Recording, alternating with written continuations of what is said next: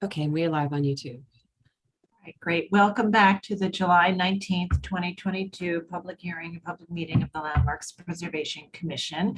We will begin this afternoon with our item number 2 of our public hearing agenda.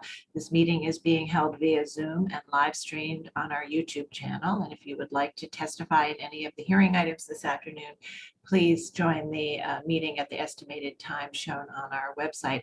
Please note we are also now about an hour behind schedule, so factor that in as you determine what time to join, but we may catch up. So you can also check our YouTube channel just to see where we are in determining when the right time to join the meeting would be. And for anyone who would just like to watch the proceedings, you may do so on our YouTube channel. And with that, I will turn it over to Corey Harala to take us through the afternoon session of our public hearing.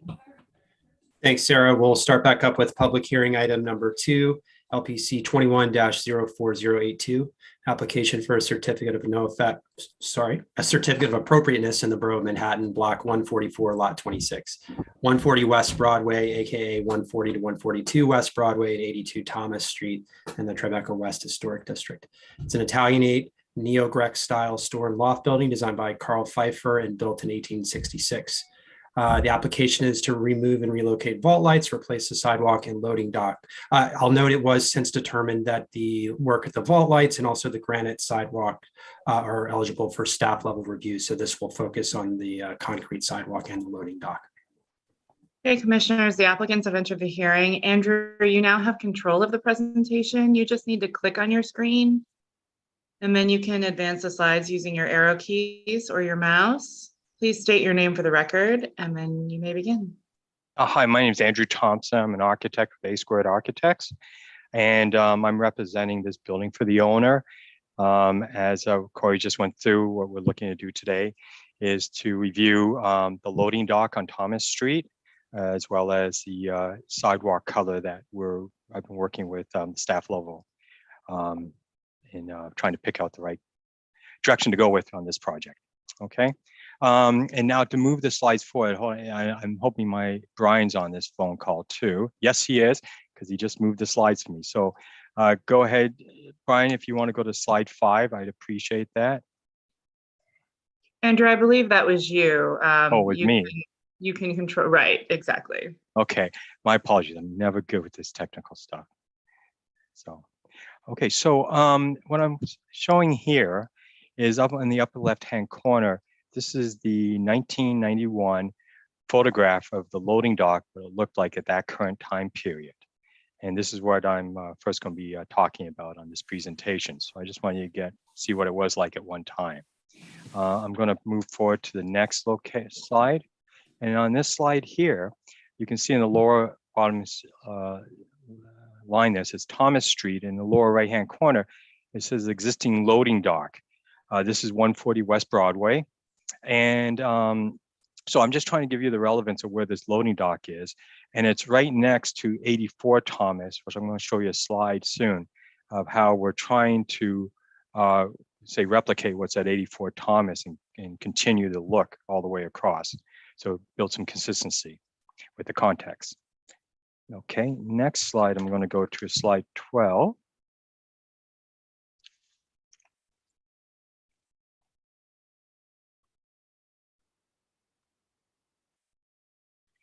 Okay, so these pictures right here are showing the existing condition of the loading dock as it is right now. And you got existing steps going up. You have a little bit of a handrail that goes to that door that's there. And the existing facade of the loading dock is a metal panel painted at the moment. As well as I'd like you to look at the upper right-hand photograph there, and that is the building next door with their loading dock that looks like it's been renovated. I don't know when, but some time ago. Okay. Next, I'm going to go to slide 16. Actually, oh, let me go back one. I'm sorry. I have to figure out how to go back. Oh, here we go. So slide 16. So this is, again, 5A is showing the area that we're talking about with the loading dock right here. And then I'm going to move on to slide 20. And I'm going to propose what we're planning on doing here. So slide 20 right here, what we're proposing to do is that we're going to redo the concrete on top. We're going to put diamond plate on the front of the face of the loading dock there. And I'm going to continue a railing all the way around. And again, if you look at the lower right-hand corner, it's to match the building next door as well. The steps themselves will remain kind of as they are, which is they have a concrete topping and a metal diamond plate edge. So we'll put that back in. And then, yeah, and then it's all going to be painted black to match again next door what you see happening there as well. The other, how do I go backwards, by the way? I'm sorry to ask. You can use your arrow keys to go backwards. Looks like I'm doing it. Yeah. Okay. Again, I'm always amazed when I can figure this out. Okay, so in working with the staff, another point that we want to talk about just quickly is the concrete color itself. So here you see the building next door, and then you see our concrete slab, our granite slabs to the right. And in my proposal, I'm showing to match the building at next door to us with a concrete color, but I would prefer that we try to match the granite color is, I think, the appropriate and the best direction to go with on this building. So that's the intent here, is to do that going forward as well. And that will include, nope, let me go back one. It's here, sorry. So here's originally what we're trying to do. On the left picture is our granite color, and the right picture is, granite is the concrete color. On the left-hand side is the color of the building next door. But we rather go with a reddish color, more like what the existing granite is. And here, and then again, I'm back to the loading dock here. Let me see if I can find the granite picture. Sorry about this. There it is. Yeah. Oops. Shoot. Yeah. So I'm sorry. Here's some of the granite here. You can see it in the middle picture in the lower left, and the middle on the lower portion, and also on the right there. We're going to try to match more of that color. Okay. That's my presentation of information I wanted to share with you today.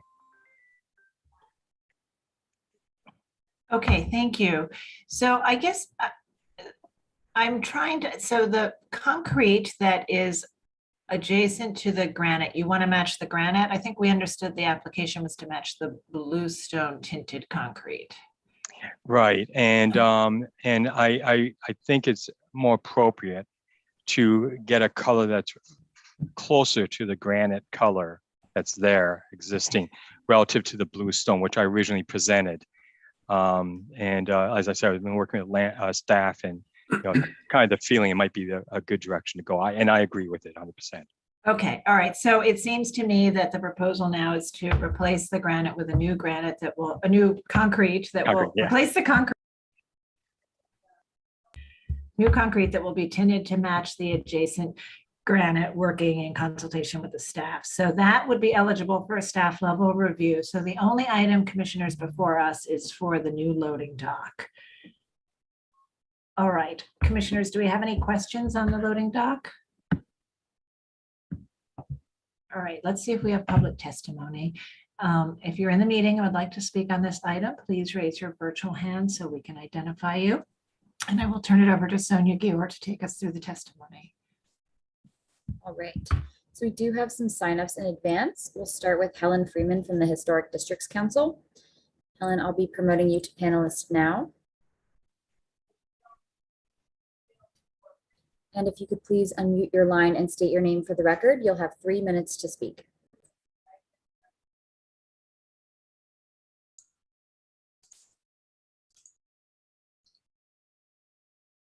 Hi, Helen Freeman, Historic Districts Council. Having just heard Chair Carroll that we're looking at the loading dock, our public review committee did speak about the sidewalk, so I'd like to say what they said just so it's read into the record. HDC finds this proposal to be not fully developed and not terribly convincing. The proposed manipulation of the granite, while clever, would reverse an interesting historical feature of this sidewalk that shows how these industrial work zones were altered depending upon the required function of that time. We are also not convinced that the proposed flipping of the stone would work, and we are therefore concerned that the applicant will end up requesting an all-concrete sidewalk. We believe that the redesigned loading platform should be entirely steel with no concrete components. HCC asked the commission to ask this applicant to do more research into what was once here and propose a design more sympathetic to the original configuration and materials. Thank you. Thank you. And we also had a sign up from Christina Conroy from the Victorian Society, but I'm not seeing her in the meeting. And I do not see any other hands raised. So I will note for the record that we received a resolution from Manhattan Community Board 1 in which they reluctantly recommended approval. And I'll turn it back to you, Chair Carroll.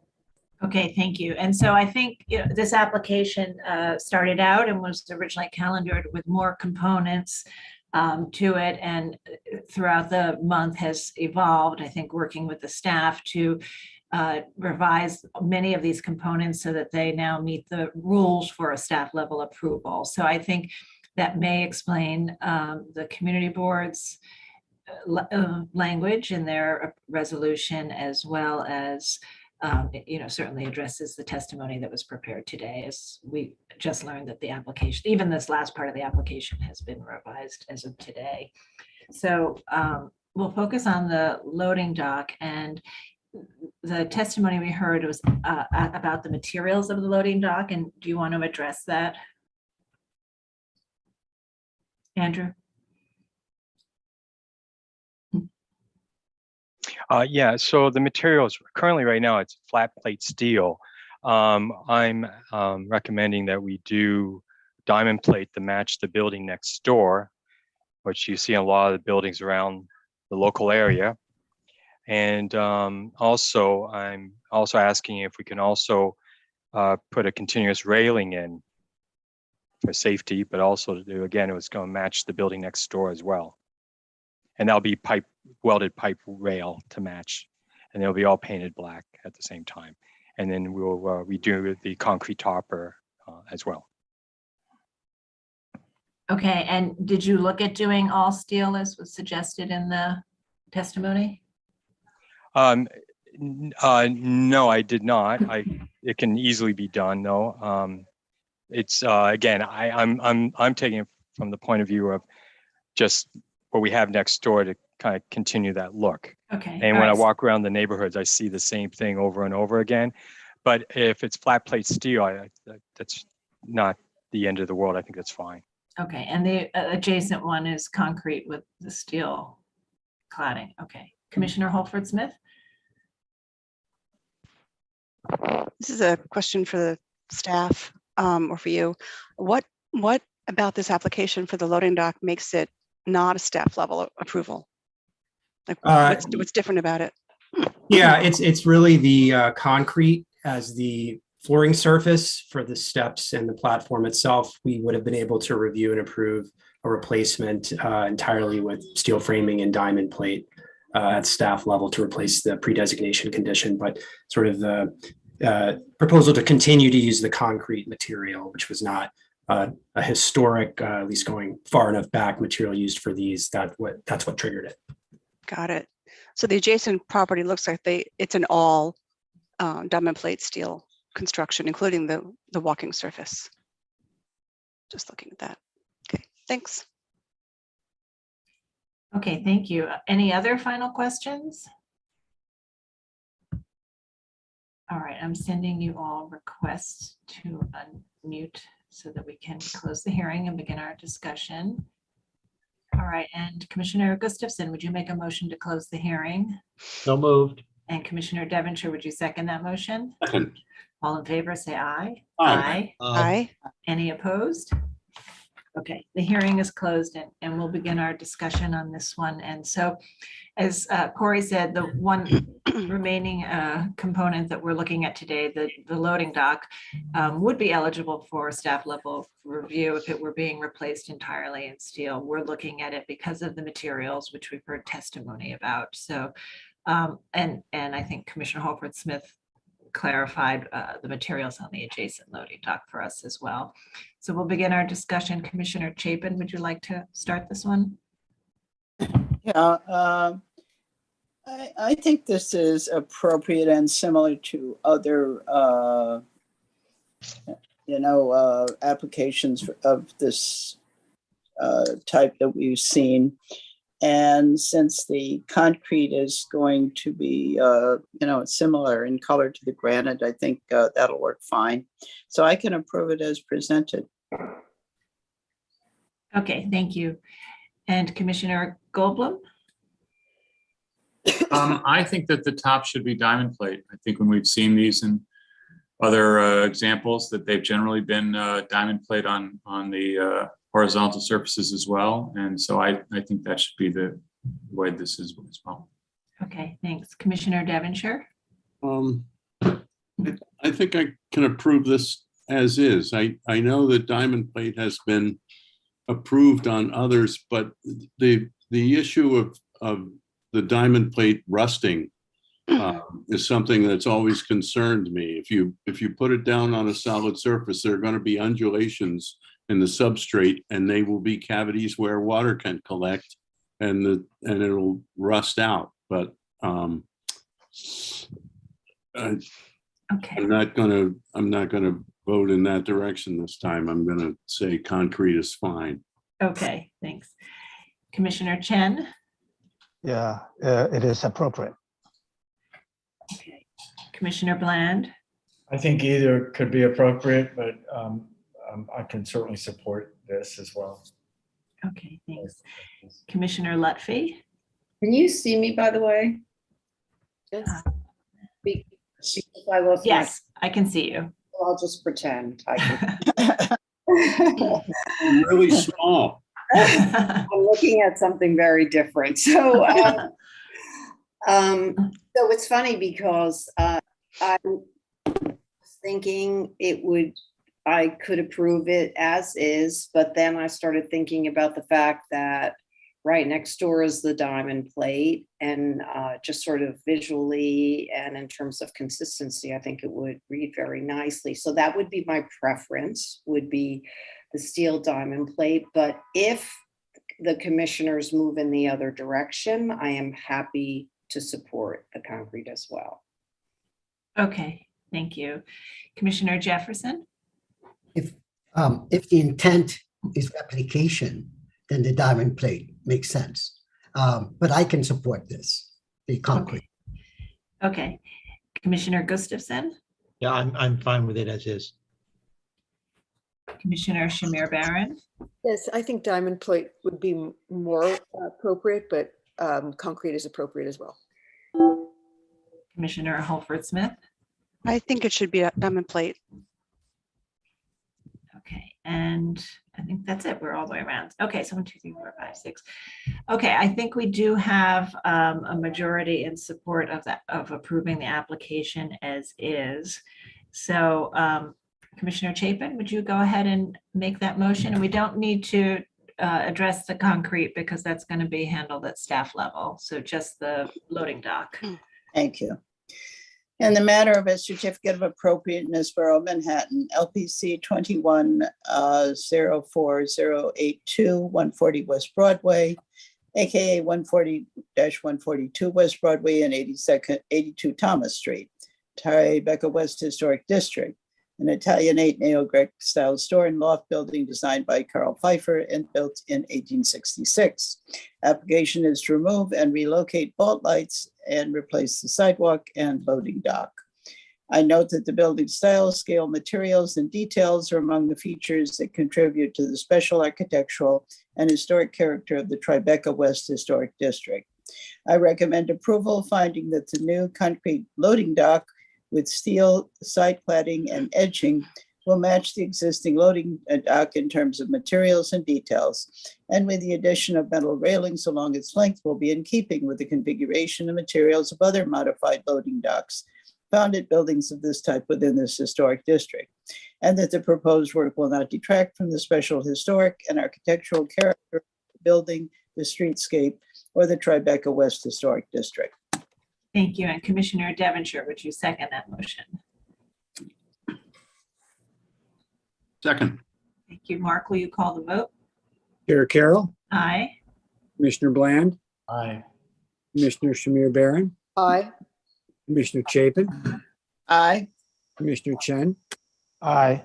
Commissioner Devonshire, Aye. Commissioner Goldblum, No. Commissioner Gustafson, Aye. Commissioner Jefferson, Aye. Commissioner Lutfi, Aye. Commissioner Holford Smith. Nay. With 9 in favor and 2 opposed, the motion passes. All right. Thank you very much. So that's approved, and we'll move to the next item. Thank you very much, Commissioner. Yes. The next item is public hearing item number 3, LPC 22-09131. An application for a certificate of appropriateness in the Borough of Manhattan, Block 610, Lot 25, 176 to 178 Waverly Place in the Greenwich Village Historic District. This is a pair of Greek Revival style houses built in 1839. The application is to construct rooftop and rear yard additions, excavate the cellar and rear yard, and alter the rear facade. I believe it also includes the removal of the party wall, which we'll look at today too. Okay, commissioners, the applicants have entered the hearing. Mary, you now have control of the presentation. Please state your name for the record and you may begin. Thank you. And I'll eventually figure out how to get my video on. I'm sorry. Good afternoon, commissioners. Presenting with me are William Sook and John Gordon from Sook Design. Andrea Yos from Sook Design is in the Zoom to answer any questions. This is an application, as said, for rear yard and rooftop additions for both buildings.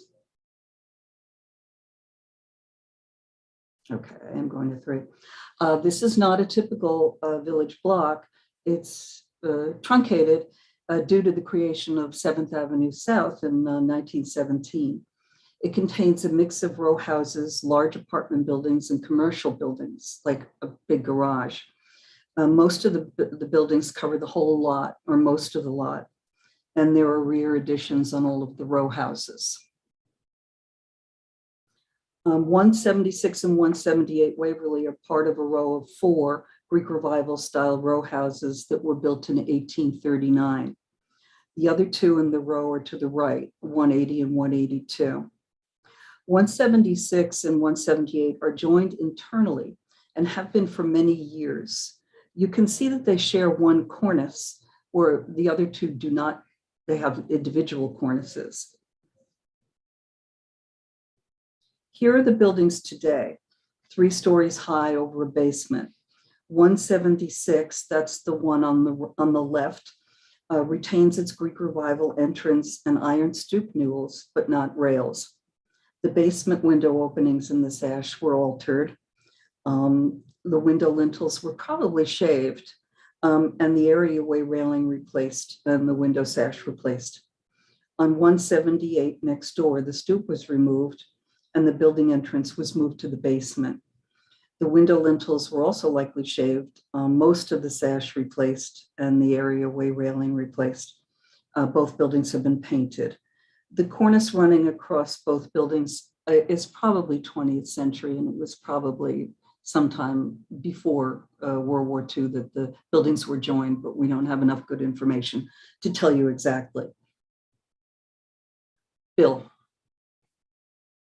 No, John.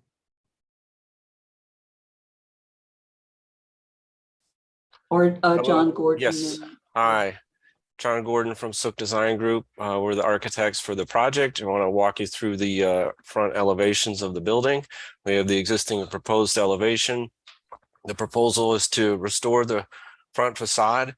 The changes we are planning to make are merely to change the doors so that they match the door style on the neighboring house at 180 Waverly. You can see that both doors, the one at the stoop and the one down to the garden level, are shown as modified. We also plan to put lighting on the door frames at either door as well. But otherwise, we're going to restore the windows, masonry, cornice, and then we'll get to the 4th floor addition, which is set back, showing there in the elevation. So I'll go to the next slide. So this is a rendered view of the proposed facade. And just talking about the materials, as I said, restoration, you can see the doors and we'll restore all the railings. And then the addition at the 4th floor will be a zinc panel system with metal windows, metal framed windows. So we'll go to the next slide. Hi, this is Bill Sook of Sook Design Group to continue. As we look to the existing rear elevations, we see that the facades have been extensively altered with a visually chaotic combination of additions and building heights, not only to 176 and 178, but also the rest of the row. The typical 19th century L additions were enlarged and raised to the 20th floor in the 20th century. Other extensions were added to the rear at the basement and first floors. The facades have all been stuccoed. The facades were raised and are now higher. The facades for 176 and 178 are now higher than 180. And the top windows on 176 and 178 were replaced and enlarged as part of an application that was approved by Landmarks in 2002. All of the window sashes have been replaced, and for some reason, the top row of windows don't even line up between both buildings. The adjacent buildings also have multiple large additions. Adding to the visual clutter, as we look toward the rear yard, there are much larger buildings to the rear, to the west, and to the south side, and they're not very far away. Overall, the highly altered state of all buildings facing the interior courtyard, with tall buildings to the south and even a parking garage directly to the west, which is the center picture covered in ivy, all contribute to an atypical townhouse block without a clearly defined interior courtyard or donut. Based on these existing conditions, our primary design goal, as you will see in the slides ahead, was to create a more volumetric order to the rear facade and contribute to creating a more visually pleasing courtyard. So this is the rear elevation of the facades with the existing and proposed. And as Bill mentioned, we are keeping the line of the existing roof line and carrying that across, and then using a change of materials for the extension above that. We're trying to maintain a presence of 2 townhouses here, the way we've worked the fenestration. So it's clear there's still 2 townhouses here, but let's go to the next slide. I'm going to talk about the materials. This is a rendered view of the proposed rear facade. And so we're proposing brick for the lower portions of the building. And the lowest 2 floors, as we see here, are in the same plane as the existing extensions. We'll see that coming up in a section later on. And then the 3rd floor is also clad in brick. And then the extended 4th floor is clad in the zinc panel. And the windows, as I mentioned before, are metal frame windows. So I'll go to the next slide. This is a site plan of the existing proposed. And just to make clear, which we'll also see in a section coming up, is that there's excavation at the lowest floor to the back of the property, but we're leaving a 12-foot space of yard beyond that. So there's quite a bit of yard left. So we'll go to the next. So this is a 3D axonometric of the existing proposed. Bill, you want to comment on that? Right, and as I mentioned earlier, the primary design goal was to create a more volumetric order to the rear. This is most evident in this comparison of axonometric drawings between the existing and proposed, where we have consolidated all the volumes from the existing massing, which is just in and out and up and down, into a more cohesive rectangular volume.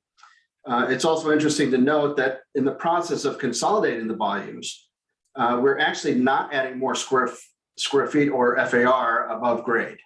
It's really just kind of squishing all these pieces back together and pushing them into a more consolidated volume, and actually the net is not really different. So we'll go to the next. So this is the renderings of both front and rear, so you can see the entire proposal at once. So go to next. This is just elevations of the 4 sides of the 4th floor extension. Go to next.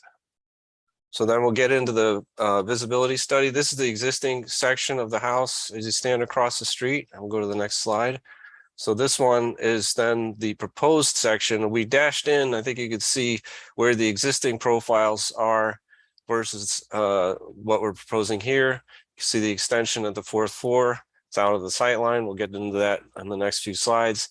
And then as far as the excavation, you could see that at the bottom, the cellar is being lowered by 6 feet 4 inches. And then we're excavating back towards the rear yard, but they're still leaving 12-foot distance from the rear property line. So it's not fully excavated.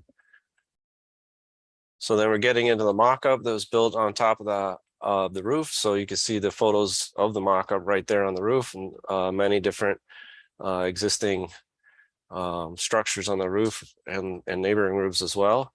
So the photo here next to that is the photo over the facade. You can't see the mock-up. So go next. So now we have a visibility study from 3 different vantage points down the street. So we have A, B, and C. So we'll start with A, which is when you go up Waverly about a block and a half. There's some visibility starting. The photos across the top are all zoomed in, just to be clear. So the existing condition before the mock-up was built is the first photo, and then the one in the center was the mock-up built, very slight visibility, and then we did a rendering of what that would look like in that condition. But then the photo at the bottom is, you know, when you're standing there, that's the sort of view you'd see every day. So these 3 photos are all zoomed in. So we'll go to the next slide. This is view B on the map. So this is on West 10th Street as you go around the corner ever so slightly. Again, the photo is the same type of arrangement. We have the existing photo and then with the mock-up built in the center. And then we rendered what, you know, it's really hard to see because there's so many trees in the way. And then the photo at the bottom is the view you'd see, and you can get an impression of the whole block there. So we'll go to the next spot is view C, which is over here on Christopher Street. As you go past the corner, it's just a very small sliver.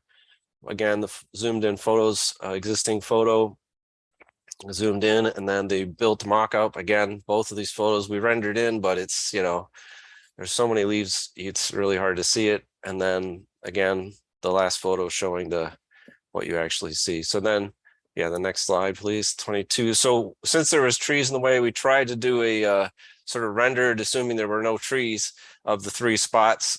So we have A, B, and C across the top. So can point out I don't know if you all can see my mouse, but there is existing structures on the roof, as I believe I mentioned before. There's like the first structure to the far left on view A is a skylight of 182. And then you see a bit of the bulkhead there in the rendering. And then beyond that is a bulkhead that's closer on one of the other buildings. And then view B, this is from the location at West 10th Street. You see a little bit of the bulkhead, but it's in the background is taller buildings, and you also see in the foreground the skylights of a neighboring building 182. And then view C is when you're standing on Christopher Street, a little bit of the bulkhead visibility there. So then each of these rendered views match up with the photographs. So then just we can go to 2023. So materials, as we had mentioned, zinc panels for the 4th floor. We're going to replace the windows with historic windows in the front with wood windows, and then brickwork in the back. And we're going to restore all the front materials, masonry materials. We'll go to the next slide. And we just included the floor plans existing, and then the next slide is the proposed floor plans. And then we'll close out with the renderings again of the proposed design. And maybe it's going to be mentioned, but we presented the community board and we got approval from the community board for this design. Thank you very much. Thank you. Thank you so much. Thank you. Do we have any questions, commissioners? don't see any questions at this time, so we'll see if we have public testimony.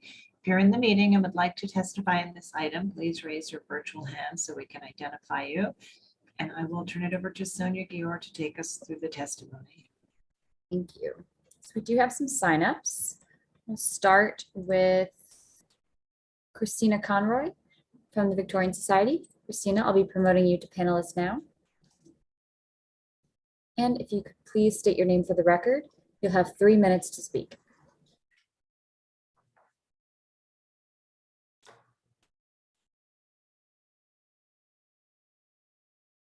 Hear me, that's not good. Hi.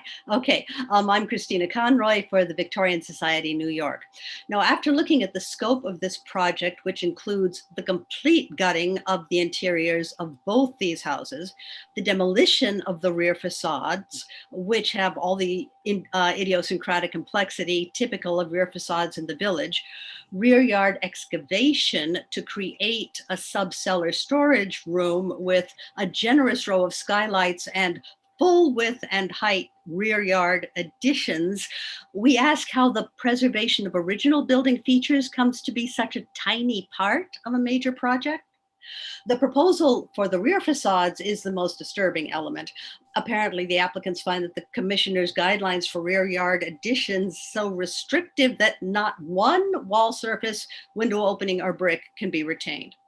Even the use of material typically found on the rear facades of village row houses, red brick, seen in the photos of the adjacent houses on boards 8 and 9, is too much to ask. Instead, they are proposing to clad their full height, full width addition dominated by institutional non-residential scale windows with shiny glazed black bricks. We find the applicant's note on the right side of board 6, existing roof line to be emphasized on new facade where the brick sets back to zinc panels at the penthouse and is thickened mullion on glass wall to be close to tragic. If the proposed work is approved and built, what will be left will be an historic facade concealing a modern mansion, a building without unity or integrity, similar to buildings which the LPC has approved for demolition in this district. The applicant needs to return with a proposal for the rear facades more in keeping with these historic structures. Concerning the front facade, we'll note that the basement entrances, as found at 178, never had doors, which match the parlor floor entrances as seen at 176. A simpler design or design suited to the period of this conversion would be more appropriate. Finally, the Greenwich Village Historic District Designation Report states that number 176 is a prototype building of a row with its original wrought iron handrails at the stoop, swept down to meet cast iron newel posts, handsome double Anthemian castings adorn the handrails at the platform and the stoop. The doorway has a stone lintel with cornice and brick reveals. The door frame has wood rosettes at the top and a transom bar with modified Greek fret molding. The applicants haven't provided any current photos of the handrails, door surrounds, stone lintels, or notes on the existing condition of these elements, or proposal for any work required to maintain them in a sound condition. Information on these important historic elements should be provided. The working drawings must also include notes on their importance and steps necessary to protect them during construction. Thank you. Thank you. Our next speaker will be Helen Freeman of the Historic Districts Council. If you could please unmute your mic and state your name for the record, you'll have 3 minutes to speak. Helen Freeman, Historic Districts Council. HDC finds this proposal to be the definition of inappropriate. The rooftop and rear yard extensions are completely out of scale and proportion with their context. The obliteration of the top floor of the existing buildings with an inappropriately scaled addition overwhelms these two 19th century row houses. We ask the commission to reject this proposal in its entirety and ask the applicant to develop something more in scale and in keeping with its neighbors and itself. Thank you. Thank you. And our next speaker will be Anna Markham from Village Preservation. And Anna, if you could please unmute your mic and state your name for the record, you'll have 3 minutes to speak. Thank you. Good afternoon, commissioners, and thank you for the opportunity to testify. My name is Anna Markham, and I'm the Director of Research and Preservation for Village Preservation. I'm speaking on behalf of the organization today. We find it hard to believe that the proposed rooftop addition is indeed not overly visible from the public right-of-way. The rendered elevation depicts a rooftop addition that would almost certainly be visible from the sightlines provided, but the images in the application obscure the addition with foliage. We would need to see more detailed visibility studies before we could begin to consider supporting this project. Additionally, the massive expanses of glass curtain walls on the rear elevation are completely inappropriate for the historic character of the district. Finally, if these changes are to be made to the facade of the rear buildings, there should be a greater effort to delineate between the two original historic houses rather than having them appear as one giant unit. Village Preservation urges the commissioners to take no action on this proposal until the applicant can provide more thorough visibility studies, remedy the inappropriate window openings of the rear facade, and include greater visual delineation between the two original historic houses. Thank you. Thank you. So we do not have any other signups, and I do not see any hands raised. So I will note for the record that Manhattan Community Board 2 recommends approval of the facade and rooftop addition and approval of the excavation, provided that all regulations are carefully followed and that care is taken to do no harm to the building and the neighboring properties. I'll turn it back to you, Chair Carroll. Okay, thank you very much. Okay, I'd like to turn back to the applicants and ask if you'd like to respond to the testimony we've heard. Some of the key issues were the scale of the additions, the scale of the masonry openings, the amount of fabric being removed, and potential visibility. This is Bill Sup. Go ahead, Mary, go ahead. Just as far as the amount of fabric, you saw the amount of additions on the rear. Most of that fabric is already gone due to the multiple additions on the rear. And just a comment on the Victorian Society comment, all of the work on the front is going to be staff level, and the staff will be dealing with these details. I also just wanted to add that part of the inspiration for the gray color of the brick was actually from the rear facade of 174, our neighbor, which is already that color. So that was actually one of the inspirations behind that. And then as far as the comments regarding the rooftop visibility, I mean, we take this very seriously, and we always have. The mock-ups have been built, even though the mock-ups are obscured by foliage, we've gone through a lot of effort to recreate what the views would be without the foliage, just to give the commission enough evidence and support of the lack of visibility of the proposed extension on top. So we do take that very seriously, and we do feel like everything that we've shown is accurate. And the mock-ups are up and Correct. have been able, and we went to the community board, three months ago. It's been certainly easy to visit and look for yourself. All right, thank you. And I know that we have approved we routinely approve double height openings at the basement and former parlor floors. But I think we did hear testimony about the glazed opening that extends between the top floor and the penthouse. I don't know if you want to talk about your thoughts on the appropriateness of that.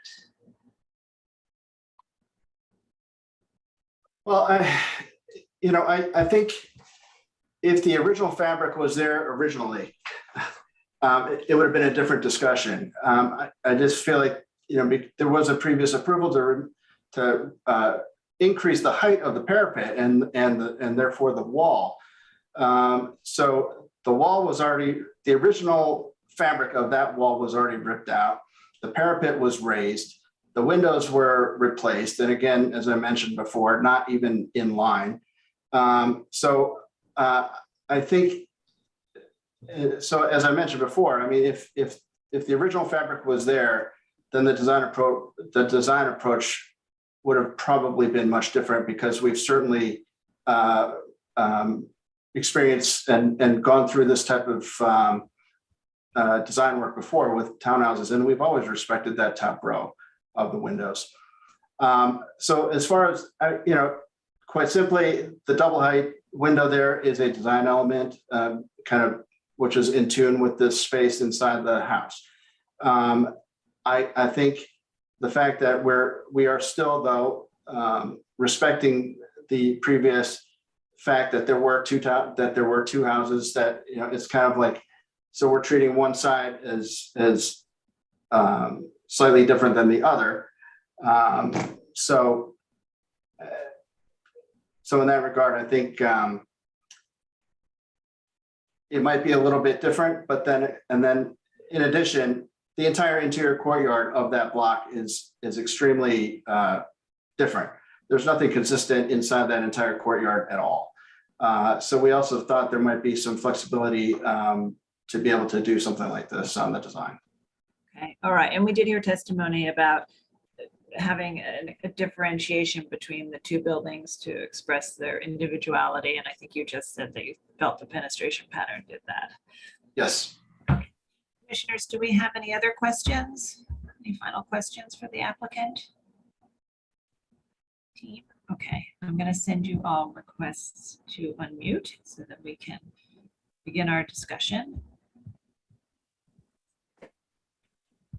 Okay, and Commissioner Holford Smith, would you make a motion to close the hearing?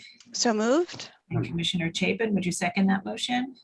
Second. All in favor, say aye. Aye. Aye. Any opposed? All right, so the hearing is closed and we'll begin our discussion and on this application that is to combine these two buildings and to construct rooftop and rear yard additions. And also on the front facade, while much of it is being reviewed at staff level, we are looking at the replacement of the door surrounding and door and the wood finish doors at both buildings. And the door surround at 170, I think it's 178. So we'll begin that discussion. Commissioner Jefferson, would you like to start this one? Sure. When I saw this the first time and I looked at the facade, the front facade, I thought it was great. I thought the front facade was well resolved. When I looked at the back view, I got totally confused because the basic rules of keeping the top floor untouched was broken. And then I looked at the fenestration and it was the relationship to the existing was gone. It's a kind of a mishmash of modernist windows and punch windows. And I think it needs work. And I think from what I'm looking at that it's quite visible from thoroughfares. I'm not quite sure because I look at the other buildings to the right, and there's only one with a skylight, but the rest of it didn't seem like the only view we see. So I'm wondering if we're really actually seeing the scale of that roof penthouse. And there's no details on the windows in the back. It's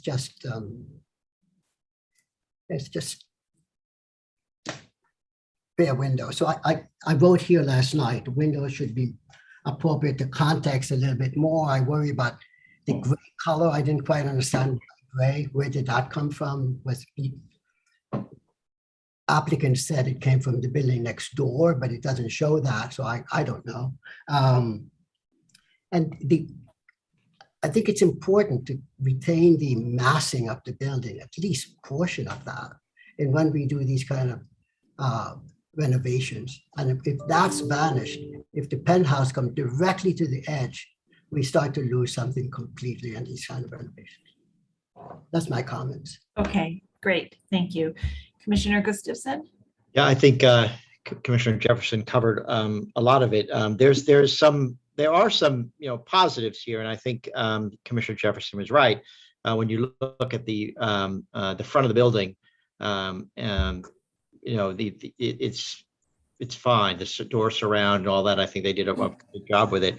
I do appreciate that they commented that the actual square footage of this structure is going to remain just about the same as it is now, which is to say they didn't overreach in terms of how far the rear yard extension is actually going to extend into the yard. That said, the visibility question, I just wanted to address that briefly. Summertime is not the commission's friend. When you show, when you put a mock-up up and the same trees that are in your picture are the trees we're going to have to face when we stand on the street. So it is always much appreciated when you take those out for us in some rendering. And I saw the page with the renderings of certain of the views with the trees removed. It would be helpful to see, first of all, a larger scale view of those for my aging eyes, but also to see all of the points of view with the trees rendered out of the view. So that's just my comment on visibility. So I'm not entirely sure I know how visible it is. As far as the rear facade is concerned, I think I agree with everything Commissioner Jefferson said. I don't think there is any component of our general requirements that is met here. I know that we do accept, the 2-story combination there in the back, but we normally require that there be some division, some implied division between the first floor and the second floor, so that it appears that the same number of stories exist. There is a lot of glazing. We have approved a lot of glazing. However, the glazing at the top seems to be excessive, and also we didn't retain either the massing or the fenestration of that of the existing top floor in a row. So I think that this requires a bit of rework, and that's my thoughts. Okay, great. Thank you. Commissioner Shamir Barrett. I'm in agreement. Okay, Sorry, Commissioner. I'm in agreement with Sorry, all go ahead. the comments. It's okay. And I do think that almost everything is acceptable, but that the fenestration on the top 2 floors, that extra large window without a spandrel is a problem and should be modified. Okay, thanks. Commissioner Holford Smith. Yeah, I agree with a lot of the comments that have already been said. I think this really overwhelms this buildings, and that existing top floor, while it might not be original, it's still, even though the parapet was raised at that time, you could still read the massing of the original building. It didn't overwhelm it. So I think that they need to go back to that roof line and set the rooftop addition back, and restudy the fenestration at that location as well. And I think that the extent of the rear back addition is okay, but I agree that some kind of spandrel needs to be introduced to break up the mass of glazing that's back there. And I think they should restudy the gray brick. And I think that I agree with the comments about the visibility studies, that there are photos that were taken before the foliage was in that could be used to Photoshop in the addition so we could see it without the foliage. And I'd like to see some more detail on what they're doing to the existing ironwork at the stoop and other details at the front. I guess that's at staff level, so that maybe not in our purview. But. Okay. All right, great. Thank you. Commissioner Chapin. Yeah, I agree with the comments of other commissioners, particularly those that Ann just had. I think we really do lose the sense of the original volume of the building. Everything, the current editions are kind of a mess. So actually cleaning them up is a good thing. And this is, a relatively modest edition, but the way it's shaped has kind of taken away a sense of what was there originally, which we need to see if they can bring back. Thank you. Okay, great. Thank you. Commissioner Goldblum. I generally agree with what everyone's been saying. The only thing I would add, I personally am okay with the lower level large piece of glass. I don't personally feel the need for the spandrel there. I think that the gray brick is not unacceptable for me, but I do agree with what people were saying about the top 2 floors and the double height window there. Looking at the block, it is an incredibly depleted block with a abnormal donut. There's no question about it. And there's no question that these 2 buildings have had significant modifications over the years. However, this row and this end of the block does have a kind of rhythm and quality that I think bears preservation. So I think that the top floor, so the second to top floor should retain the volume and expression of the existing structure. In other words, the punched windows going along and the height of the parapet should be maintained so that you do have a sense of the volume of the old building. And to that end, what we normally request, and which I would think would be important here, would be setting back the top floor addition a little bit more than a thickness of a brick so that the volume of the existing building was still discernible. That's it. Okay, great. Thank you. Commissioner Devonshire. Yeah, I agree with Michael's statements about the top floor and the and setting back. I believe there does need to be a spandrel on the large windows on the lower floors.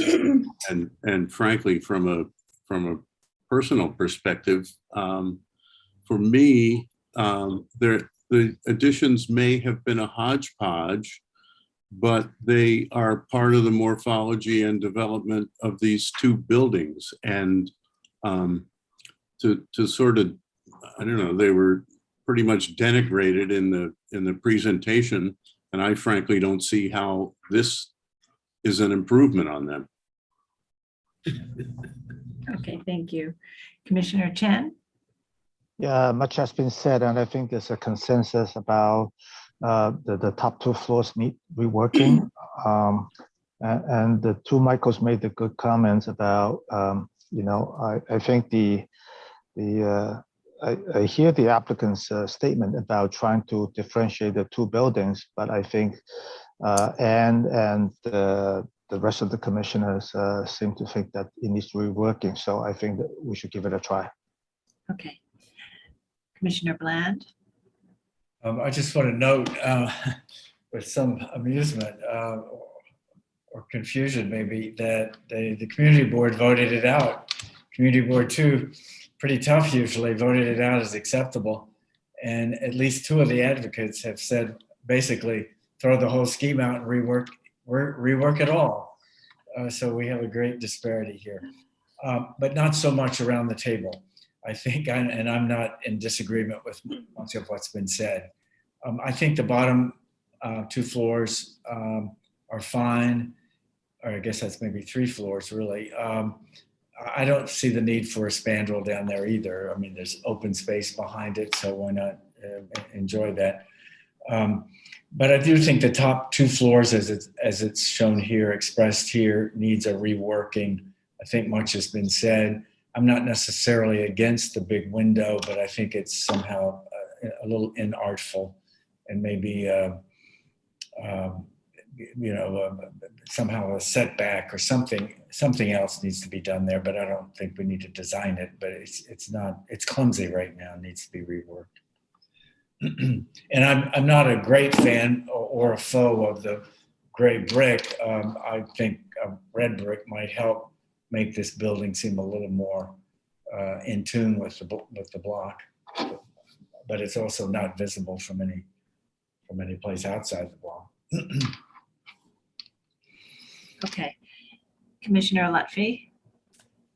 So As Fred said, everyone's been fairly consistent about this, and I'm in agreement. I'm just going to highlight a few little things. I am in favor of putting a spandrel in that big mass of windows. I do think it's important to maintain some sense of the original volume, and to that extent, I think that the top has to be played with.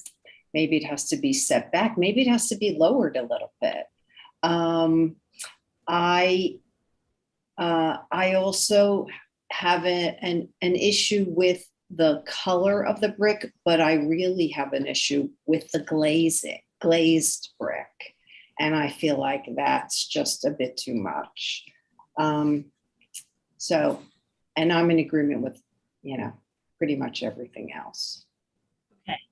All right, great. Thank you all, commissioners, for your thoughtful comments. So we won't take an action today, and we will ask the applicants to revisit. I think that the commissioners are comfortable with the door changes on the front. So we're really focusing on the rooftop and rear yard additions. And I think that there's work to be done to restudy the fenestration, particularly at the upper floors.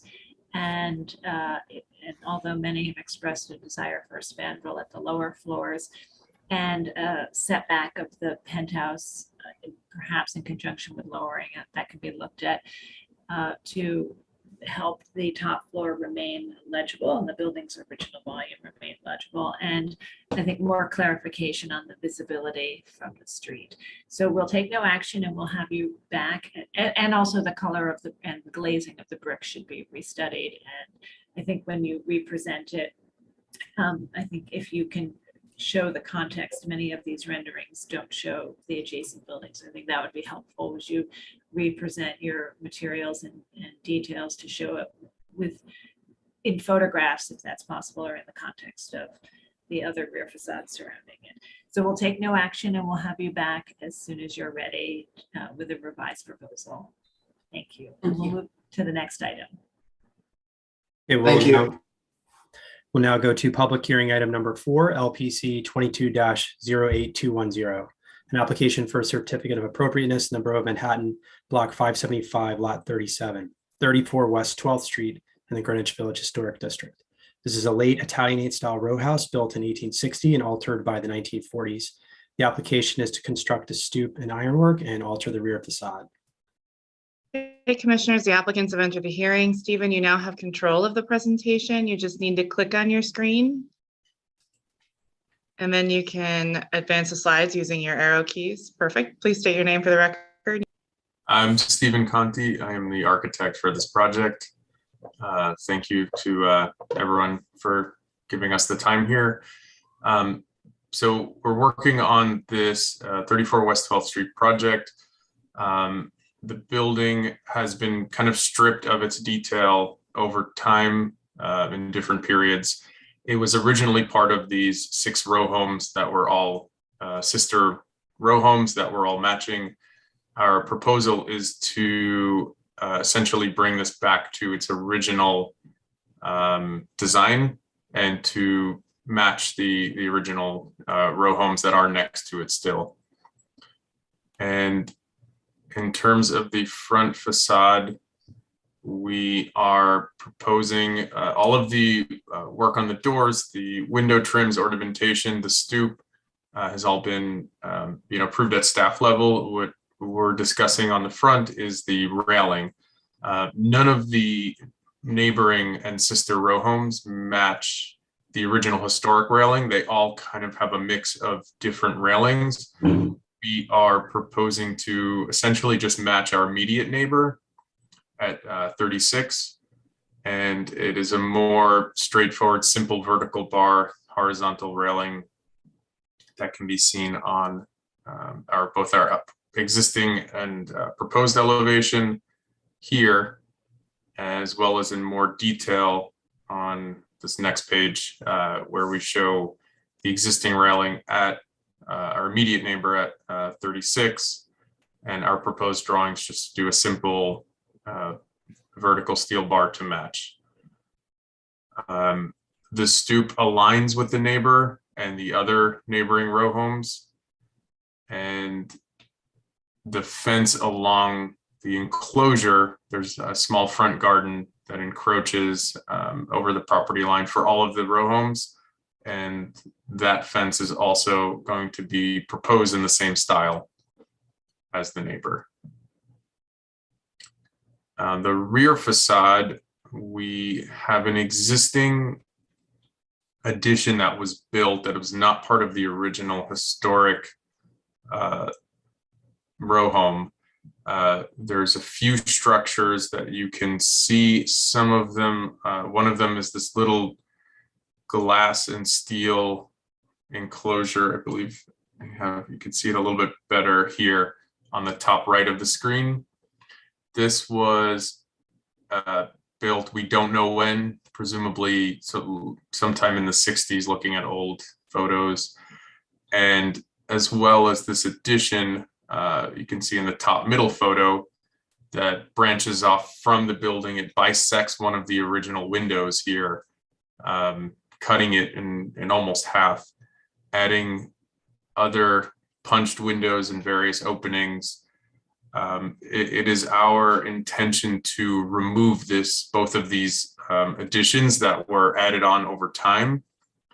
And what we would like to do is just creating the facade, a more flat facade, removing all of these these addition structures and keeping this three bay window scheme, which is present on our immediate neighbor at 36.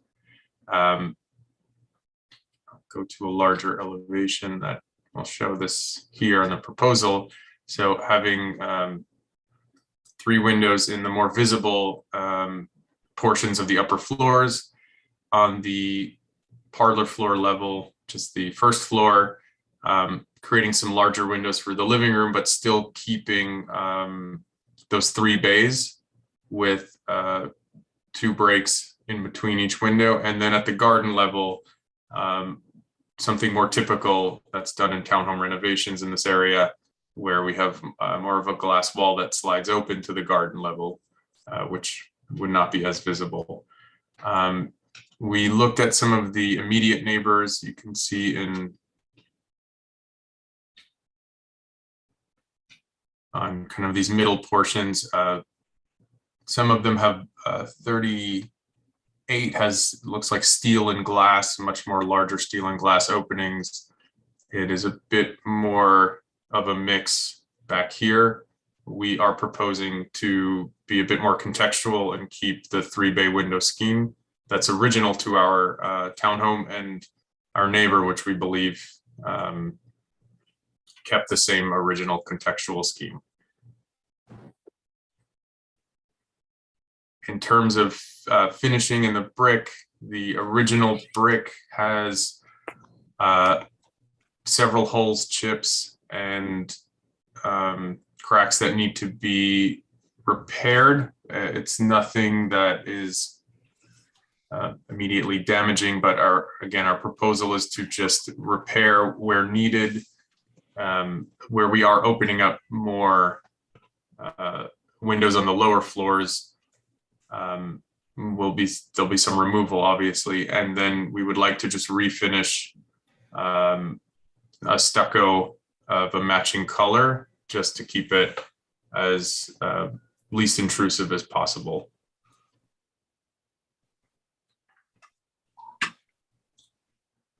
Okay. And here you can see an existing. This is an existing section. Towards the left side, you can see the back extension that was added. And in our proposed, you can see we are proposing to remove that.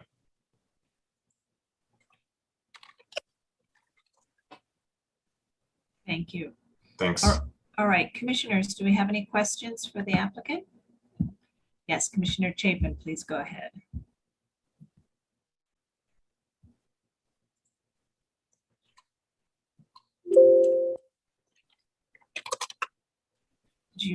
The ironwork has been replaced in the front, you said, and virtually all of them, I guess, or all of them.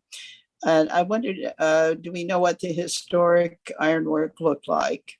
And it sounded like the ironwork on, I guess they're all fairly simple, but they're not the same on the row. Is that correct? Correct. They're all slightly different. Everyone has replaced them over time with a different approach. We have looked at some of the old historic photos, which we have here. It's hard when you zoom in, it gets very blurry. Okay. The only photo, so to see the detail, it's very difficult to see some of the more specific details. And on the larger text photo that we have in the beginning, again, our immediate neighbor is showing just a simple vertical bar on here. So we're kind of going with that theme, thinking that we should match our neighbor, try and match the text photo, which is the one we can actually zoom into as best as possible. Thank you. Thank you. Commissioner Gustafson. Yeah, looking at the rear facade, I can't, it's a little small for me to see. Are there sills and lintels on these windows? Oh, yes. There will be,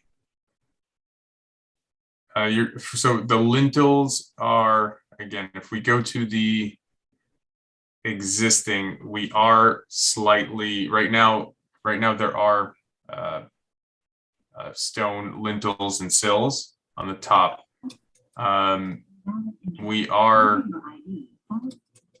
have to kind of, when we can get up there, we have to check the integrity of them, but we would be kind of keeping them the same color as the rest of the back of the facade as proposed. Right now, it looks like they were painted black. Okay, but they're going to continue to exist. Yes, we are lowering the okay, sorry, I should have mentioned that. We are lowering the windows vertically. We're not expanding them horizontally, but we are lowering them slightly vertically, and then we'll have new sills towards the bottom. So the windows will become a little taller, but still within the existing 3 bays of that. Okay. So just to follow up, you'll keep the existing stone lintels and then do new sills where you've lowered the openings. Correct. If I could just could I just ask you to clarify that further, because I believe you are shifting the openings, at least in some cases, horizontally. So you're suggesting that you will reset the sills and lintels after you've done that reconfiguration? Yes, we'll have to. Yeah. So we're keeping the same 3 bays. You are correct. There's some slight shifting in our removal. You can see in our removal and proposed plan. So the 3 bays remain, and then we're expanding vertically on all of the windows. And this left bay side, we are shifting slightly because of the structural work, very minor in the walls, on the interior side. And within here, we'll have new sills and the lintels will be reset. Okay. All right, other questions? All right, I don't see any other questions at this time, so we'll move to public testimony. If you're in the meeting and would like to testify on this item, please raise your virtual hand so we can identify you. And I will turn it over to Sonia Gior to take us through the testimony. Thank you. So we do have some signups, and we'll start with Anna Markham. I'll be promoting you to panelist now. And if you could please unmute your line and state your name for the record, you'll have 3 minutes to speak.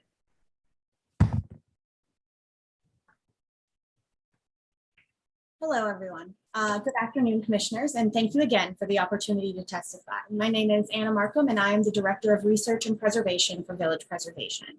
I'm speaking on behalf of the organization today. Village Preservation wholeheartedly agrees with Community Board 2's objections to the proposed rear facade of this project. While we appreciate that the applicant has modified their proposal to adhere to the historic 3 punched window openings, the proposed replacement windows inadequately reference the multi-light casement windows. The proposed parlor and basement level windows, while modified to include vertical tripartite divisions to reference the historic window openings, are inappropriate in their proposed material and clunky mullions. We recommend that the commissioners urge the applicant to work with staff in creating more historically sensitive window openings. Thank you. Thank you. Our next speaker will be Helen Freeman. And Helen, if you could please unmute your line and state your name for the record. You'll have 3 minutes to speak. Thank you. Helen Freeman, Historic Districts Council. HDC appreciates the proposed work on the front facade and the overall scale of the project. We find the proposed manipulation of the fenestration of the upper 3 floors of the rear facade, however, to be inappropriate and unnecessary. We also find the proposed windows to be out of character for this facade. Finally, the proposed design of the garden and parlor floor rear windows and the replacement of the masonry piers with clad piers is visually awkward. We would ask the commission to have the applicant work with staff on developing a design that maintains the original masonry openings of the upper 3 floors and rework the lower level fenestration to work more coherently with the upper floors. Thank you. Thank you. And our next speaker will be John Graham, and I'll be promoting you to panelist now.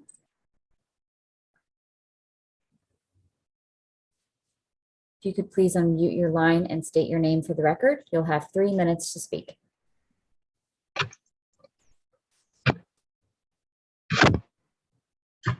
Good afternoon, Commissioners. John Graham for the Victorian Society in New York. The VSNY is always happy when we're able to support a project which comes to public hearing. 34 West 12th Street made us happy. The applicant's proposal to restore many of the historic features of the street facade, which were removed prior to designation, will enhance this house, its immediate neighbors in the row of 6, as well as the entire block. The proposed rooftop addition is modestly scaled and set back from the front in an area where it will not be visible from the street. Finally, checking aerial photos of the row, we see that the rear extension at 34 West 12th isn't a typical feature of this group of buildings, and seeing in the presentation photos that the extension is minimally detailed, we support the demolition of the rear L and the enlargement of the donut. However, we do feel that the project can be improved. The ironwork at the areaway windows, and stoop is overly simple and visually lightweight. The applicant should modify the design to conform more closely to the ironwork visible in the historic photo on board LPC 5.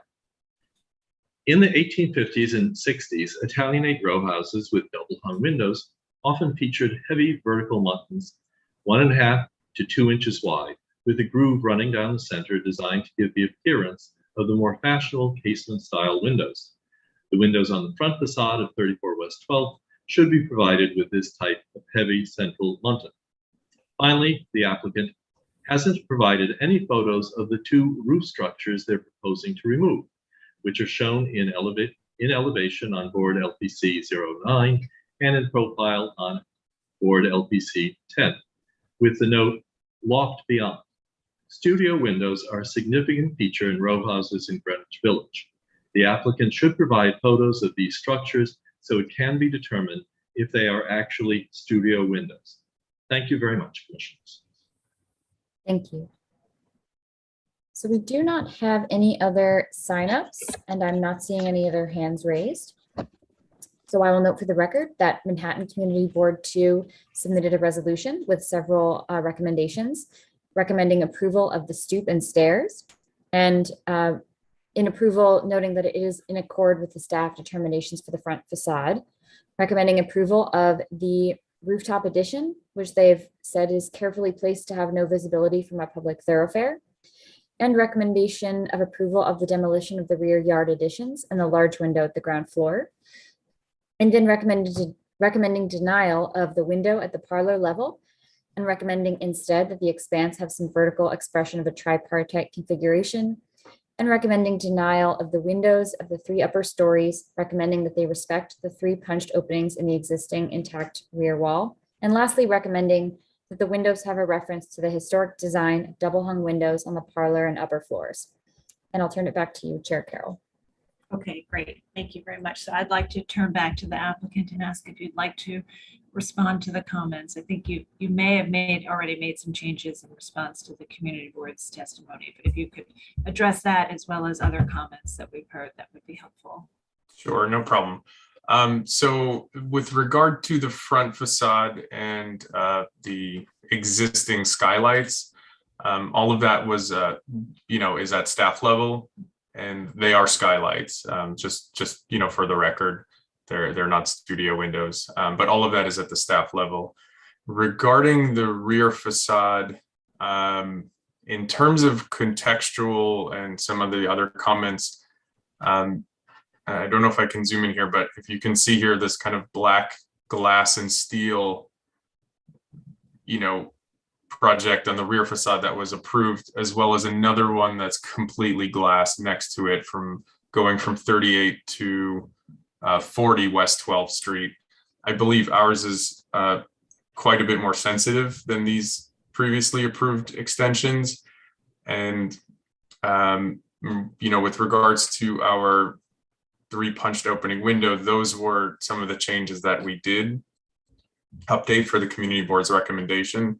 We had a larger window on the parlor floor initially to kind of mimic the lower full glass, and they asked if we could divide these up, not necessarily with brick, but with 2 thicker mullions to replicate the concept of the 3 bay window side. So we looked at how we can do that in keeping this proportional, but not doing exact replica, because it is the parlor floor living room.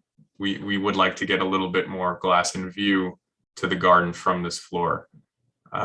In terms of the scale and the size of the mullions, we believe they're really on par with what's happening with our neighbor over here in terms of the scale. So we believe, in our opinion, that we're trying to create something as beautiful as possible while also staying within some sort of context within the yard.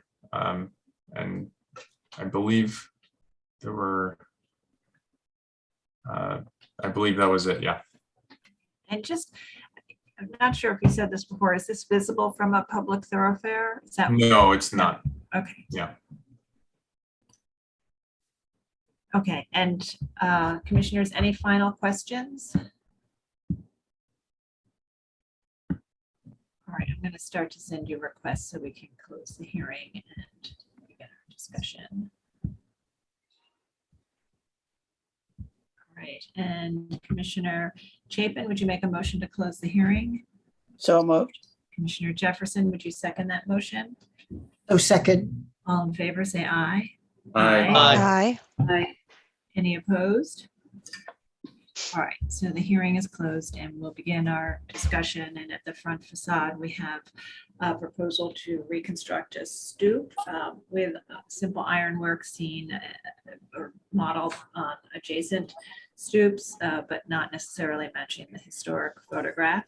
And then at the non-visible rear facade, the applicant is seeking approval to shift the windows and lengthen them by dropping the sills.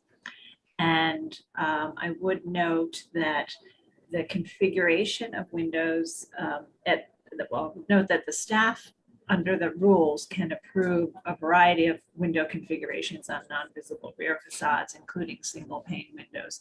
So the first question and the main question before us really is the enlarging of the window openings. And then I think we can think sort of about the composition of as a whole, but I do want to remind you all that the rules allow great flexibility for the exact window configuration within openings on the rear facade. And the proposal also includes restuccoing the rear. So we'll begin our discussion. Commissioner Gustafson, would you like to start this one? When an applicant starts by telling me they're going to restore a stoop that was removed, it's like giving me a bowl of warm milk before I start talking, it brings me where I need to be. Ironwork, the changes, the different type of ironwork is fine. The larger, the dropping of the sills, the larger window openings are fine with me. I think the configuration works as a whole. I have no problem with the fenestration on the first couple of floors. I think much like John Graham, this proposal makes me happy. Okay, great. Thank you. Commissioner Shamir Baran. Yeah, I think I have some difficulty with some of the enlarged windows on the very top in the rear of the building, but because I think that they should somehow be a little bit smaller, but because they are not visible, I can accept what's being proposed, and I think the proposal for the stoop is fine. I find this appropriate. Okay, thank you. Commissioner Holford Smith. I think I have a different opinion of this application. I think that given the amount of original material, even though it's been stuccoed over, to make similar window openings, I don't think that's appropriate to disrupt all that original brick and other lintels, just to make the windows a little bit bigger and reconfigure, realign them. So I really can't find the upper 3 floors to be appropriate. The parlor floor I think is fine, although I think it really could use some development. I think part of the reaction people are having to the large mullions is that it looks like 3 windows and 2 verticals in between, and not a system, not something that's cohesive infill. And I think that would make it much more attractive. For the railing in the front, I'm fine with the simpler detail, but I wonder, they said they wanted to match the neighbor. The neighbor's railing has just a simple additional horizontal that adds something to the railing design, which I think would be a big improvement on theirs, on both the railing on the stoop and on the front areaway. Okay, thank you. Commissioner Chapin. I agree with Ann on the railing. If they're going to match the adjacent, it should match. That's the goal. And I think that the simplified railing is appropriate given the situation with the entire.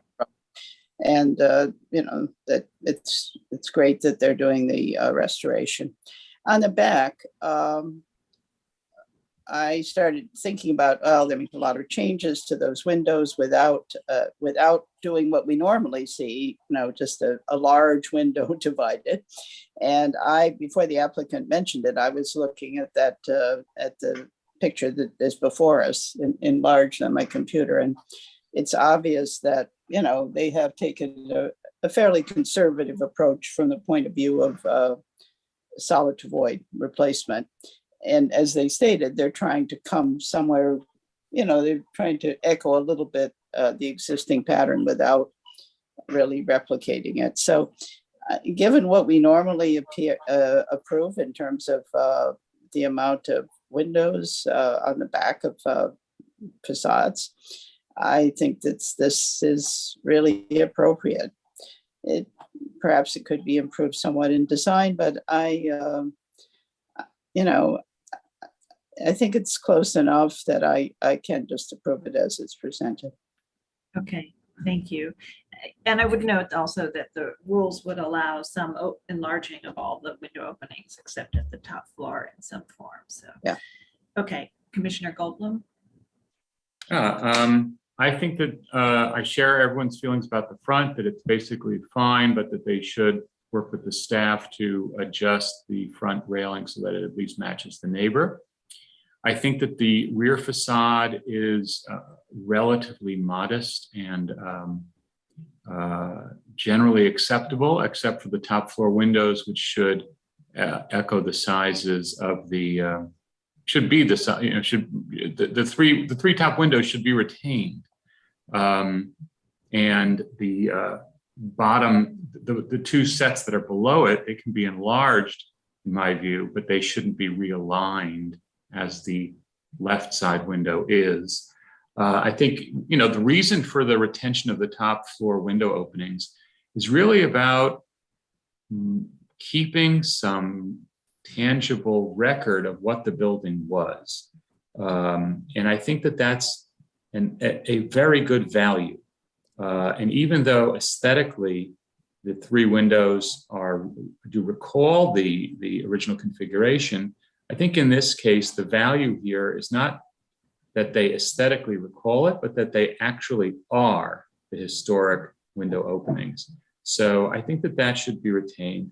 And I think that the lintels and sills should be visible, so that if you're gonna do some kind of wall treatment that includes parging or stuccoing or somehow neutralizing the visibility, that the headers and the sills should be visible. The sills should project, just for technical reasons, and they should be they can be of a complementary color, but they should not be so indiscernible as to become invisible.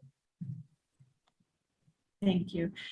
And I think also really one of the main reasons that we started retaining the top floor windows was when the building was part of a row, it allowed for, and the other buildings retained their fenestration pattern. It allowed for a continuity that told you that these were part of a row. So in cases where the top floor or the fenestration pattern has been altered at other houses in the row, we have in other cases been flexible about the top floor. So just wanted to note that. Commissioner Devonshire?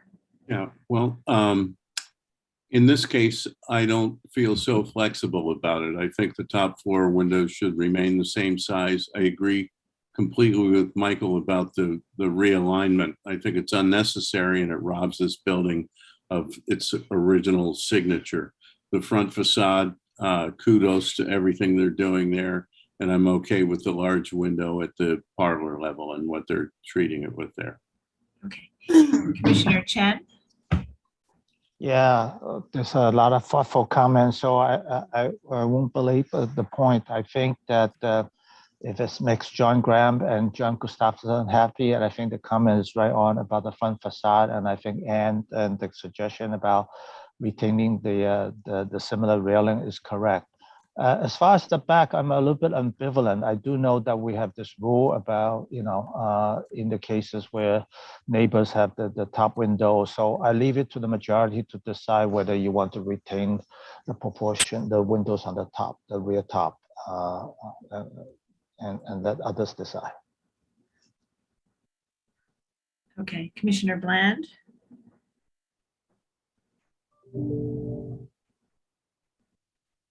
He's gone. It's gone. Okay, Commissioner Lutfi. I think that overall this is a very good project. The applicant has done a terrific job on the front, restoring it as much as possible back to its original historic condition. I don't have a problem with the fence railing being a little different than the neighbor because it relates to it. And oftentimes, that's how it works, but I can go with the majority on this. On the back, I've been feeling a little ambivalent about it because we do make a point of preserving the top floor. I know it's not visible, but I do kind of feel as though we should do that, even though it looks like two buildings to the left of it have altered the rear facades. It doesn't look like any of the others have. So why not go with the majority in terms of the top floor? Otherwise, I don't have if there needs to be a realignment as a result, then I support that. These renderings don't show the sills or the lintels, and that even in a line drawing, even if they're meant to be there and painted the same color. So I think it's very important that the applicant work closely with staff on this, on their placement, especially since now on their placement. And I also agree that they should be visible because it is part of the character of the rear facade. I also do believe that those mullions are too wide. They look out of place with the rest of the window configuration, which is, it almost makes that parlor floor, those windows look very stocky. So I would, and the rest of the rear does not. So I don't know, I would slim them down or just work with staff on this. So there's, they're all more they're more compatible. They work better together. Okay. Commissioner Jefferson? I'll start with the back facade. I think there's a notion of a rule and there's exceptions, and you mentioned the exception. I think the vertical expansion of these windows are kind of interesting, particularly from inside the room, but they're fine on the exterior. So I would keep the exception. I would keep the openings on the top floor as they have it. The parlor floor, I think they should take a look at it again. It's divided 3 horizontally, and it's not as good as the rest of the facade. The front facade, I think it's well done, and I can approve it. Okay. All right. So I think we may have support to approve this with 4 modifications. One, that they continue to work with the staff to detail the ironwork so that it matches the ironwork on the adjacent property for both the stoop and the areaway railing. That they keep the size and placement of the top floor window openings. That they better integrate the mullions working with staff into the large opening at the parlor floor. And that the window lintels and sills should be legible even with the new stucco applied. And that should be clear. So Commissioner Gustafson, would you be comfortable making a motion with those 4 conditions?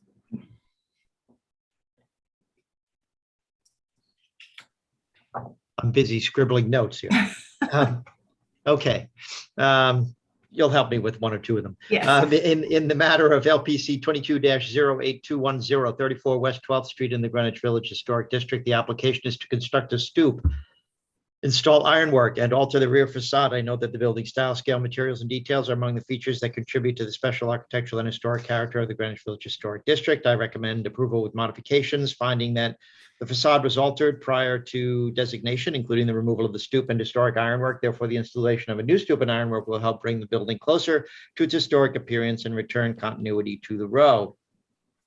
That historic photographs revealed the original ironwork in this row was removed over time as early as the late 19th century, and that simple replacement ironwork was introduced to other stoops by the 1940s. Therefore, the installation of simpler, lighter ironwork at this row house is in keeping with changes to this row over time, subject to a modification later. That the existing rear additions, including a 2-story masonry extension and 1-story metal and glass extension, are not historic. Therefore, the removal of these additions will not cause the loss of any significant architectural features.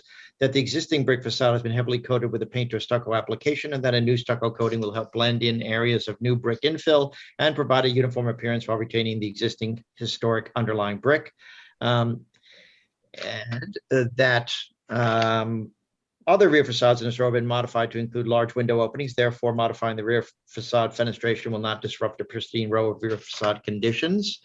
And that the proposed work will not detract from the special historic and architectural character of the building streetscape or the Greenwich Village Historic District. However, I recommend that the applicant work with staff to detail on the details of the ironwork to match that on the adjacent building. That the applicant retain the size and placement of the fenestration on the top floor. Item 3, I think you're gonna have to help me with. Sure, is to, I think, to work with staff on refining the design of the parlor floor window to better integrate the mullions into the assembly. Oh, yeah, what she said. And finally, to ascertain that the lintels and sills on the rear should be clearly defined, even though they're the new stucco layer is going on them, to make sure that they're visible. Great, thank you. And Commissioner Chapin, would you second that motion? Second. All right, Mark, will you call the vote? Chair Carroll, Aye. Commissioner Samir Baron, Aye. Commissioner Chapin, Aye. Commissioner Chen, Aye.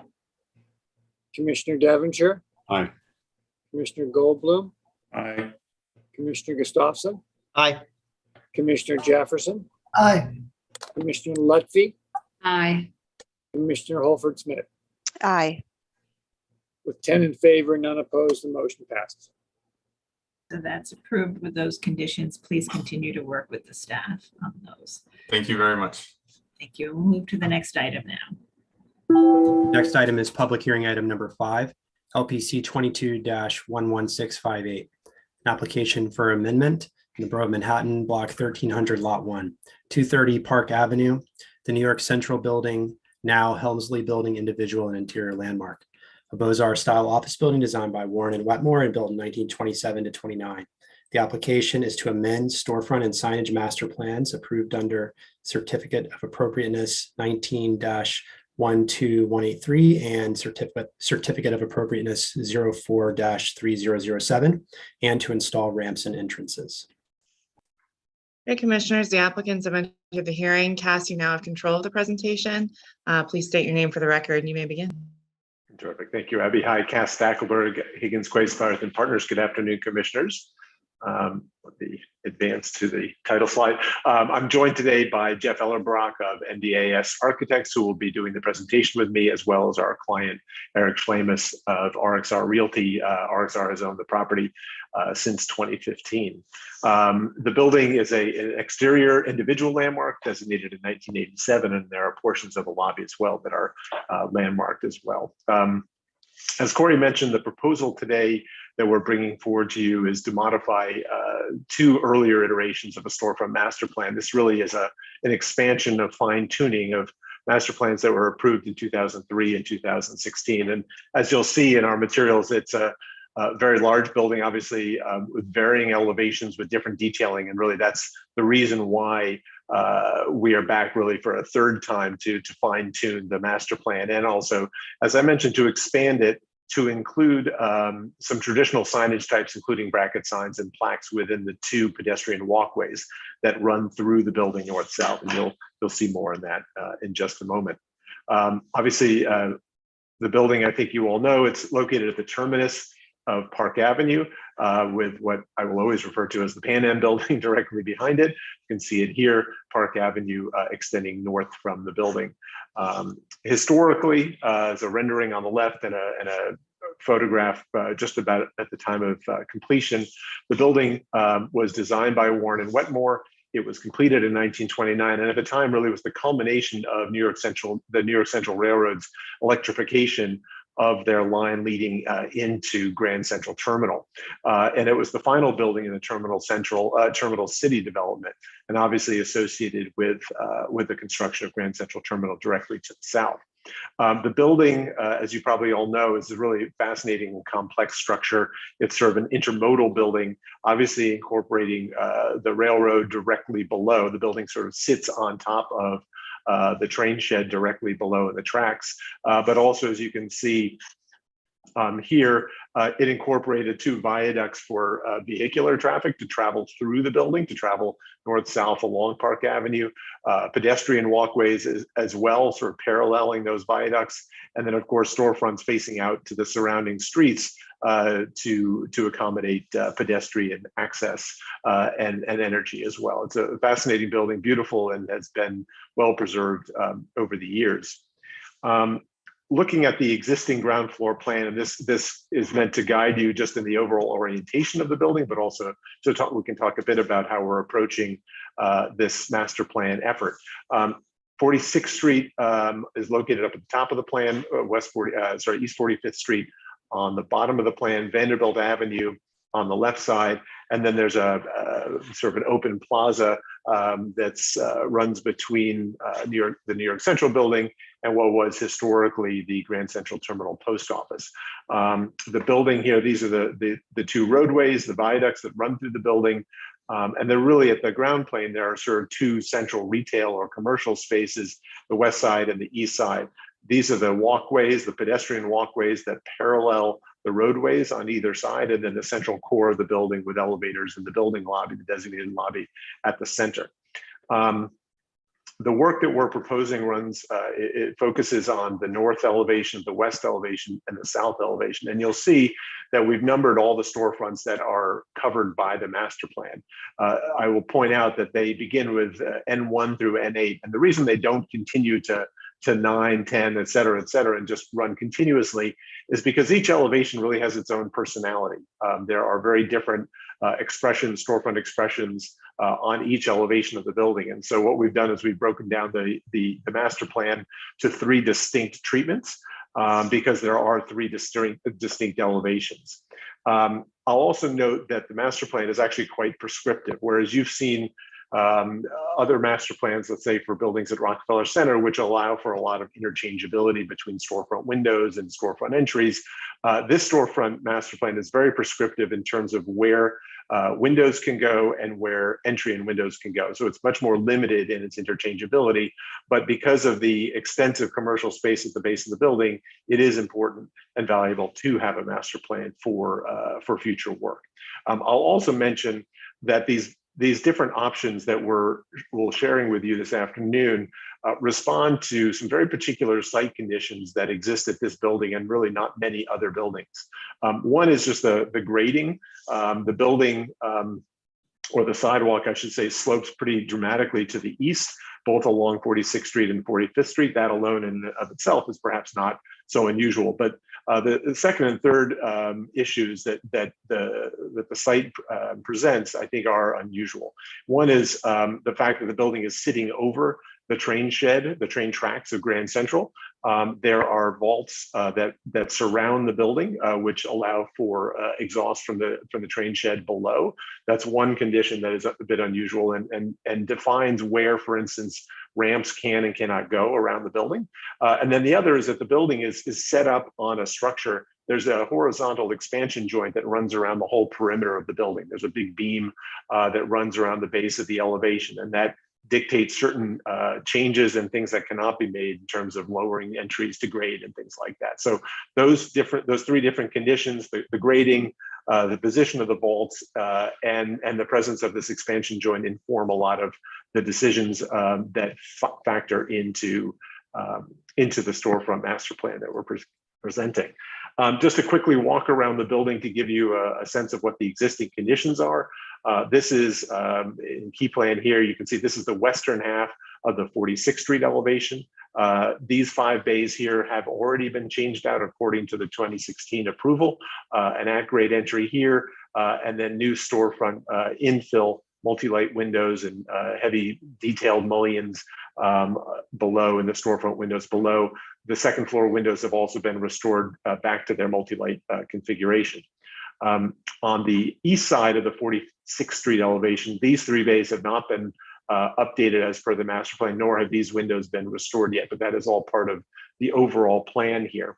And you can see that the sidewalk grade does indeed slope down to the east. And you'll see that this is the only bay that we're proposing an entry potentially, given what the grading is. I want to just go back for 1 second, if I can, just to point out the walkway. This is a view south along that western walkway here. And you can see this very sort of axial nature of the 2 walkways that are about 17 feet wide. And the proposal is to provide a little bit of perpendicular signage to allow for wayfinding and signage for the retail tenants.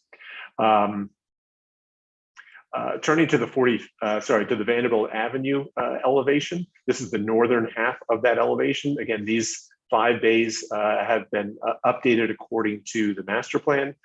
New multi-light windows, lowered sill, a new accessible ramp that was approved under commission review back in 2016. Granite ramp, simple handrails. Continuing to the southern half of the Vanderbilt Avenue elevation, some of these bays have been updated, others have not, but you can see there's a sort of a, let's call it a hodgepodge nature to this elevation, which would be all unified under the build out of the master plan. And then finally turning to the 45th Street elevation, which has a very different articulation, smaller scale storefront bays set below the roadway. And there's a combination of window bays and entry and storefront window bays. There isn't a lot of interchangeability allowed here. These bays will always remain windows. These will remain entries with storefront windows. But the proposal is to really do more restorative work and to incorporate and allow for a ramp in these two easternmost bays. So now we're on the eastern half of the 45th Street elevation. There are 2 storefront bays currently. There are 2 steps leading up to these 2 storefronts, and the master plan would allow for a single ramp that would address both of these storefronts independently, and also call for restoration work in this portion of the storefront, which has non-historic infill. So turning back to and then finally, just looking at the walkways. This is the east walkway looking south. You can see that the sort of narrow axial nature. The idea is to introduce small bracket signs at each of the store entries to allow for wayfinding. For passersby who are walking along the passages to find the entries to these individual stores. At the south end of these 2 walkways, there's a very heavy, deep beam. You can see it here. The height here doesn't allow for a blade sign. So the 2 commercial spaces at the south end of these walkways, we're calling for plaques. And these plaques are going to be installed and have been detailed in a way that can be easily changed out as the tenants change, so that they don't require repenetrations into the flat masonry. So with that, I'll return back to the existing plan and have Jeff take you through the proposal. Great, thank you, Cass, and thank you, commissioners, for your time this afternoon. Just a general overview of the slides that we're about to see. I just want to walk each of the facades, as Cass noted.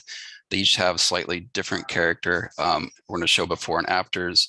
Following that with detailed or more detailed drawings of the infill types, whether they're vision windows or entries, and then the pedestrian walkways, the proposed tenant signage inside there. So Cassie, you can jump to the next slide. So that's the proposed plan, not a drastic change from the existing necessarily. I do just want to restate the gray shaded areas that we see outside the footprint of the building and within the curb line are the Metro North ventilation gratings that are not going anywhere. They are abundant, and they have been thus even from the 2017 master plan. And with this revision, they have really dictated where entries could go for this. So go to the next slide, Cass. We'll start on 46th Street. As Cass showed in the images on the eastern half, we still have what is a kind of a more modern infill as part of the 2017 master plan, and certainly not changing with this. We would propose to bring those second floor windows to the multi-light window that was part of the former master plan. And then the lower, sorry, Cass, can go to the next slide. The storefront, the ground floor storefront would follow that same configuration that we had on the west, which had been installed, as you saw in the photo. Given where the grading is and just the grading of the vents and then the grading of the sidewalk, there's really only one opportunity for a potential new entry at this area. And so we're showing that at the N3 bay that could remain vision following the window type 1 infill, or potentially the entry, which would follow the N4 entry details that were approved in 2017. And that, you can go to the next slide, Cass. Next, we just an existing image and the proposed with the configuration we just saw. Go to the next. So turning the corner onto Vanderbilt, Vanderbilt has a number of challenges, again, with the grading now parked away from the building, but there's also the grade change. The floor level of the interior on the western bustle here is higher in many areas than the sidewalk. This is the existing elevation.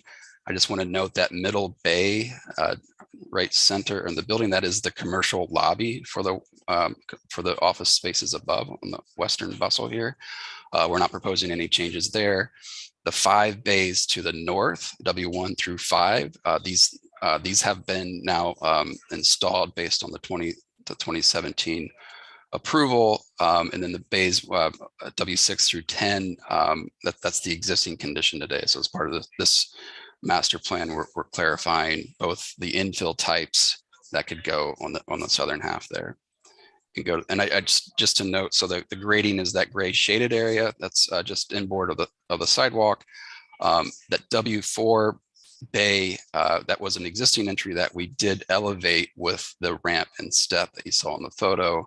Again, that was part of the 2017 work that was done. Sorry, Cass, and go to the next now. So with this master plan, there's again, it's a window type or entry type here, and I'll start right from 46th Street at W1. This is proposed just as a window type as it is today. There's a large girder behind the window there that would prohibit any doorway being added there. W2, storefront bay W2 is could be window type or entry type. Again, we have other details that explain that better. W3 is purely window type. W4 exists as an entry today. However, this master plan proposes to modify that entry so that we can unify all the entries on Vanderbilt. That's part of the issue today. All the entries are slightly different to one another. W5 will remain window type. Again, we have the lobby entry there. And I want to clarify W6, 7, and 8. W6 exists as an entry today. We're proposing just to modify the step up in there right now.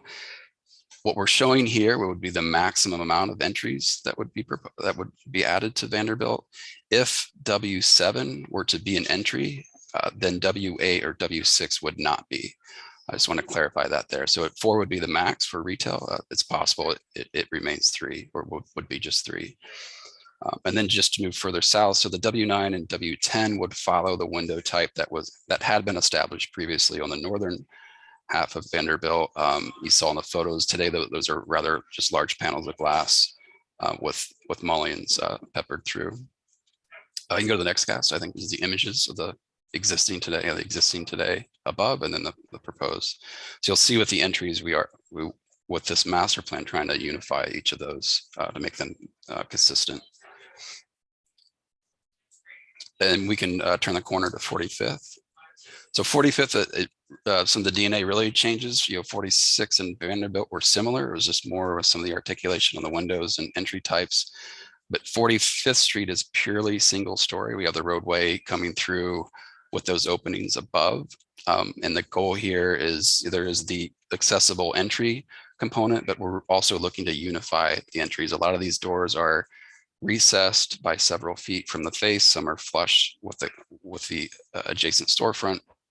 So we're moving through here just to unify the components. You can go to the proposed. And I think maybe the details will probably explain this more, but S1, historically, there were 2 entries there. They were flush with the adjacent glass storefront. Today, that first entry on the left to the west is pushed back 3 or 4 feet. And then glass has been infilled on the other door. So this proposal just shows the 2 doors back to their flush condition. S2 through S4 are similar for the most part, but the only difference is today some of the doors are recessed back.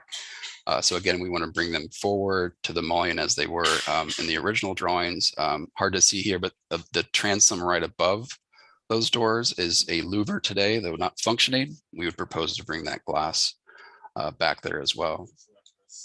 Storefront bay S5, so that the blank area just to the left there was the walkway, just to should have labeled that, but sorry, the S5 storefront exists like this today. The only change here is that we are manipulating the threshold of the door sill for ADA compliance.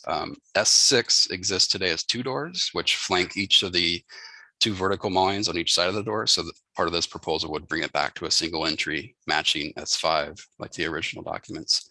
S7 is purely a window due to the mechanical behind, and S8 is actually the elevation of the photo cast show that those doors exist there today, as they do on the original documents. However, there's 2 steps to get up, and the sidewalk does really fall down it right here. So we would be proposing the ramp and step following the 2017 material and profiles for that. And then the before and after imagery there. The next slides get into the more detail on the infill types. So to walk through these. So the first 2 here are the 46th Street infill types. Window type 1, this is following the 2017 approval with the, although we're not cutting the sills down like we did then, the sills are already lower here. But this would be the first 2 bays or potentially 3 of the eastern part of 46th Street. And then, and you'll see the second floor there has the multi-light window, which today is just a large glass window. And then entry type 1 would be proposed purely at the N3 bay, which is that first bay from the walkway, which again, because of the grading and sidewalk slope, it's really the only opportunity to potentially have a door there. You can go to the next cast. So I think that, yeah, the next then goes to Vanderbilt. So this is the vision window infill type, and we are using the multi-light articulation on the lower level as per the 2017 approval. So when I know when the building, when in 1987 it was designated, the articulation of 46th Street at ground level was slightly different than Vanderbilt. So we followed that with the master plan in 2017. So that's what we're doing. We're maintaining that here on Vanderbilt. And these are largely built on those first 5 bays from the north, and it would be the infill type for the other bays to the south. Here, go to the next cast. And sorry to confuse, but I'm going to talk about the entry type 2 to the right first. So this is actually the second bay in W2 from 46th Street. This is, again, we are, of the constraints that we talked about, this has the grading for Metro North right out front here, which really kind of pins how much space we have to get the door in there. This is also where the floor is elevated from the sidewalk. So the building is literally hovering over the sidewalk elevation here. So, and due to everything below, we cannot lower the internal structure to get the door lower to the sidewalk level. So we're working with these 2 constraints on 2 ends, much as we did with the storefront bay further south on Vanderbilt to incorporate this ramp, again, following the materiality and all the profiles that were part of the 2017 approval. Entry type 3 on the left, we are fortunate there, given how the sidewalk is starting to move up, we're able to hit the floor in a way that we do not need anything, or most things can be handled internally to make that transition. So entry type 3 would be those either the W6, 7, or 8 that we saw in the elevation. And over to 45th Street. So and these are all slightly different as Cass outlined. Entry type 4 was at S1. This is that first module on the west under the viaduct. Again, proposing that bringing that second door back and bringing those entries flush to the storefront. Entry type 5 to the right. This applies to the next 3 bays. Today the door I think it's flush on one and it's recessed on 2 others. So we want to unify that location for those 3 bays, and also kind of reestablishing the signage band that was part of the original. And so you'll see the signage that's positioned right at that right below the pediment throughout 45th Street here. And then farther east, entry type 6 applied to the S5 and S6 storefront bays, and this is really recentering the door below the signage pediment for both, and it's a minor modification to the sill just to make that ADA compliant. And then entry type 7 is that, again, the one that has the double door with the sidewalk sloping considerably to the east. So here again is where we would incorporate the ramp and step element following the 2017 approval. And details here, at least hard to see on my screen right now, but these are from the 2017 approval. So all the new changes are following all those profiles that we had established and worked through during that time. And the ramp details. This is another version of the ground floor plan. And this is what we're talking about here is the signage proposed inside the pedestrian walkway for both. So these walkways are 17 feet wide, 200 feet across to connect the two streets. Most pedestrians interaction is more, on the oblique, which each of these retail spaces, and a number of the retail spaces are fronting just the walkway and have no other access. So the goal here is to get a bit more visibility with the signage, keeping the sizes all within staff rules for that. But what we're showing here would be the maximum amount of projecting signs within a walkway, which is 4. And then as Cass outlined, the proposed plaque signage that would be right at the 45th Street entries on the 2 ends there. Go to the next slide, Cass. And an elevation showing where those are positioned as well. These would be sitting within the limestone course there, also lined up with the signage band that's already in place at the storefront. At the storefronts. Go to the next. And then a detail of the 2 signage types. So on the left is the projecting blade sign, 18 by 18, and using the same bronze finishes that we had already established with the storefront infills, and then the lighter bronze for what can be an interchangeable element, which have the tenant signage on there. The tenant signage would either be a single row or 2 rows, depending on the tenant. Drawing on the right would be the plaque sign following the same details, same general dimension, but mounted parallel to the masonry at the 45th Street entries. I think the next slide shows just where that is, and yep, as an image.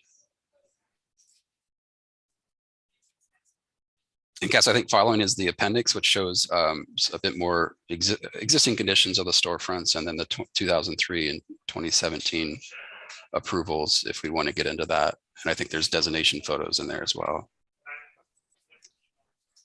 Well, we can probably use those if there are questions. Okay. Yep. All right. So commissioners, do we have any questions? Okay, I don't see any questions at this time. So let's see if there's public testimony. If you would like to speak on this item, please raise your virtual hand so we can identify you. And I will turn it over to Sonia to see if we have any testimony. Thank you. We did not have any signups in advance on this item, and I do not see any hands raised. So I will note for the record that Manhattan Community Board 5 recommends approval. And I'll turn it back to you, Chair Carroll. Okay. All right. Great. So if there are no other questions, Cass and Mr. Ellerbrook, is there any final comment you'd like to make before we begin our discussion? I don't think so. I think Jeff made the point, and I think it's just worth reiterating that all the detailing for all these different infill types for the storefronts in particular all match the materiality, the detailing, the finish of what's previously been approved. It really is about sort of infill types and ramp details that are all consistent, with previous approvals, but just sort of updating and fine tuning the overall approach. All right, great. Thank you. Okay, so we'll close the hearing. Commissioner Goldblum, would you make a motion to close the hearing? So moved. Thank you. And Commissioner Shamir Baran, would you second that motion? Second. All in favor, say aye. Aye. Any opposed? Okay, so the hearing is closed and we'll begin our discussion. And this has been presented and thank you for a very clear methodical way of presenting it facade by facade. So this building does have a master plan, and this is a proposal to amend that master plan to update it.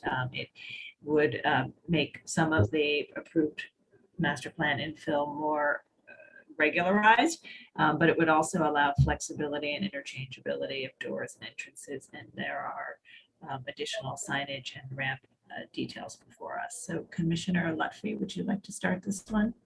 No, I knew you were going to ask me, but that's okay because I love master plans, and I love this presentation and the modifications to this master plan. As Cass and you said, I mean, first of all, it was already a very strong master plan, and the thoughtful, wonderful materiality, and I think it got even better. And now there's even more regularity and consistency, but I completely appreciate the thinking behind how to make it flexible, because as we know, retail, depending upon how the market shifts, retail needs to be flexible, and this does it in a way that is very consistent. And where the ramps are needed, they've been applied in a consistent and thoughtful way, depending upon the, and working with the existing grade. And the signs, the bracket signs work, and key in very nicely to the wall sign. So I don't know if I missed everything. The way you coded it made it very easy to follow, which I also appreciate, and I can enthusiastically support this. Thank you. Commissioner Jefferson? This is an alteration to the master plan, and I think it's incredibly well done. I can approve this. Thank you. Commissioner Gustafson? Yeah, I agree in terms of materials, details, finishes, it all matches the master plan to the extent possible, and is very sympathetic with the building itself. Placement of the ramps is all fine. I have no problem with any part of this. Thank you. Commissioner Shamir Baran? I agree. This is really well done. I'm typically not comfortable with certain kind of blade signs. I think they work really well here. And similarly, when windows are expanded to doors, sometimes there's too much of it. I think in this case, they're being very careful and judicial in 3 or 4 on the one very important side. So I think that this is all very appropriate. Thank you. Commissioner Chapin? Yes, I agree with the remarks of previous commissioners. This is very appropriate. I can approve it. Commissioner Goldblum? Agreed. Commissioner Devonshire? They've done everything right. And Commissioner Chen? Yeah, well done. Okay, so I think we have a consensus here. Commissioner Leffey, would you make the motion? Sure. In the matter of docket 22-11-658, 230 Park Avenue, New York Central Building, now Helmsley Building, individual and interior landmark, a Beaux-Arts style office building designed by Warren and Wetmore and built in 1927 to 29. The application is to amend storefront and signage master plans approved under Certificate of Appropriateness 19-12183 and Certificate of Appropriateness 04-307 or 3007, and to install ramps and entrances. I recommend approval, finding that although the proposed modifications at the East 46th Street and Vanderbilt Avenue ground floor storefronts will remove some original historic fabric, most of the plain granite bulkheads will be retained, that the proposed infill consisting of metal display windows and doors will maintain the historic storefront configurations and will be consistent with the materials, details, and finish of the master plan approved storefront, that the proposed broken pediment above the entrances will match the design details and material of the existing pediments, that the proposed through window louvers featuring a mutton grid pattern will match the historic multi-light fenestration pattern and finish at the entrance and display window bays, that the proposed illuminated signage at additional storefront bays will be consistent with master plan approved signage in terms of their simple design and setback placement, 12 inches behind the storefront display windows, and will not detract from the monumental openings at the base of the building, that the proposed signage at Helmsley walks east and west consisting of bronze framing and bronze removable panels featuring light bronze lettering will be consistent with the design materials and finish of historic signage at the building and storefronts. That the proposed blade signs and plaques will be installed at plain masonry, will be simple in design and well scaled to the proposed storefronts and will not call undue attention to themselves. That the proposed ramps at East 45th and East 46th Street and Vanderbilt Avenue storefront entrances featuring granite surfaces and bronze railings will match the historic materials found at the building and site. That due to the existing sidewalk vaults and grade changes along East 45th Street, East 46th Street, and Vanderbilt Avenue, the proposed ramps will be limited to only these specific locations at the sidewalk, and the simple design and discrete placement of the ramps will not call undue attention to these installations at the base of this large office building. That in addition to supporting barrier-free accessibility, the proposed modifications to the building's master plan will provide a unified and comprehensive treatment of storefront infill, entrances and signage at the building's base, and that the proposed work at the ground floor will complement the significant architectural features and character of this individual landmark. Great, thank you. And Commissioner Jefferson, would you second that motion? So second.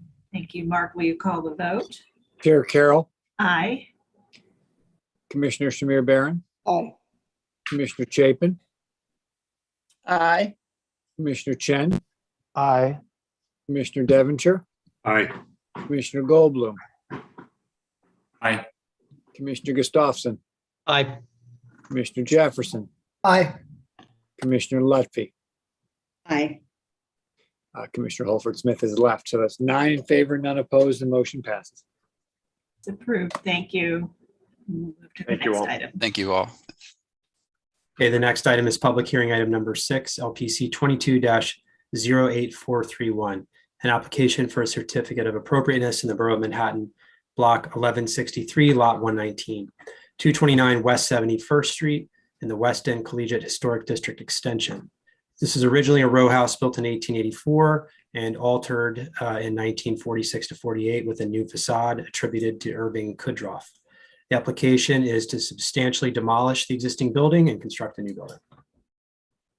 Okay, commissioners, the applicants have entered the hearing. Mary, you now have control of the presentation. Please state your name for the record and you may begin. Thank you. This is Mary Diericks. I'm the preservation consultant for this project. Good afternoon. With me is the architect Gary Wiseman with SDG Design. We'll both be presenting. Okay.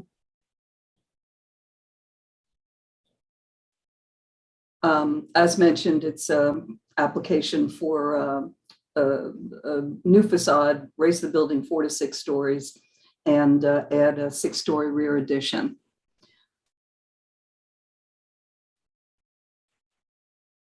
It is sluggish.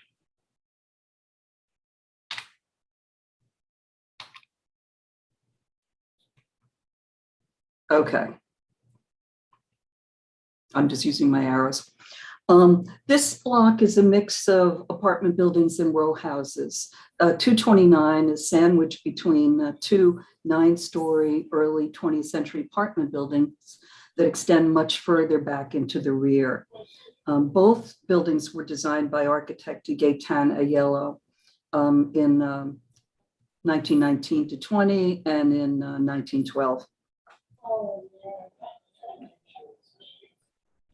Across the street, it's a similar mix of apartment buildings and row houses, early 20th century apartment buildings. Here's 229.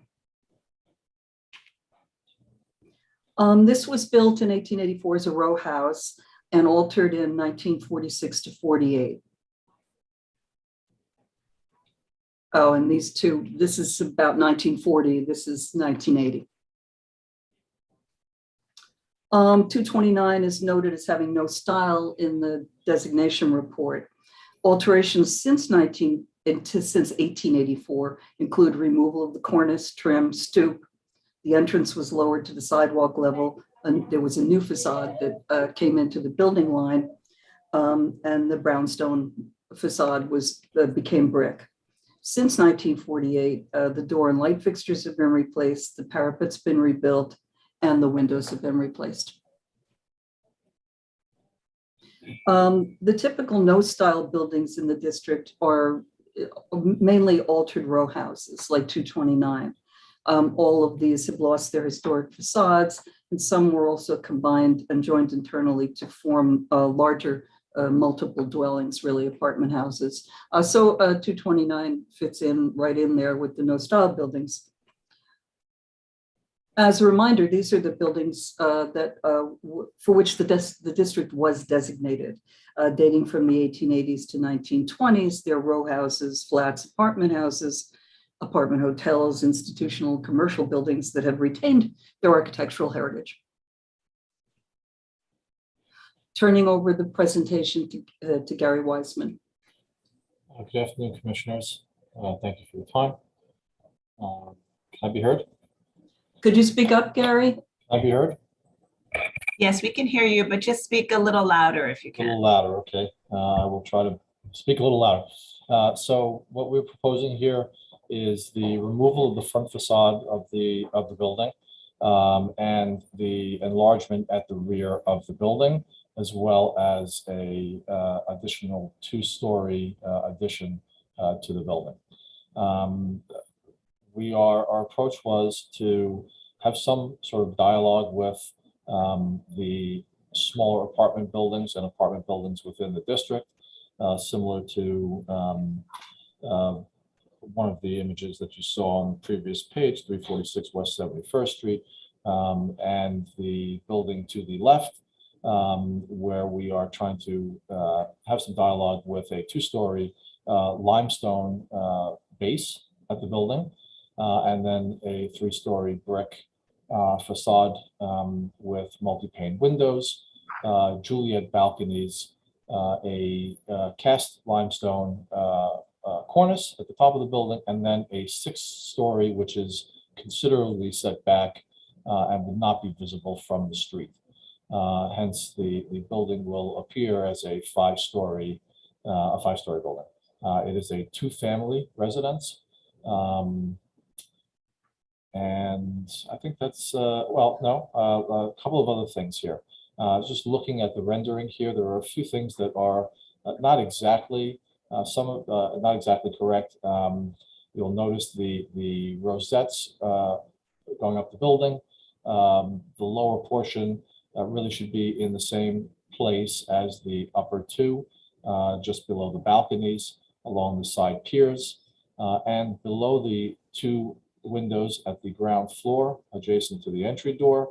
Those two panels directly below the windows, mimicking the transoms above the windows, need to be louvers for the mechanical room in the cellar to provide necessary fresh air and intakes. And Gary, the rendering brick color. Yes, so the rendering, it's tough to mimic exactly what the two adjacent buildings look like. Our proposed brick will closely match in terms of tone and color the adjacent building to the right, which is the historic brick facade of the building, as well as the limestone being Indiana limestone, which will match the limestone of both adjacent buildings. But it's not going to match, but it's going to go with and be similar to the building on the right.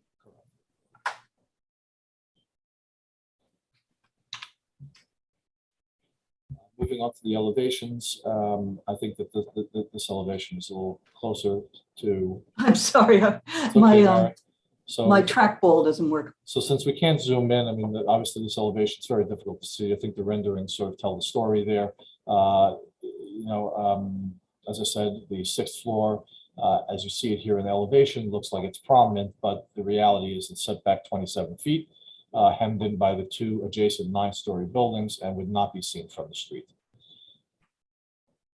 So this is a blow up of the lower portion. As you can see, below the two windows are a mimic of the transoms. These are the louvers that I mentioned previously, They will be black to match the proposed window construction and configuration. The balconies will have railings, and we'll see that in another slide, mimicking railings that were found historic in the district. And again, the rosettes that I mentioned, you can see are in their proper place here on the elevation, just below the balconies and above the window line. So here on the left is the adjacent building on the left of our building. Again, limestone. We're proposing the base of the building be limestone. Looking at the stone trim at the top image. So we have some detailing similar to the molding at the top here of this photograph. Very minimal decorative molding elements on the building, just a subtle hint of that type of architecture, as well as here you will see that there is some pointing on the edge on the edge of this facade here. We are proposing a similar, very subtle recess pointing at the left and right piers of the building to separate our building from the adjacent buildings, as well as the existing 4-inch recess that currently exists between the two adjacent buildings in our building. As for the railings, this black metal balcony and railing, our intention is to use this pattern as the pattern for our railings.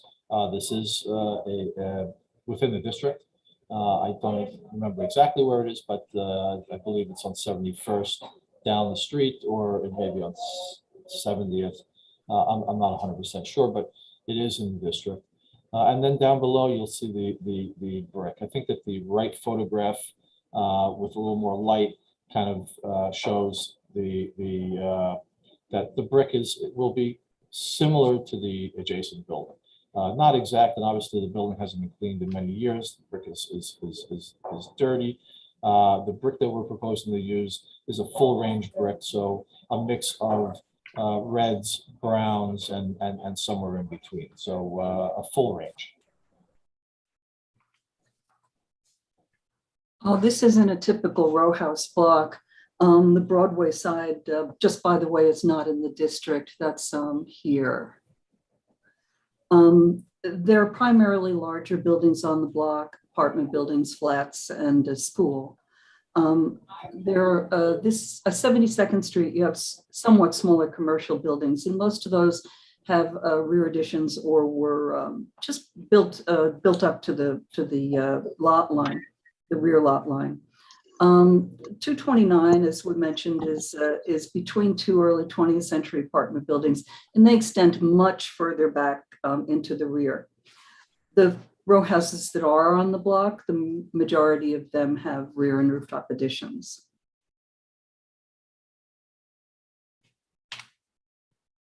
Here's the rear facade. It's been painted, the parapet rebuilt, windows replaced, ground floor window openings enlarged, which you can't see because there's also a 1-story rear addition. And you can see to the left and to the right, these are the bigger apartment buildings that extend out beyond the existing building. And actually, they will continue to extend out. The extended rear won't come anywhere near how far the apartment buildings are. Gary. So this is the rear facade that we're proposing. The rear addition is approximately 14 feet. I think it's 1310 to be exact. We're proposing a similar window configuration to what we have at the front of the building. Railings, balconies projecting 5 feet as opposed to a Juliet type balcony at the front of a foot and a half or almost 2 feet. Again, brick facade, the brick to match the same brick that we're using at the front of the building. These windows will have stone sills, stone lintels, in keeping with the typical historic rear facades and of the existing buildings that still retain that. Cast stone. Correct, cast stone. And I think that's it for the rear. Also, the rear, the sixth floor portion of the addition is also set back here as well by, I believe, 7.5 feet or so. So this is the plot plan again. So starting from the front of West 71st Street, you'll see the Juliet balconies there at 1 foot 10 inches, then a 27-foot setback for the sixth floor. It's more of a penthouse, but it technically doesn't meet the requirements of a penthouse, but we approached it as if it's a penthouse. So we've got a 27-foot setback at the front of the building. We've got a 7'6", I believe, setback at the rear of the building. So really, it presents itself as a 5-story building. The grayed out area that you see in sort of the bottom of this section is the existing building line with the existing 1-story greenhouse addition at the rear. So we're proposing 2 additional stories at the top of the building, and obviously a full 6-story addition at the rear of I believe it's 14 feet. In some of the photographs, you did see some lot line windows on the, if we're looking at the rear facade on the right-hand side, we will be well away from those lot line windows. We're not blocking any lot line windows. I believe we will be approximately 4 to 5 feet away from those windows with our building line. These are the floor plans.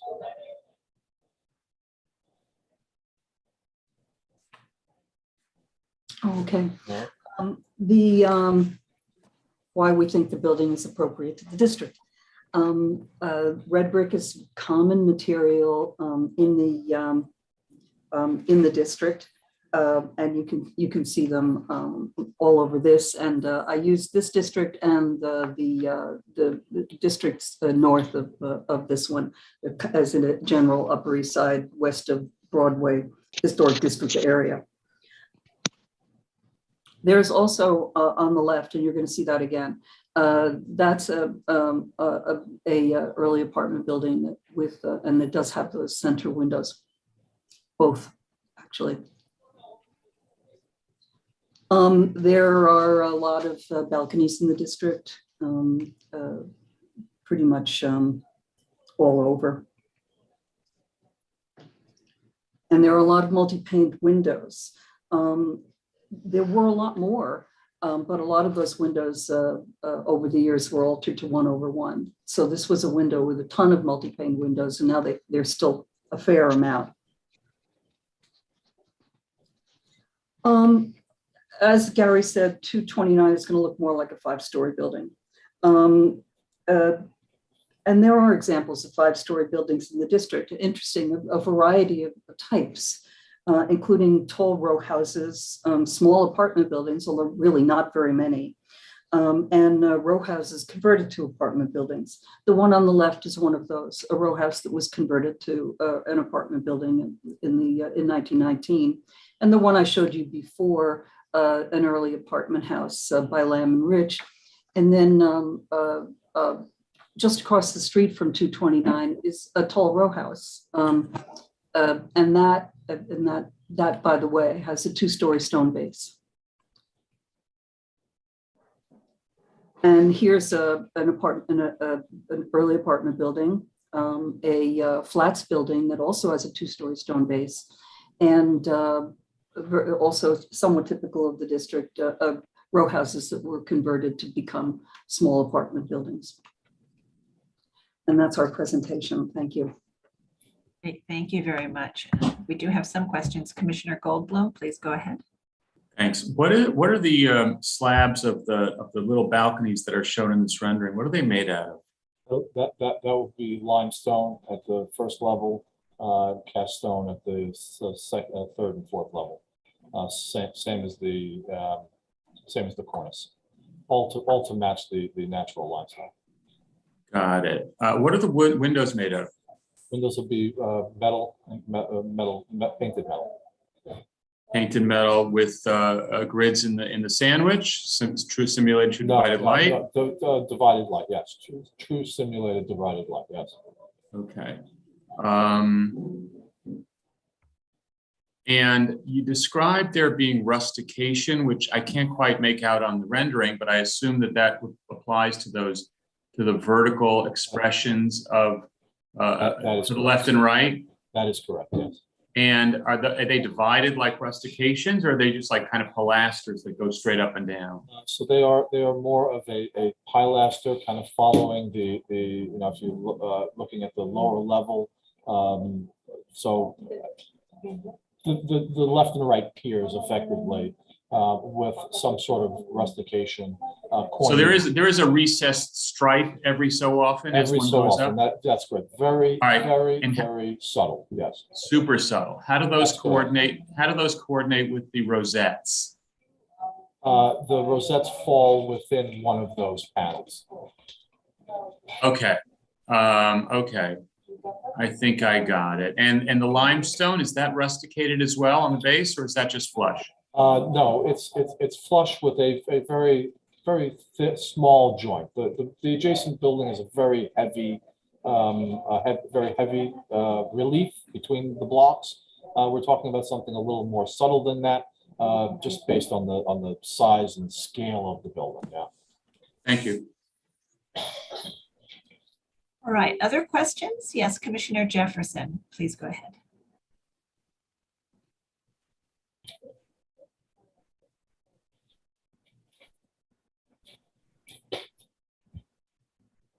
Oh, yeah. What's the thickness of the balcony, the slab? Is it 4 inches or 5? Approximately 6 inches, as thin as we can, as thin as we structurally can get it. Thank you. Okay, any other questions? Okay, let's see if we have public testimony. If you're in the meeting and would like to speak on this item, please raise your virtual hand so we can identify you, and I'll turn it over to Sonia to take us through the testimony. Thank you. Do you have some signups in advance? We'll start with Reverend Kay Carpin from Community Board 7. I'll be promoting you to panelist now.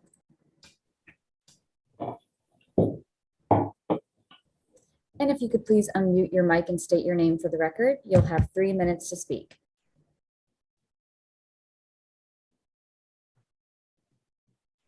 Okay, thank you very much. I'll be brief. Community Board 7 supports this application as being appropriate to the historic district. We had a couple of matters of concern. Some of our members were worried that although we like divided light, that's a nice thing, maybe it's a little too busy in the front facade. And then we wanted to be sure that the limestone base is actually limestone, and I believe Gary indicated that that's where they were leaning. So with those two stipulations, we're very happy and voted 34-2 to support the application. Thank you. Thank you. Our next speaker will be John Graham. I'll be promoting you to panelist now.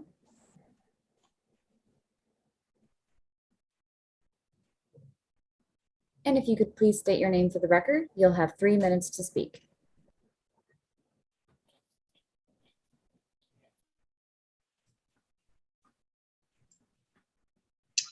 Good afternoon, Commissioners. John Graham for the Victorian Society in New York. The VSNY rarely supports demolition of a building, but when we reviewed the tax photo taken in 1940 and the photograph taken in 1948, photograph taken in 1980 prior to designation, we concluded that the demolition of the original structure had essentially taken place in 1948. We also find the design of the proposed building to be appropriate, that the scale, materials, and details are similar to those found on many buildings in this district and will not draw undue attention to themselves, and that the symmetrical facade gives this narrow structure, set between much larger neighbors, a welcome dignity. Thank you, Commissioners. Thank you. Our next speaker will be Josette Amato. Josette, I'll be promoting you to panelist now.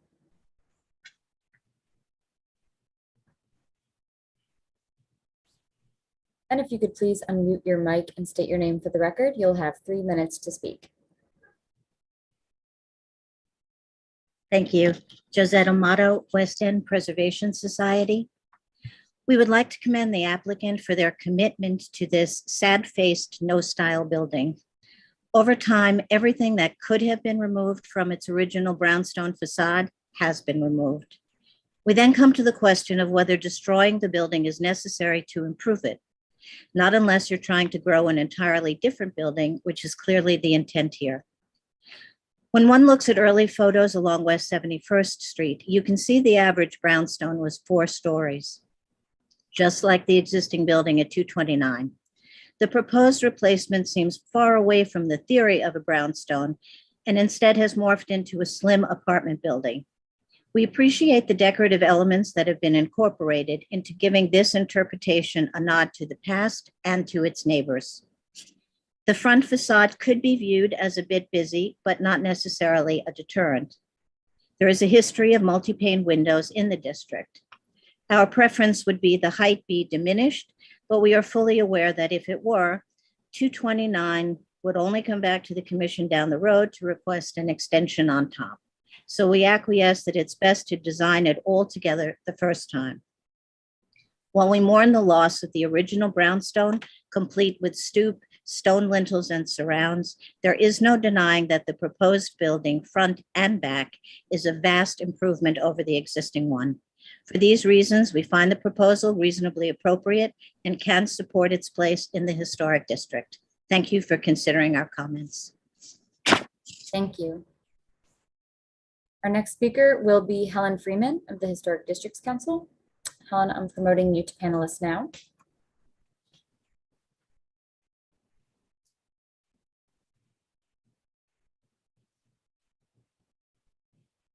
And if you could please state your name for the record, you'll have 3 minutes to speak.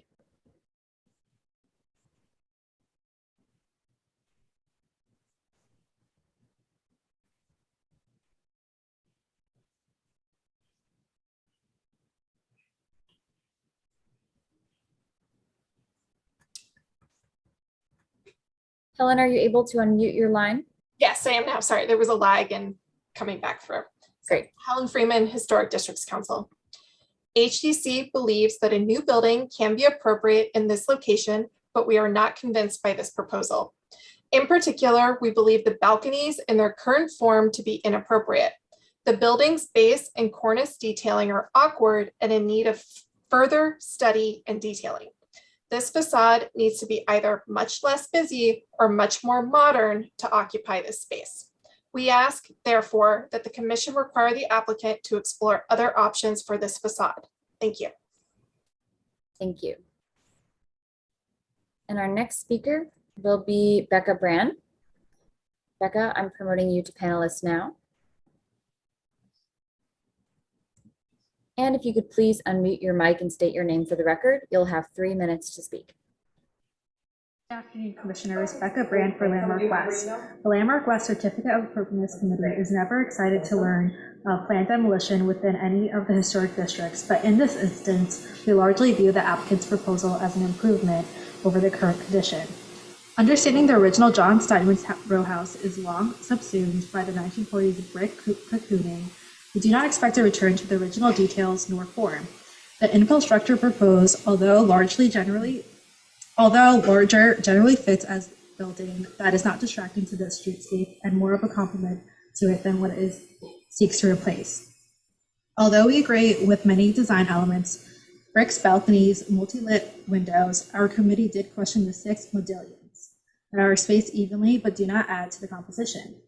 On their own, they do not offer a sufficient ornamental statement, and our committee would suggest that in this instance, less is more. and the composition would benefit from their omission. Aside from medallions, the Landmark West Certificate of Appropriateness Committee finds the proposed work to be an improvement and suggests approval of this application. Thank you. Thank you. So we do not have any other speakers signed up, and I do not see any other hands raised. So I will turn it back to you, Chair Carroll. Okay, great. Thank you. So I'd like to turn back to the applicant team and see if you'd like to respond to any of the comments we've heard.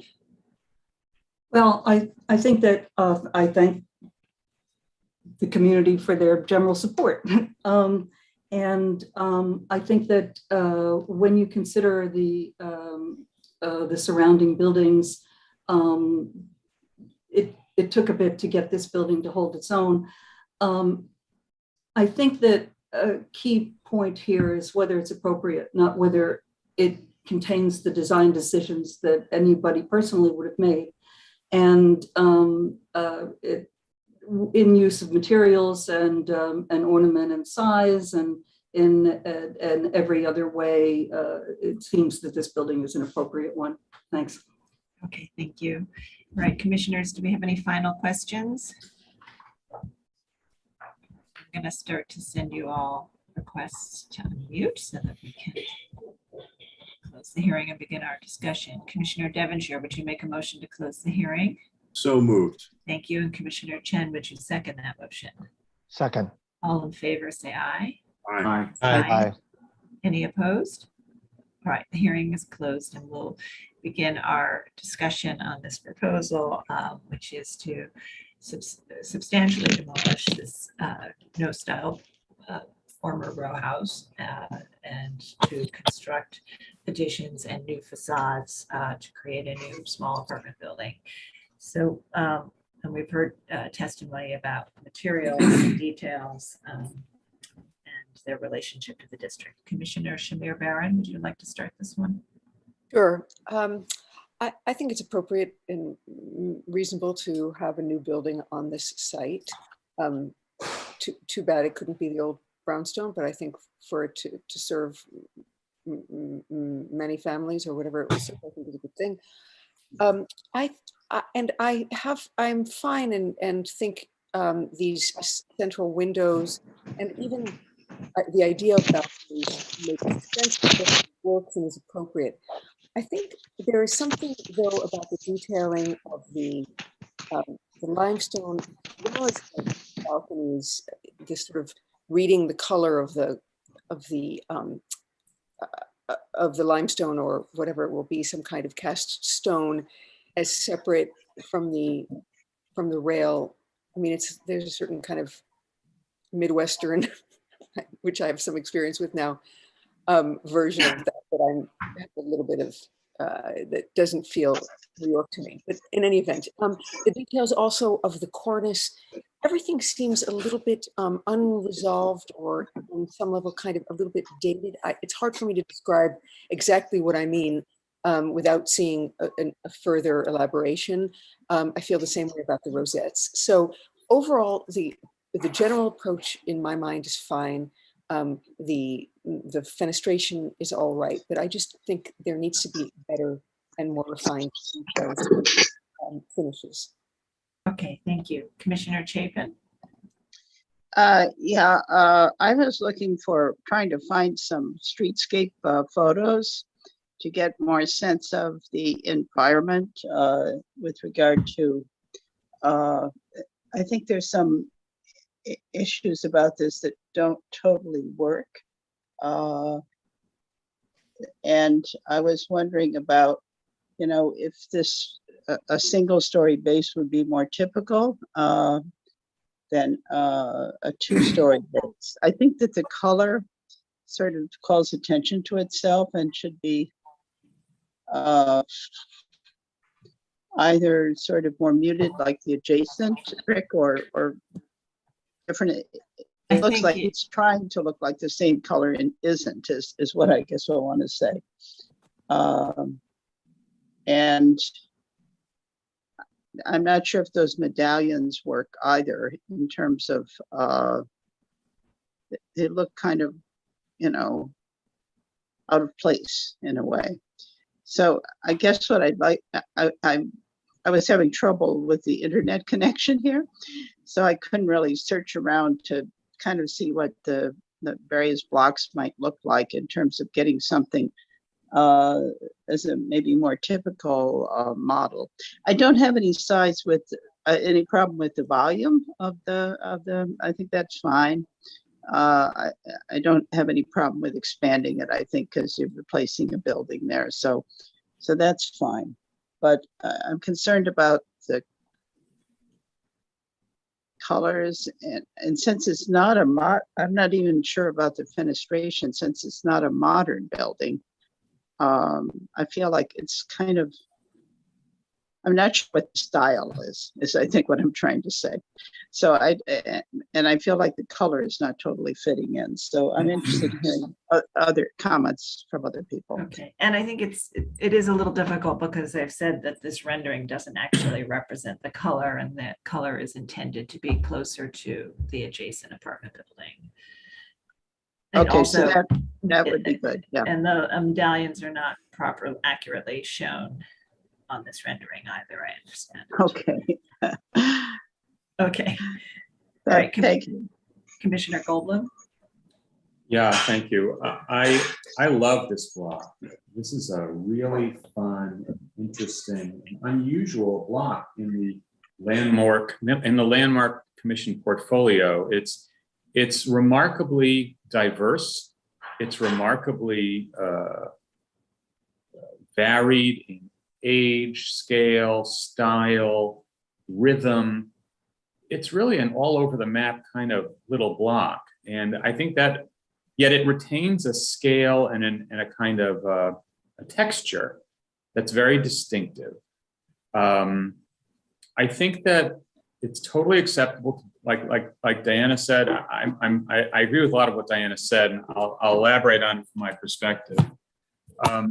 I think the building scale is acceptable. I think that the volume, the extensions, or the degree of modification of the existing building are all acceptable. However, I feel the design of this building needs to be improved.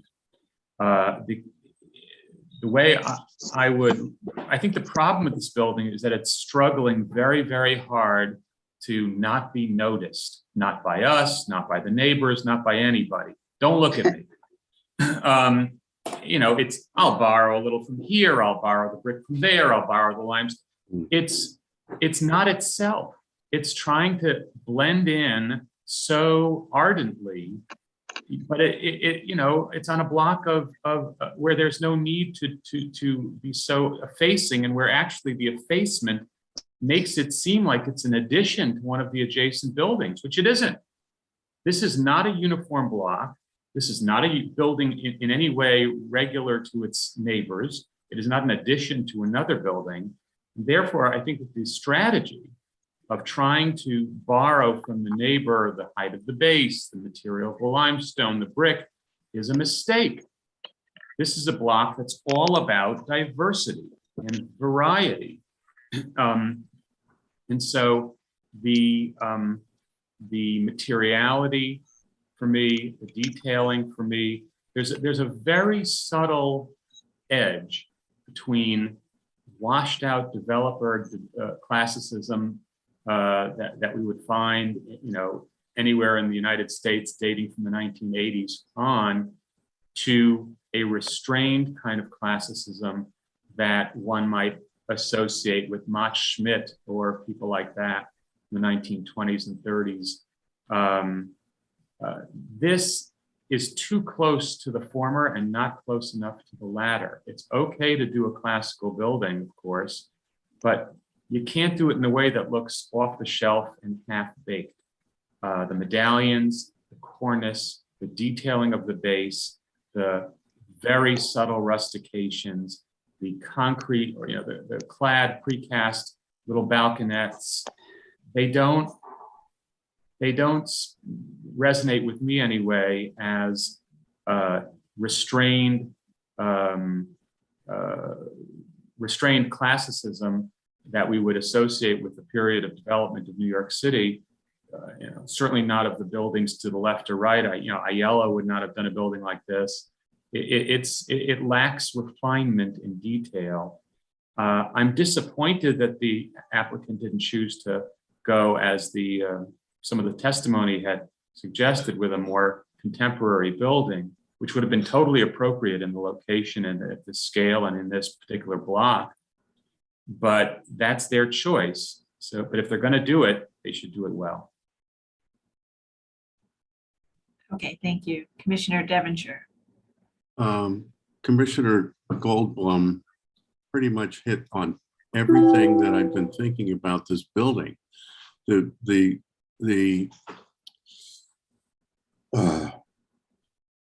One thing it is not is self-conscious. It does not draw attention to itself.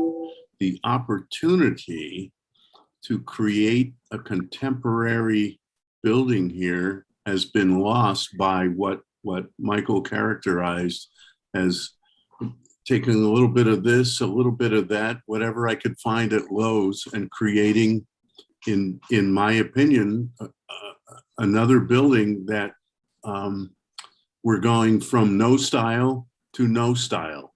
And so while I do not find it offensive and can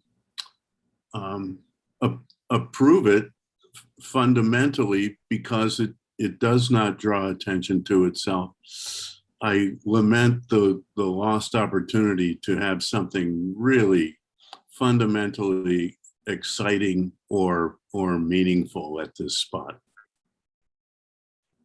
Okay, thanks. Commissioner Chen.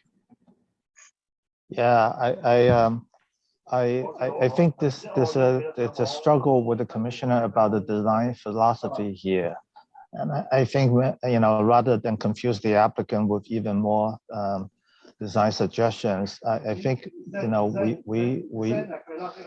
love Michael Goldblum's comment about the diversity and the beauty and the proportion and the scale of this district.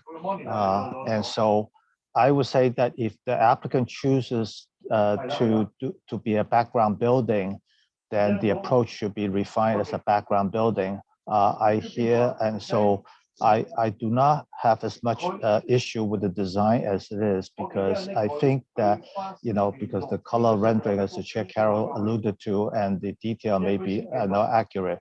So I would defer to the rest of the commission to decide what direction they want to suggest. Okay, thank you. Commissioner Lefty. Okay, just to add more, it's except for, well, anyway, look, this is a diverse block, but the truth of the matter is everything kind of flows together somehow and retains its individuality. And I don't object to the fact that the applicant's desire was to try to create something that did that.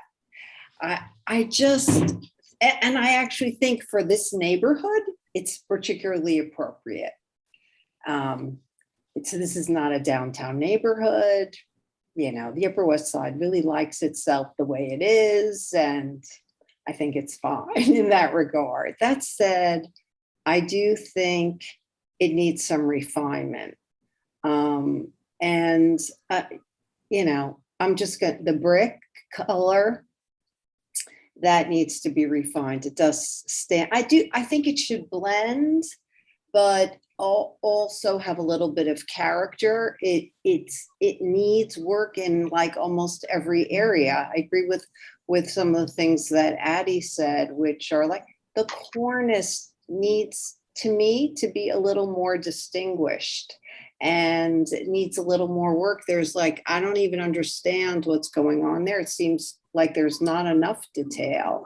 And I also am having a little bit of a problem with the fact that the base of the balcony kind of sticks out.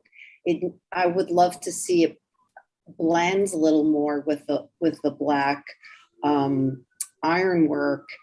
And I think Diana was right when she said there shouldn't be a two-story base here. I think more brick at the base would be better. So I would, pull that down, but allow the front entrance to have a little bit more character. There could be a little, like a wonderful surround among, at the entrance door. So I think it needs some tweaking.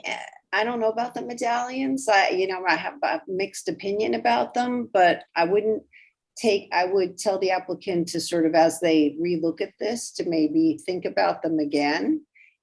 But I feel like it needs a little more refinement, but I would never want to throw it out or the thought behind it. Okay, thank you. Commissioner Jefferson? Between these two huge buildings, the idea of making it symmetrical makes sense. And I think the symmetry is powerful. What I think they missed out on is the lower level, the base, attaching itself to the left-hand building diminishes that power of the symmetry. I mean, if they kept that symmetry strong, they'll have a stronger building. And I think the balconies, 6-inch thick by 1 foot 6, it's so heavy. I mean, geez, it should be thinner. It could be black to match the windows. And the windows are very heavy. The proportions and scale is off. And that's but the symmetry idea works, but they could, the cornice, I mean, it's just tepid, it just needs more work. Okay. Commissioner Gustafson? Yeah, I think I'm in the Devonshire school, which is to say there's many ways you could go here. I can't say this is not appropriate. It may not be the building that I would want built here, but on the other hand, I'm not, I don't think it's calls attention to itself in a way that is inconsistent with the variety on the block. So I'm okay with it, and because after all, I don't think we're here to pick the most appropriate design, but just one that's appropriate. Okay. All right, great. Thank you. Thank you all for your comments. So I think, while there have been some comments about sort of thinking about a different approach altogether, I think that many of the commissioners are sort of conceptually okay with the idea of sort of this infill apartment building that blends away. But I do think even with that, that there could be more details.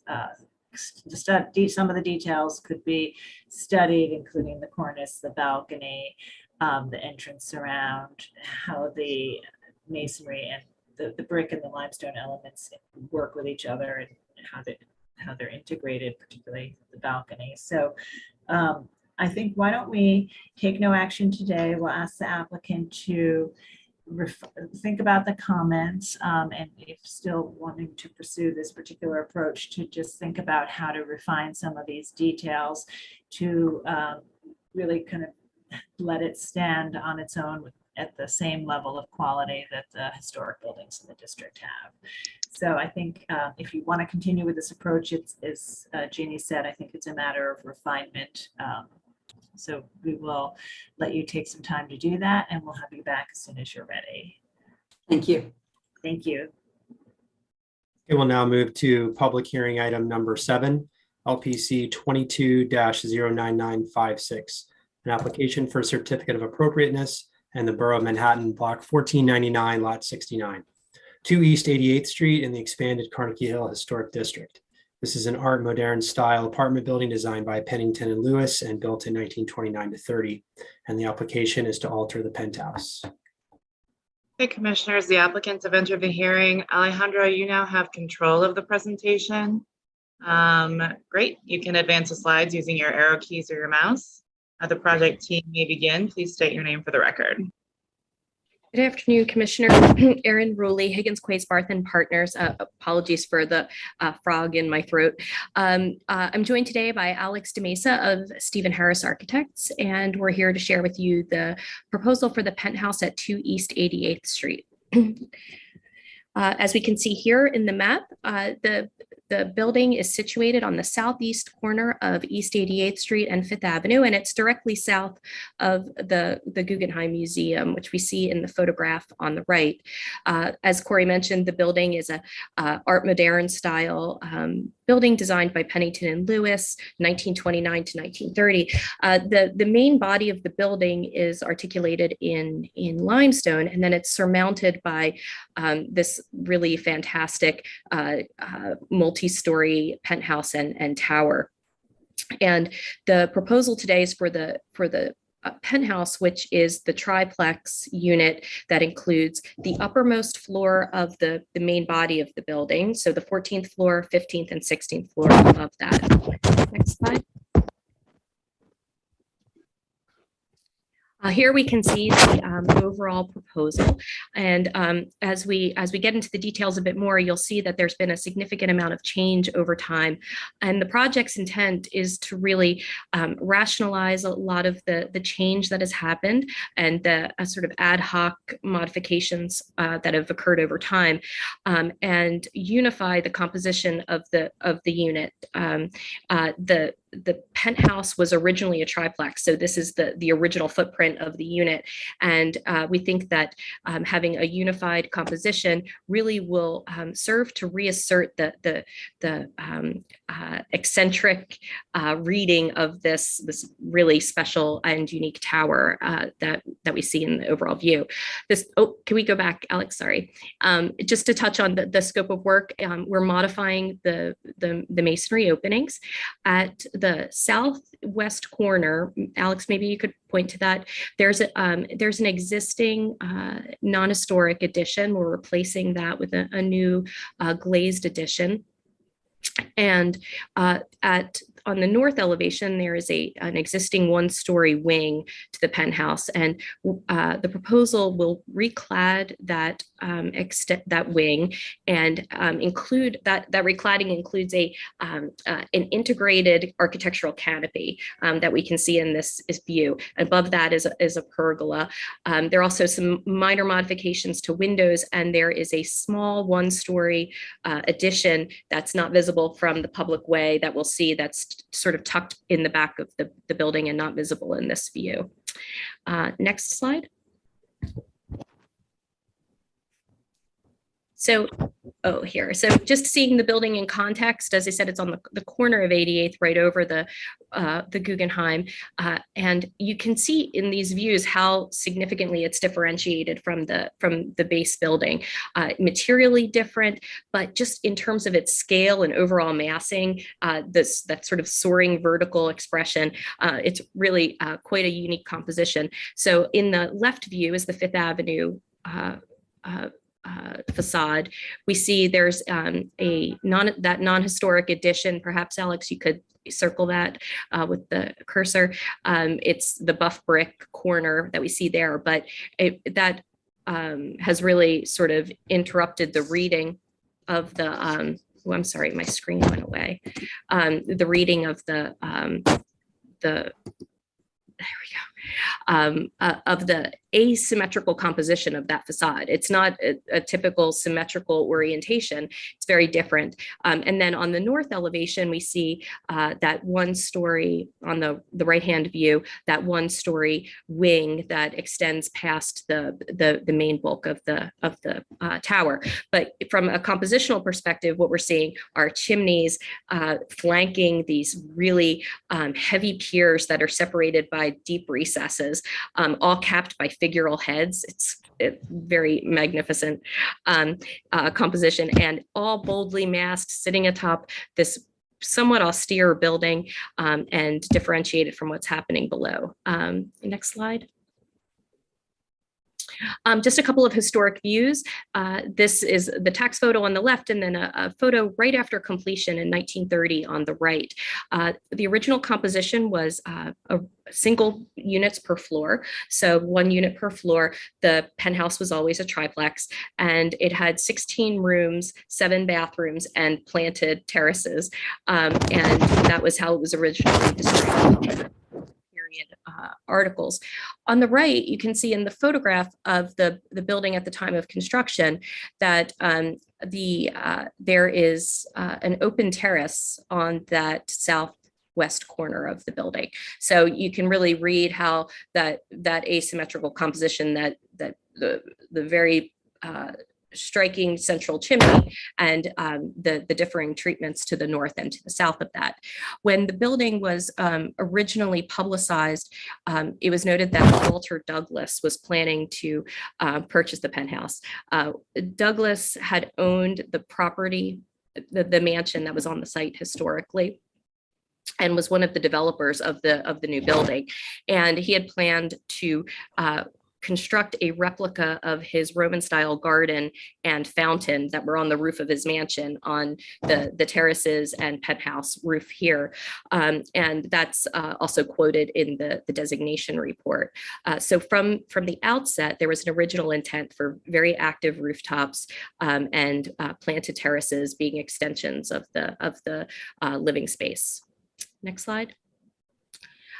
This is a view from the late 1950s during the construction of the Guggenheim Museum. And we can see here, looking over the Guggenheim, you see 2 East 88th in the background. And 2 important notes here are that there's a distinction between the primary tower to the right and the 1-story extension that we see at the extending from the tower to the east. I can't tell if it is a different soiling pattern or if it had been painted at some point, but there are a whole series of photographs that represent this distinction between those 2 parts of the penthouse. And additionally, we see a very tall roof railing fence at the roof. This is more typical of like a recreational space, something you'd see on the top of a school, but perhaps it was a tennis court or something like that. But again, these themes of active use of the rooftop.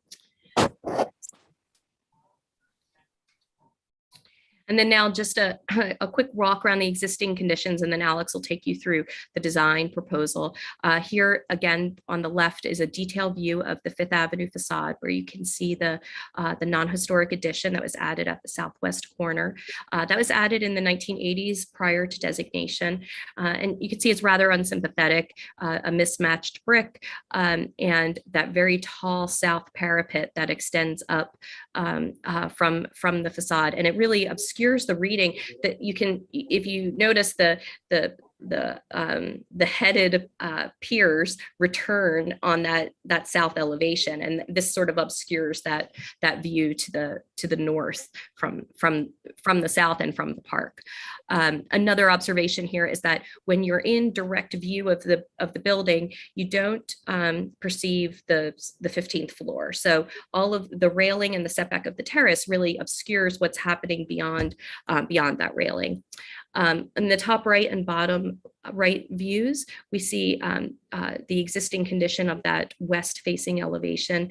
There have been generations of change in the brick. There's probably six or seven different large-scale phases of brick that comprise the facade of this portion of the building.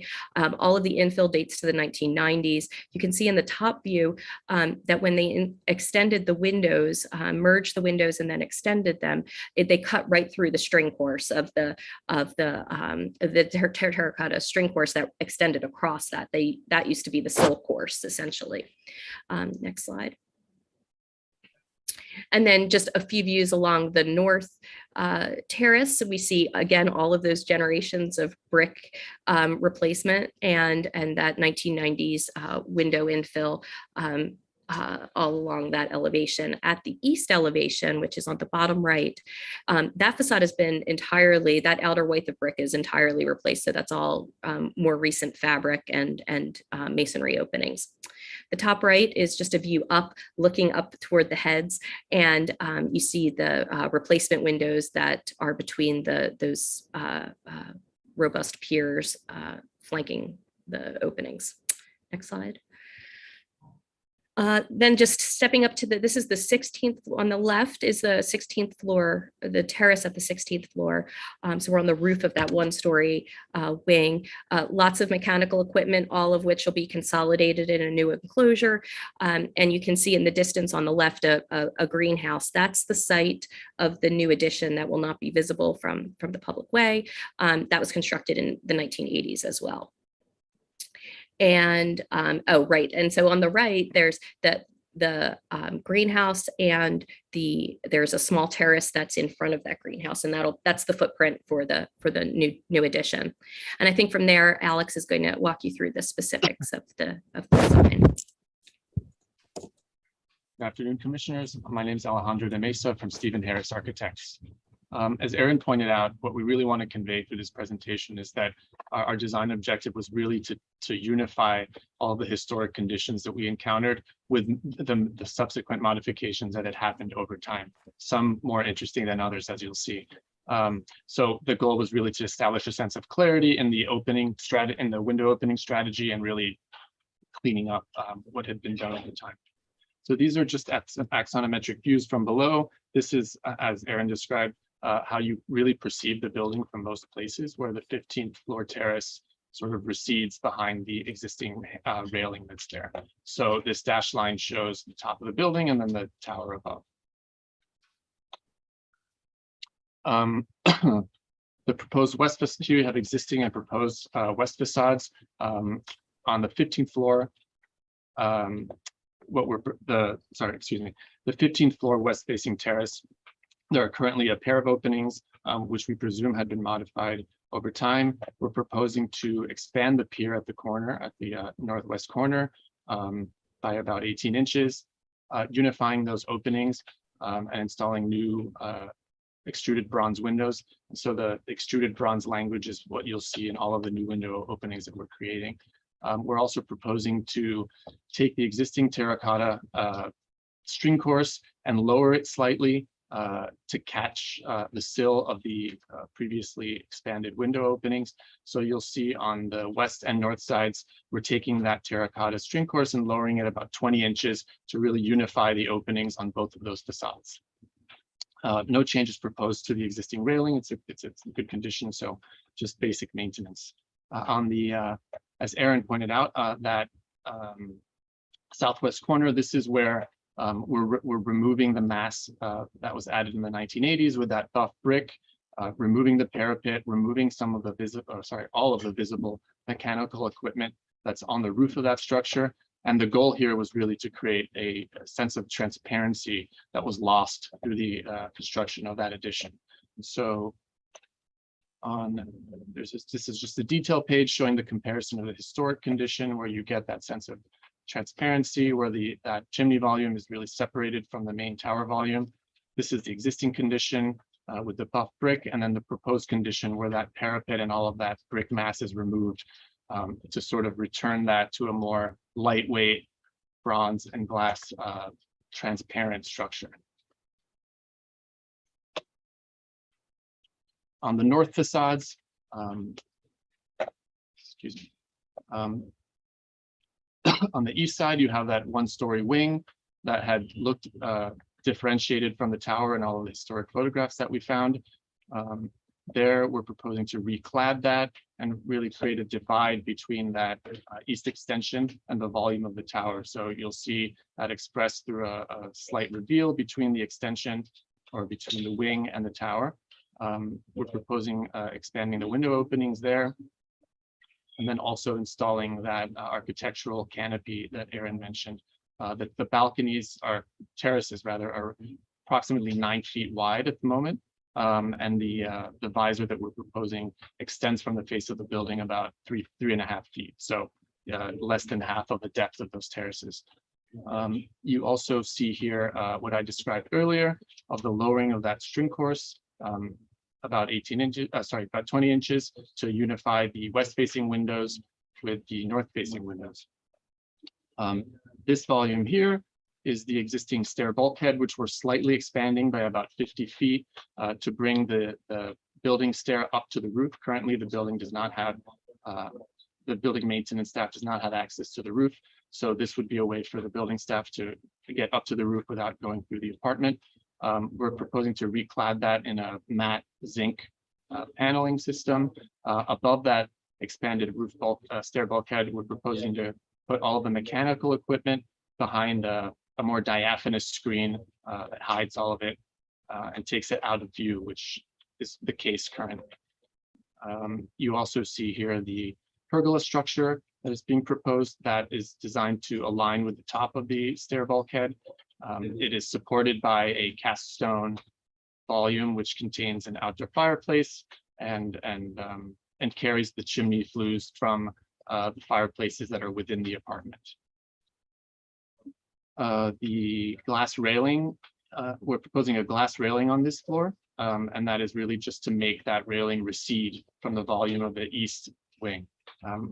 Just one thing about the lowest floor of the apartment, there are actually 2 windows on the lowest floor of the apartment with existing transom bars. We're actually proposing to replace those 2 windows with single light windows to match the rest of the windows that are on that floor. This is the view, the east view. You can see the greenhouse here, the 1980s greenhouse here, which is in the re-entrant courtyard corner, which, as Aaron pointed out, is not visible from any major thoroughfare. There, we're proposing to extend the masonry of the building below up 1 additional floor to kind of fill in that void.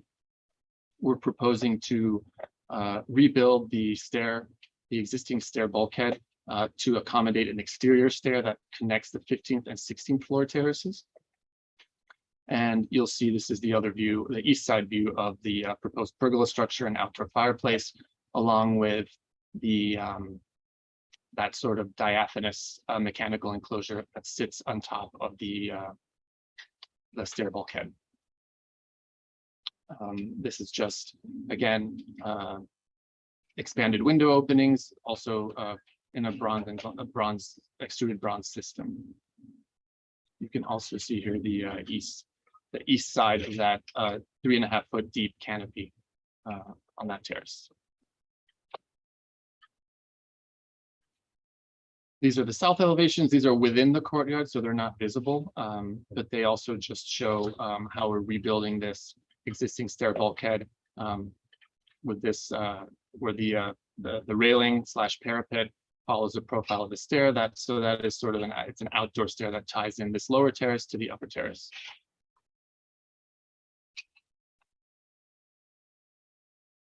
These are similar to the images I showed you earlier, but the axonometric views from below. Again, reiterating the fact that those openings on the 15th floor, in fact, recede significantly from the main volume of the building. And really the perceived presence of the tower is really focused on this 16 floors and above. More axonometric views from the back. You get a better sense of the courtyard here with the new window openings, this expanded volume. You can see the greenhouse here on the left. This is the masonry infill on the right. And it's the same image that Aaron showed earlier, just showing the sort of final product with the understanding that, you know, the outdoor spaces would be used as terraces and very much part of the interior spaces of the apartment. Just some pergola details here. They would be made, the pergola itself, the post would be made of steel, and then the diaphanous structure of all that would be a combination of metal and wood. So Aaron, I think you'll go through these photo montages. Sure. And in the interest of time, I'll perhaps summarize that due to its location on the park, there are broad views of the building from afar, thanks to the location of the reservoir as well. And so on the left, in all cases on the left are views that are the typical eyes view. And then we have the zoomed in versions on the right to really show you the detail of what is less visible in the overall view. So here, looking from the park in the south, we see that corner tower and the new corner infill, really opening up that whole corner and giving it much more of a transparent reading that it had historically. Next slide, here we go. And then moving into the park a bit more, it's a little harder to make out, but it's a comparable view. It's there, right? I mean, the interesting thing that happens with this building, because there is so much distinction between the tower and the base of the building, that it actually recedes more than a standard penthouse would. There's a disassociation between the base building and the tower, and it's hard to actually see it in the streetscape. Next slide.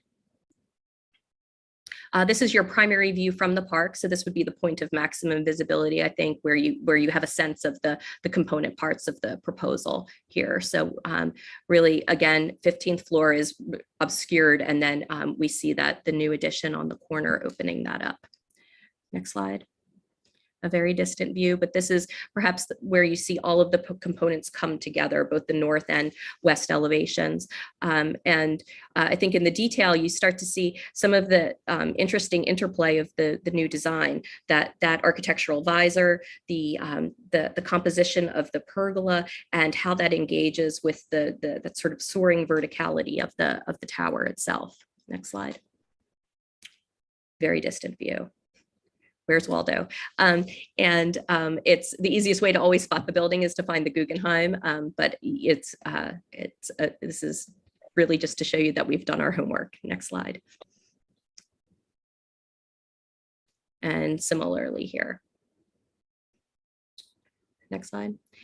This is the primary view over Fifth Avenue. So you see it in popping up over the Guggenheim. And I think here again, that there's compositional elements, and there's also this somewhat interesting resonance with the Guggenheim itself when you think about the horizontal emphasis of both the wing and the pergola and the visor and the interplay with the Guggenheim in the foreground. Next slide.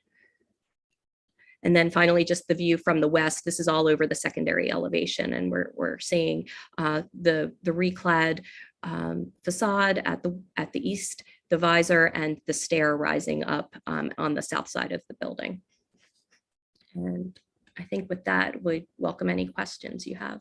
Great, thank you so much. Do we have questions, commissioners? I don't think we have any questions at this time. Let's see if we have public testimony. If you're in the meeting and would like to speak on this item, please raise your virtual hand so we can identify you, and I'll turn it over to Sonia to take us through the testimony. Thank you. So we do have some signups. We'll start with Friends of the Upper East Side. I'll be promoting you to panelists now. And if you could please unmute your line and state your name for the record, you'll have 3 minutes to speak. Hi, this is Laura Variali representing Friends of the Upper East Side Historic Districts. Chair Carroll and honorable commissioners. 2 East 88th Street is a striking example of late 1920s apartment building design. Its distinguished rooftop is characterized by the prominent corner tower with stone females' heads and is described to be a reference to the porch of the maidens at the Erechtheion on the Acropolis in Athens. The rooftop asymmetry and verticality are significant features that contribute to the character and style of this building, the historic district. The industrial design of the proposed bronze window complements the spare and severe style of the building, and the removal of the masonry elements at the southwest corner of portion of the tower's second story will reintroduce some of the lost asymmetry and transparency. However, Friends believes the applicant could have gone further and reinstated the vertical masonry pier between the enlarged window opening at the second level of the west facade, matching the brick column above in order to reinforce the original rhythm of solids and voids. While we are not opposed to the significantly increased glazed area, the additional bulk generated by the awning and pergola is not in keeping with the building style and disrupts the reading of the upper portion of this building. The horizontal nature of those elements will result in a skewed alignment between the tower and the one-story volume at the rear, and significantly detracts from the balance of this very robust vertical rooftop. Friends Preservation Committee is not unsympathetic to the proposed cast stone finish, nor the proposed window and massing changes at the rear of the building. Nevertheless, we'll amend the loss of the greenhouse on the southwest portion of the rooftop. Friends asked the applicant to rethink the additional massing elements and to work with staff to make sure the verticality of this penthouse is preserved. Thank you. Thank you. And our next speaker will be Christina Conroy. Christina, I'll be promoting you to panelist now. And if you could please unmute your mic and state your name for the record, you'll have 3 minutes to speak. Okay, good afternoon, commissioners. I'm Christina Conroy, presenting half of the testimony from the Victorian Society. I will discuss the proposed work at the site.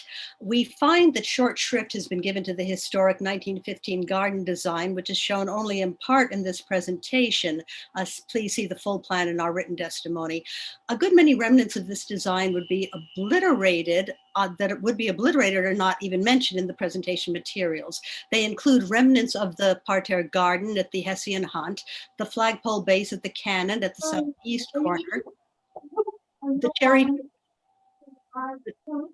cherry, are we having a problem here? The cherry tree north of the house, planted specifically to recall the orchard at the historic farm. And we believe the 1950s. Excuse me, Christina. Yes? Sorry, are you testifying on 2 East 88th Street? I beg your pardon.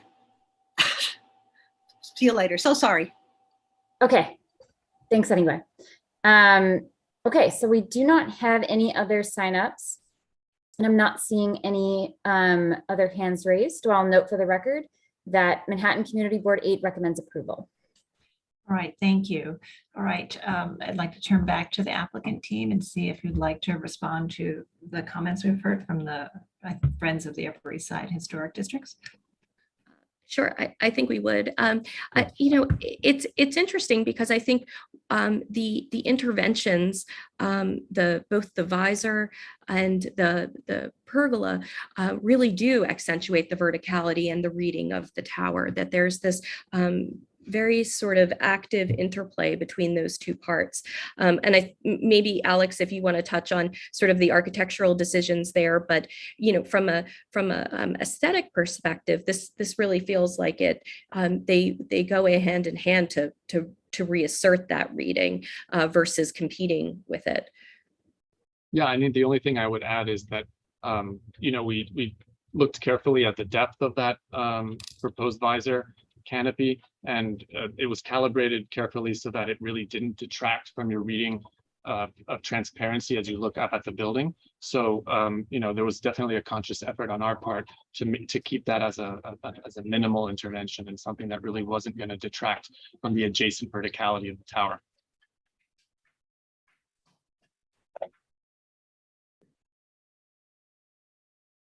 Okay, commissioners, do you have any other questions?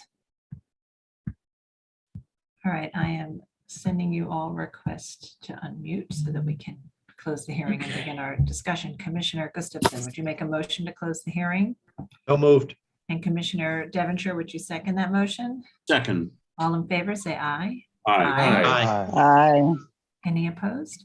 Okay, hearing is closed, and we'll begin our discussion on the changes to the penthouse level of this building at 2 East 88th Street. Commissioner Goldblum, would you start this one? Oh, yeah, sure. First of all, I have to say, and this is not a landmark statement, that it's really not fair that Stephen Harris gets all the good jobs. But I'll put that aside as my professional requirements are necessary to be applied here. And I'll say that this is a remarkable, crazy space. It's like the Larkin building just landed right next door to the Guggenheim. It's a crazy thing, and I'm embarrassed to say I've never noticed it. It's really intense. I think that I can find nothing to say about this project other than that it's wonderful. I think it's totally appropriate. I think that the minor modifications that they're making to the existing fabric are either unnoticeable or enhancements. I think that the trellis structure on the upper level, while definitely visible, is not a detraction in any way from the roofscape of the street or of the building. I have nothing more to say. It's wonderful. Okay, Kudos. thank you. Commissioner Devonshire. I agree mostly with what my colleague has said. The one thing that I'm opposed to is the size of that awning.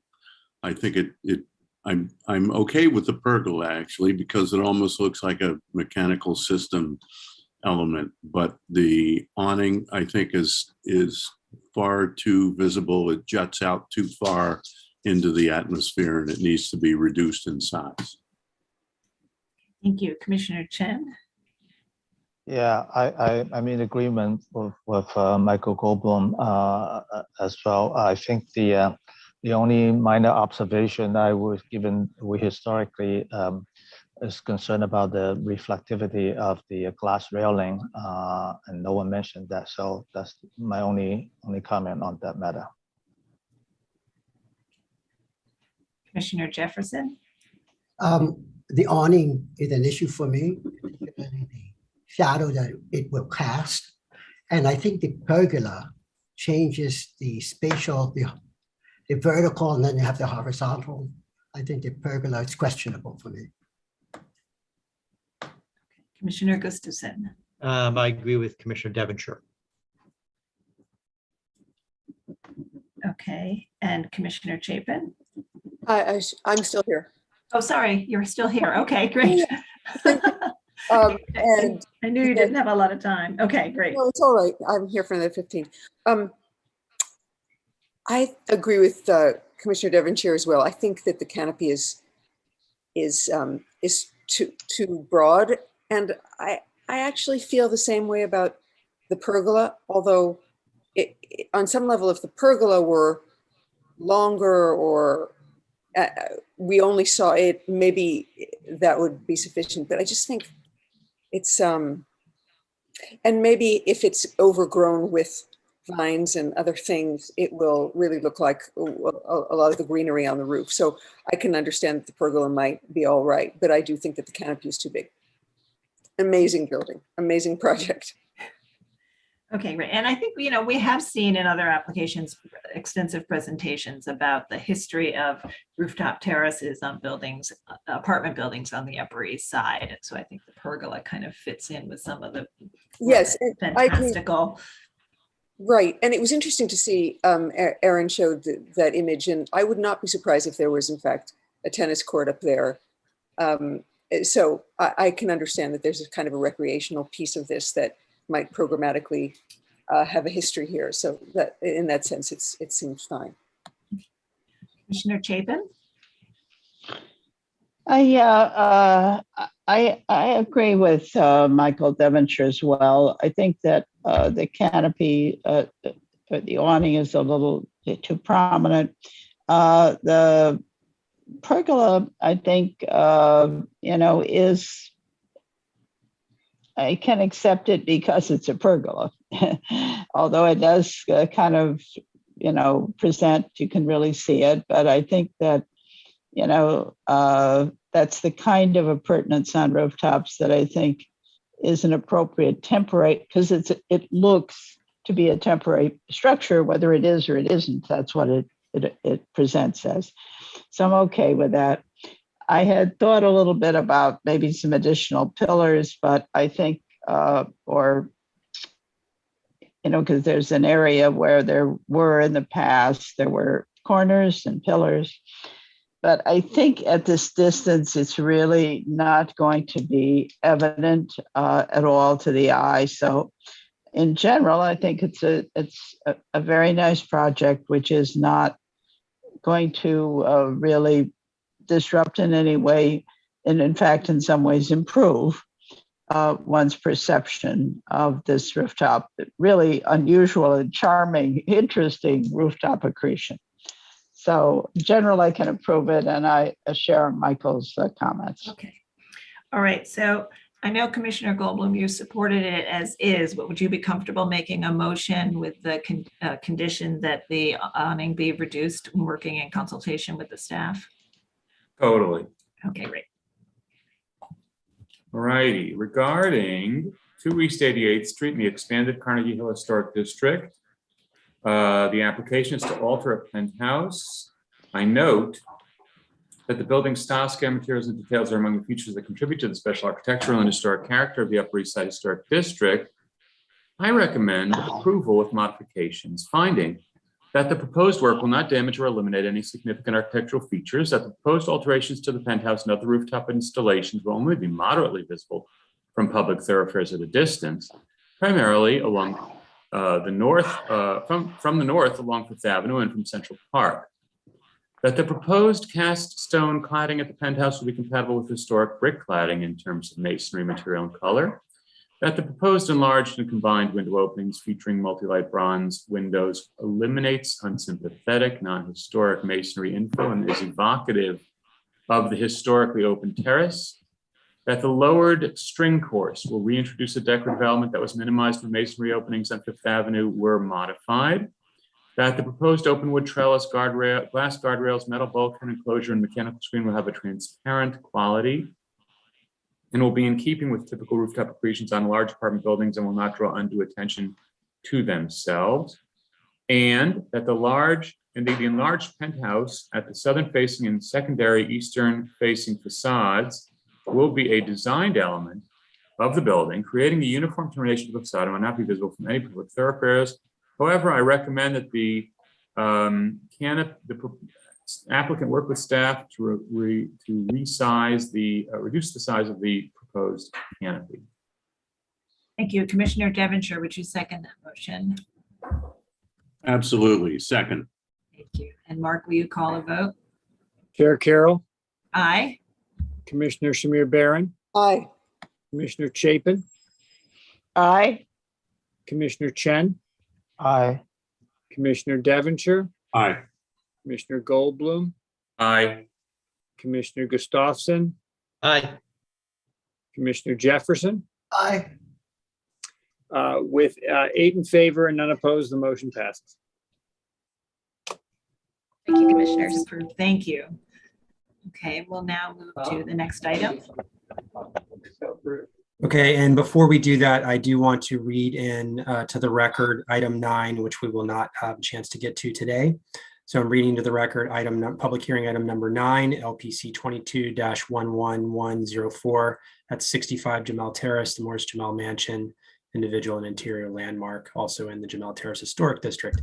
So we will read that into the record today and present it at an upcoming public hearing.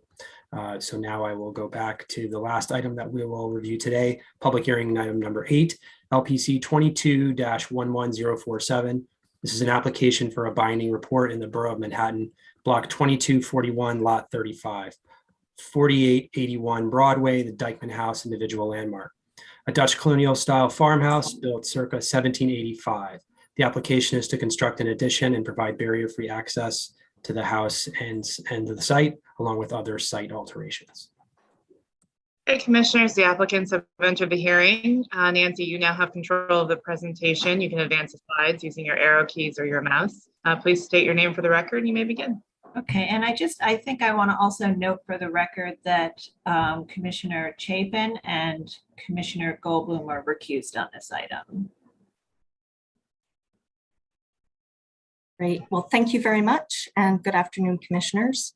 I'm Nancy Rankin at John G. Wade Associates Architects, and today I'm very pleased to present this project for the Dyckman Farmhouse on behalf of the Historic House Trust. Before I get started, and we have a lot to discuss today, I'd like to briefly introduce Meredith Horsford. She's the Executive Director of the Dyckman Farmhouse Museum Alliance. Meredith?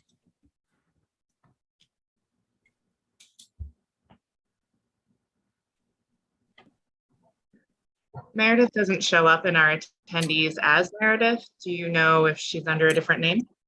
I do not. Could it be under Dykeman Farmhouse Museum Alliance? Or Meredith Soren Horsford? Is she part of the Dykeman Farmhouse Alliance? I've just promoted someone under that name, Dykeman Farmhouse Alliance. Okay. I'm here. Can you hear me? Yes. Okay. Thanks so much. My name is Meredith Horsford. I'm the executive director of the Dykeman Farmhouse Museum. The mission of the Dykeman Farmhouse Museum Alliance is to support the preservation of the historic site, to be a catalyst for engaging and venturesome programming, and to be a good neighbor and a dynamic community resource. Today, the Dykeman Farmhouse Museum engages with the community of Inwood on a more complete and inclusive history of the site and the neighborhood via tours and engaging public programs. The project before you today will greatly improve access to the park and museum for visitors of all physical abilities, as well as move the museum and caretaker functions out of the historic site and into the addition, therefore leaving the historic building for engagement with visitors. This will also help improve site and safety conditions at the site as well. Thank you. Thanks, Meredith. So to briefly summarize, project goals, as Meredith stated, are to expand programmatic opportunities for the museum, and that largely results in the construction of an addition to the historic farmhouse to be able to relocate staff functions out of the historic spaces and into this new addition so that the historic spaces can be reinterpreted for public visitation. Another significant portion of the project site is to create accessibility to the house and across the entire site.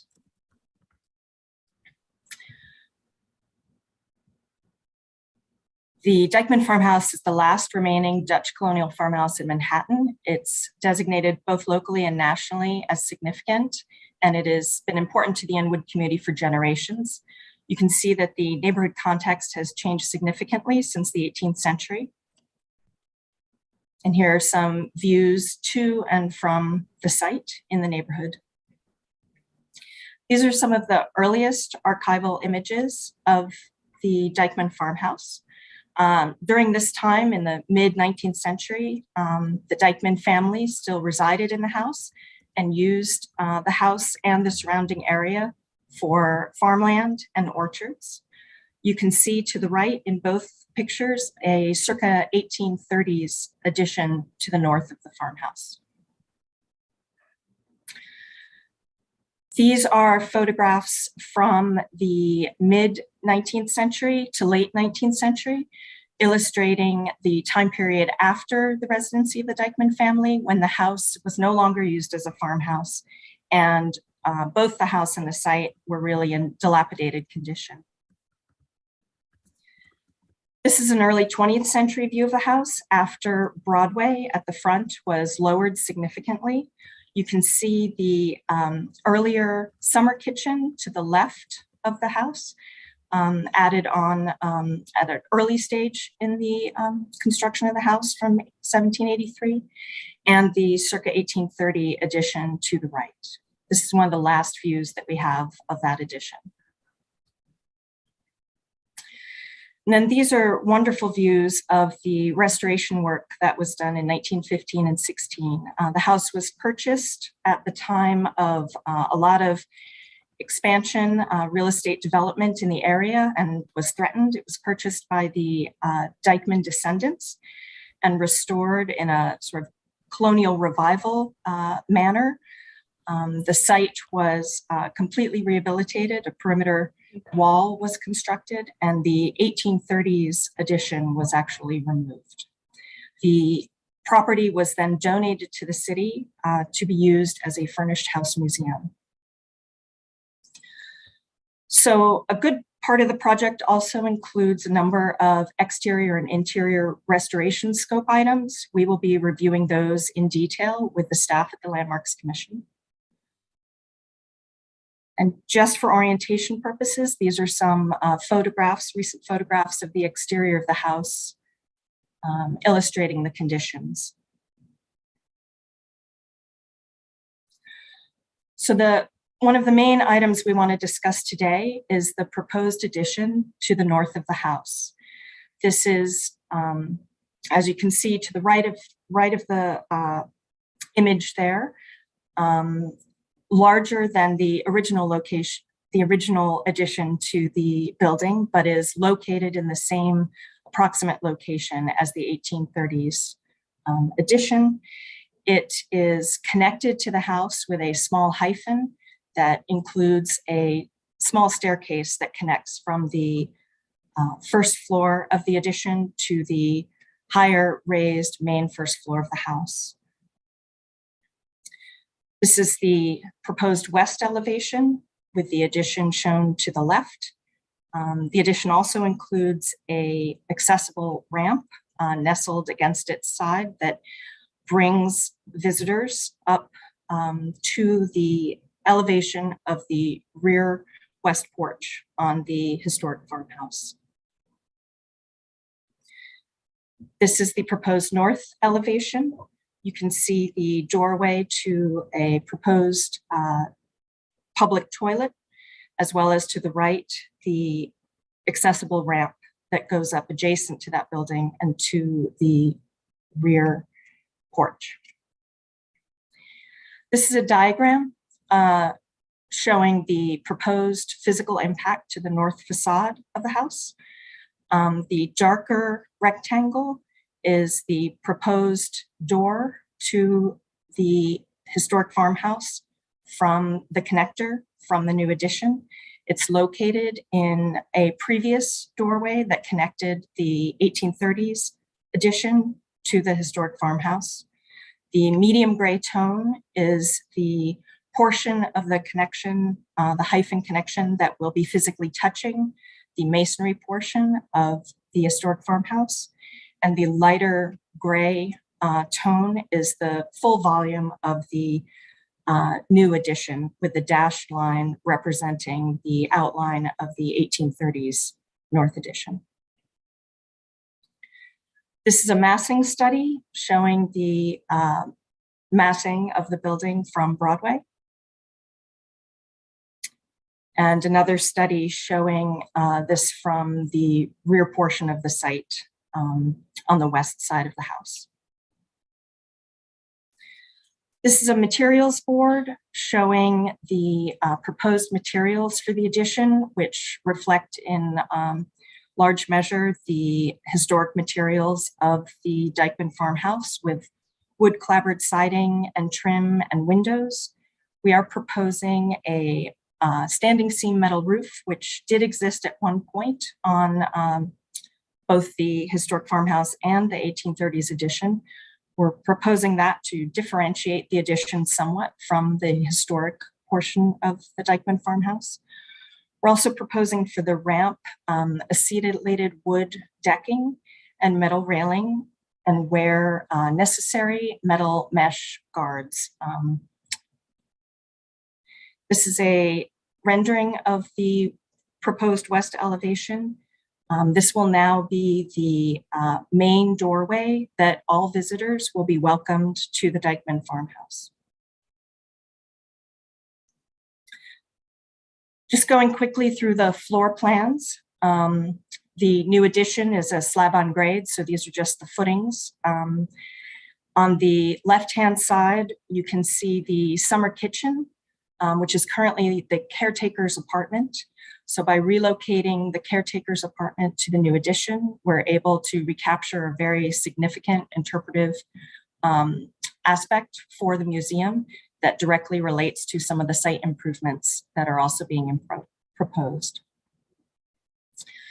This is the first floor of the proposed addition, which includes staff offices and an accessible staff toilet, as well as a accessible public toilet in the upper right corner of the addition, and a stairway up to the caretaker's office on the second floor.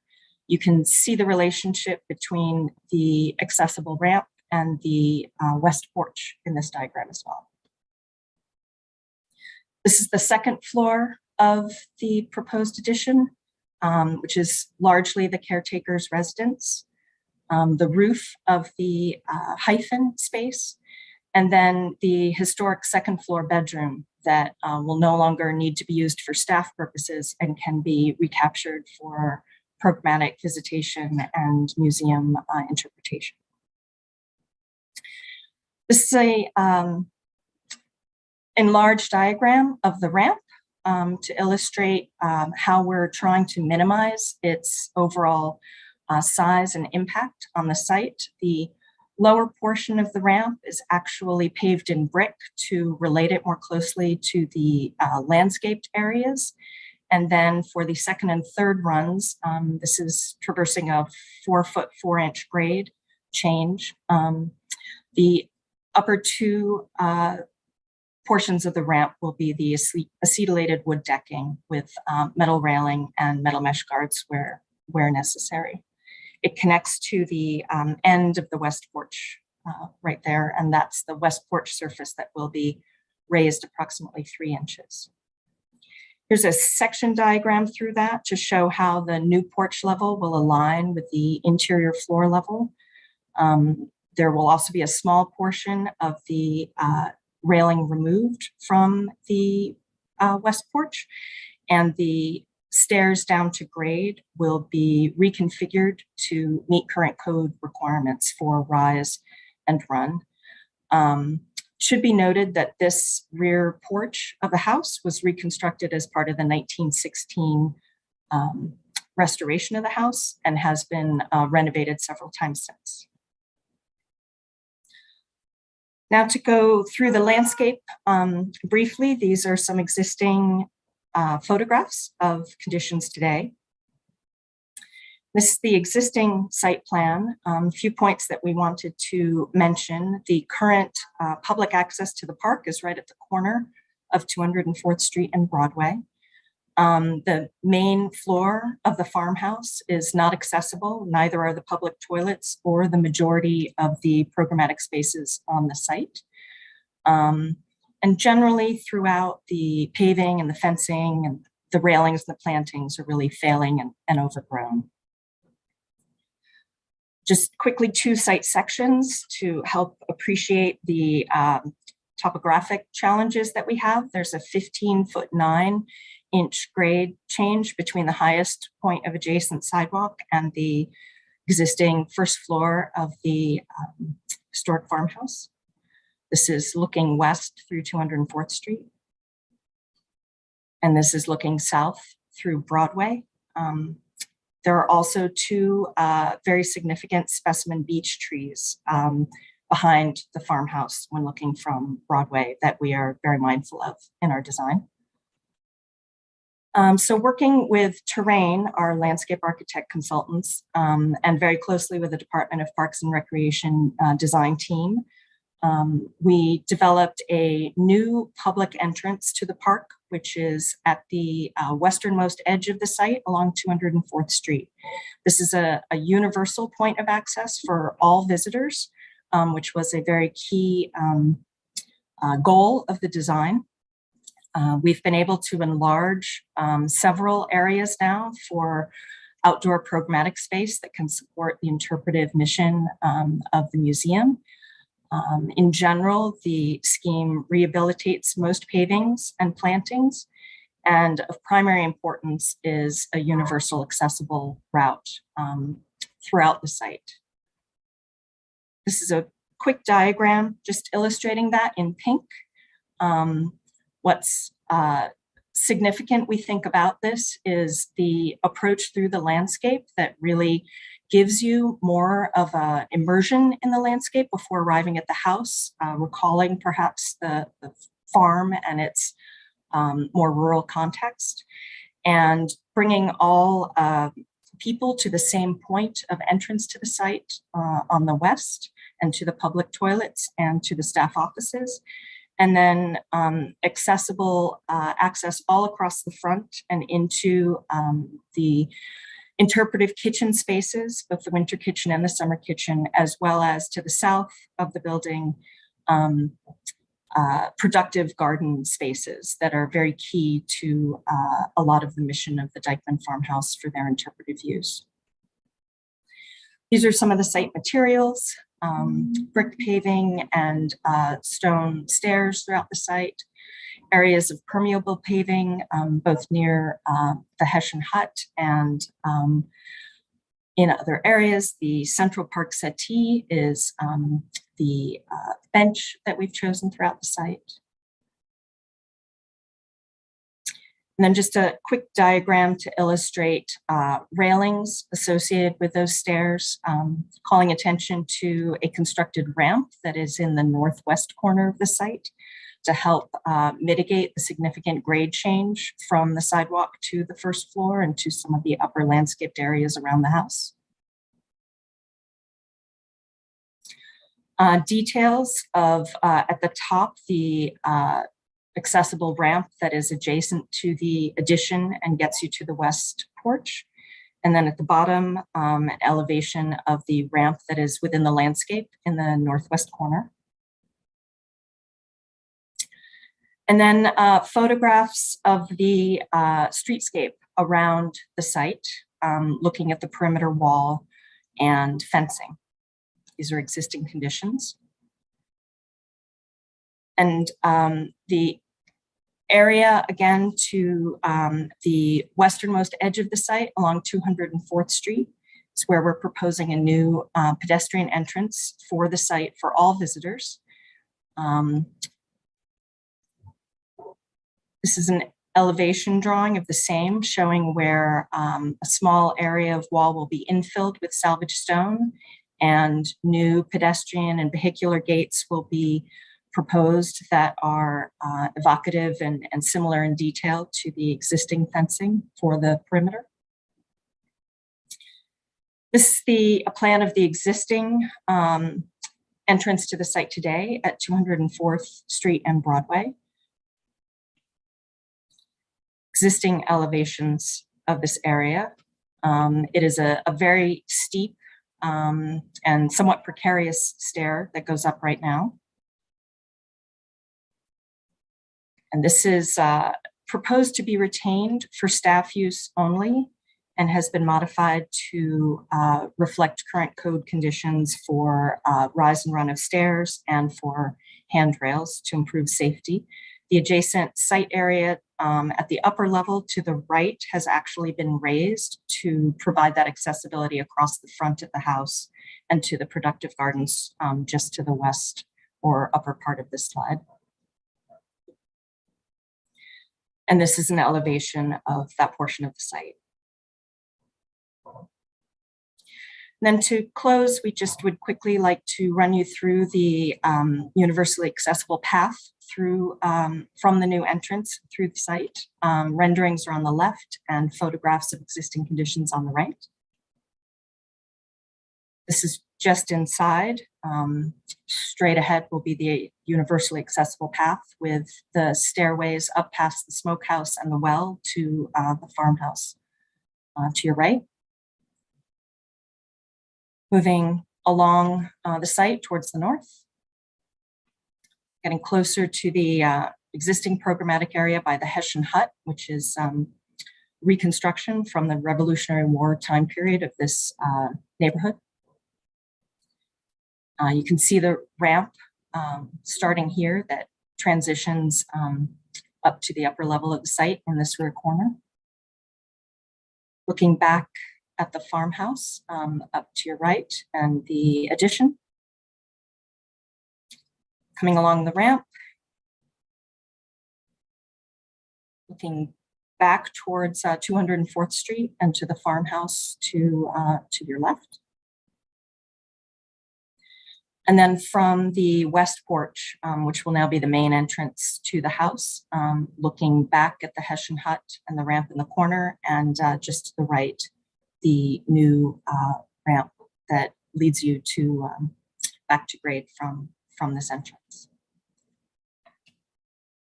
We have a lot of supportive material to go over further details if needed, and we look forward to your questions and comments. Thank you.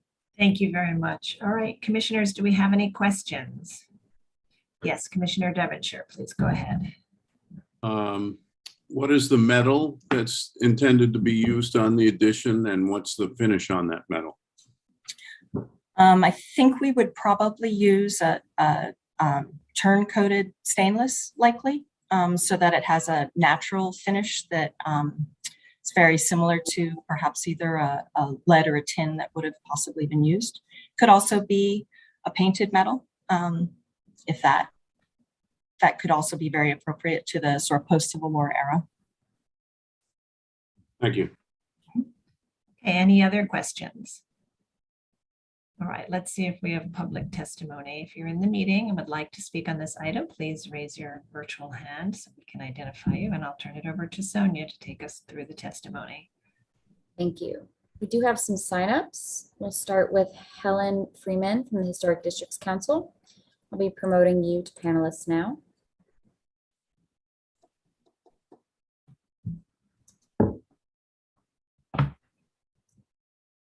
And Helen, if you could please unmute your mic and state your name for the record, you'll have 3 minutes to speak.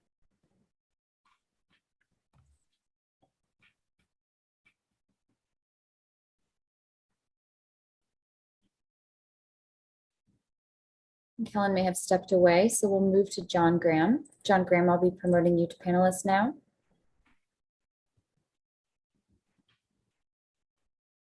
And if you could please unmute your line and state your name for the record, you'll have 3 minutes to speak.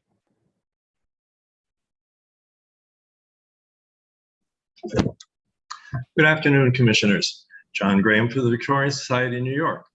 Our testimony for this complex project takes more than 3 minutes to read. Therefore, I will read the first part and another of our committee members will read the second part. We're testifying on this application because of the importance of this individual landmark, which is also a National Historic Landmark, because certain preservation principles involved transcend this individual project, and because the restoration of the house and design of the grounds for use as a museum occurred in 1915 within the remit of the Victorian Society. We recognize the Museum Alliance's desire for the house and site to accommodate robust and accessible community outreach and programming, and we support these goals.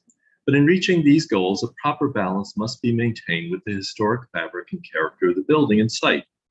We find that this balance has not been met, and that the overall effect of the addition and changes to the grounds overwhelm the house and do not sufficiently acknowledge the historic character of the original house and the 1915 design of the grounds.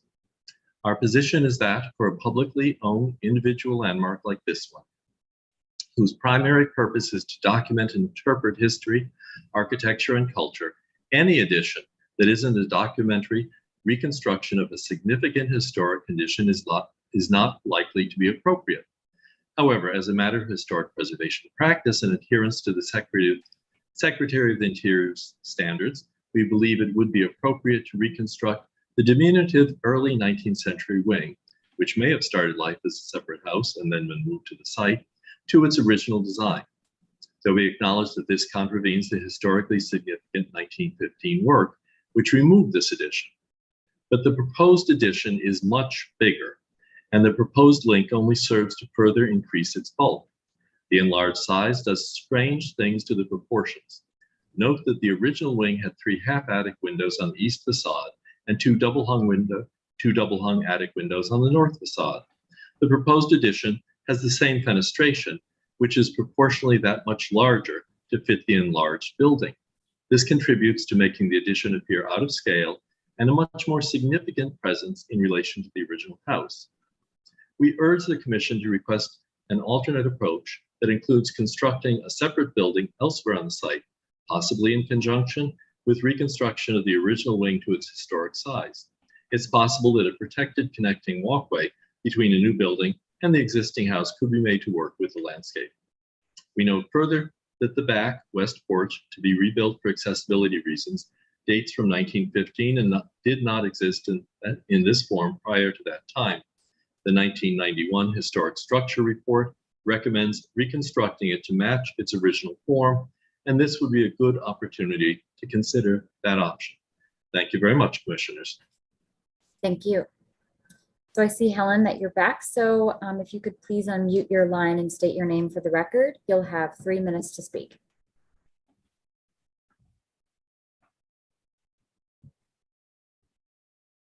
Helen Freeman, Historic Districts Council. HDC finds the proposed addition to be inappropriate. Attempting to recreate a larger version of a historic side structure will only take away from the original building and the story of its evolution. If the museum is in need of extra space and facilities for a caretaker and other functions, we believe it would be best achieved by building a fully separate and probably modern structure elsewhere on the site. Thank you. Thank you. And the next speaker will be Blair Walsh. And Blair, I'll be promoting you to panelist now.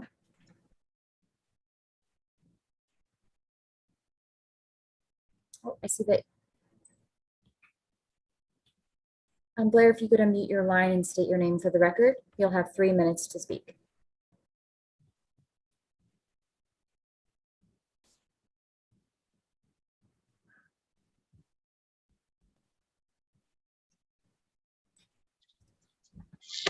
Good morning, good evening, Chair Carroll and Commissioners. I am Blair Walsh speaking today on behalf of the New York Landmarks Conservancy. In addition to being a beloved individual New York City landmark and museum, the Dyckman House is a National Historic Landmark and Manhattan's oldest remaining farmhouse. It tells the overlapping stories of colonialism, enslaved people, nation building events, urban development, and historic preservation itself. Changes to the house and its site deserve the highest level of care. While the idea of constructing a new addition in the same location as an historic addition can provide appropriate justification for a modern alteration in some instances, we don't think it does so here. This proposal has strayed too far from that initial concept. The proposed addition is simply too large for the small historic building. We understand the use of the hyphen connector to try to keep the addition from dominating the historic structure and to avoid the removal of historic fabric. Unfortunately, the cumulative effect of the hyphen and the larger square footage of the new addition differ too much from the historic design and massing for the previous existence of an addition to justify a new addition on this side of the house. We would be supportive of a faithful reconstruction of the 1830s addition using the original massing footprint and materials. We might even be supportive of a new separate building that would accommodate the museum's programming and operating needs elsewhere on the property. Additionally, we have some concerns about the changes to the park itself. The proposed changes have a modern angularity and create an institutional impression. We think the design and materials palette could be improved to reflect the historically rural nature of Upper Manhattan. We also worry about the addition of impermeable hardscape to the site when this site's likely future will include intense weather events. The changes proposed today are large scale, but the significance of the Dyckman House necessitates a subtler approach to stewardship. Thank you for the opportunity to present this Conservancy's views. Thank you. And the next speaker will be Christina Conroy. And Christina, I'll be promoting you to panelist now. And if you could please unmute your mic and state your name for the record, you'll have 3 minutes to speak. Good afternoon, Commissioners. I'm Christina Conroy to continue reading the Victorian Society's testimony. Now, you've heard our testimony on the proposals for the farmhouse itself. Now we will discuss the proposed work at the site. We find that short shrift has been given to the historic 1915 garden design, which is shown only in part in this presentation. See the full plan in our written testimony. A good many remnants of this design that would be obliterated are never even mentioned. The presentation materials, okay, so they include remnants of the parterre garden at the Hessian Hunt, the flagpole basin cannon at the southeast corner, the cherry tree north of the house planted specifically to recall the orchard at the historic farm. And we believe the 1915 stair configuration of the southeast corner should be retained. We question the use of square concrete pavers as these seem far too urban in feel for this site. And overall, there is a substantial increase in pavement, which will further diminish both the remaining rural character of the site and the 1915 garden design. We do think that the proposed accessible route may be most viable, though the visual heaviness of the railings should be reduced. I mean, with so many new railings required, they should be as light as possible. A well-placed lift at the house would allow the elimination of the massive double switchback ramp. Many site details are not described and perhaps remain to be worked out. They will be critical to the success of the project and include design of light fixtures, The historic log poles are wonderful, detailing the reuse of historic brick pavers and stone steps and walls and plantings that respect the 1915 design and allow the house to actually be visible from Broadway. These details deserve careful continuing review. Thank you. Thank you. So we do not have any other speakers signed up, and I do not see any other hands raised. So I will note that Manhattan Community Board 12 recommends approval. And I'll turn it back to you, Chair Carroll. Okay, thank you. All right, so I'd like to turn back to the applicant team and ask if you'd like to respond to these comments. Sure, yes, I'd be happy to. You know, some of the ideas that are mentioned have occurred to us. We've been working on this really complicated site for almost a year now with the Historic House Trust and the Department of Parks and Recreation and the Dyckman Farmhouse Museum Alliance. You know, what was really strongly conveyed to us in the original program brief was the programmatic need, which dictates, you know, even at a very compressed size, the larger square footage of the addition. And I think we strongly concur that moving any of the staff spaces out of the historic interiors and returning more space to museum interpretation and programming is a key goal. I think that the connection is important for staff to properly be able to serve the visitation functions of the house. And so that has also been, you know, a primary programmatic requirement for us to take into account. With regard to the site plan, you know, our largest challenge, as we tried to explain, is accessibility, and that is, you know, paramount. And our goal was to try to make that as universal as possible. That played a bit into the selection of a ramp in lieu of a lift, as did some of the concerns for maintenance that were expressed by the Department of Parks and Recreation. I think that the remnants of the site really are quite disparate. You know, there's virtually almost no site features remaining from the original farmhouse period. And the colonial revival restoration was a bit, maybe took a little bit of liberty, did try to reflect, I think, some of the orchard and parterre gardens that are that were located around the Hessian Hut, but the reconstruction of the Hessian Hut has quite a lot of embedded history with some of the archaeology that was done in this neighborhood and on the site. There are also quite a few site changes that were made by the Parks Department in the 1930s and even late into the 70s with the addition of some of the perimeter fencing at the site.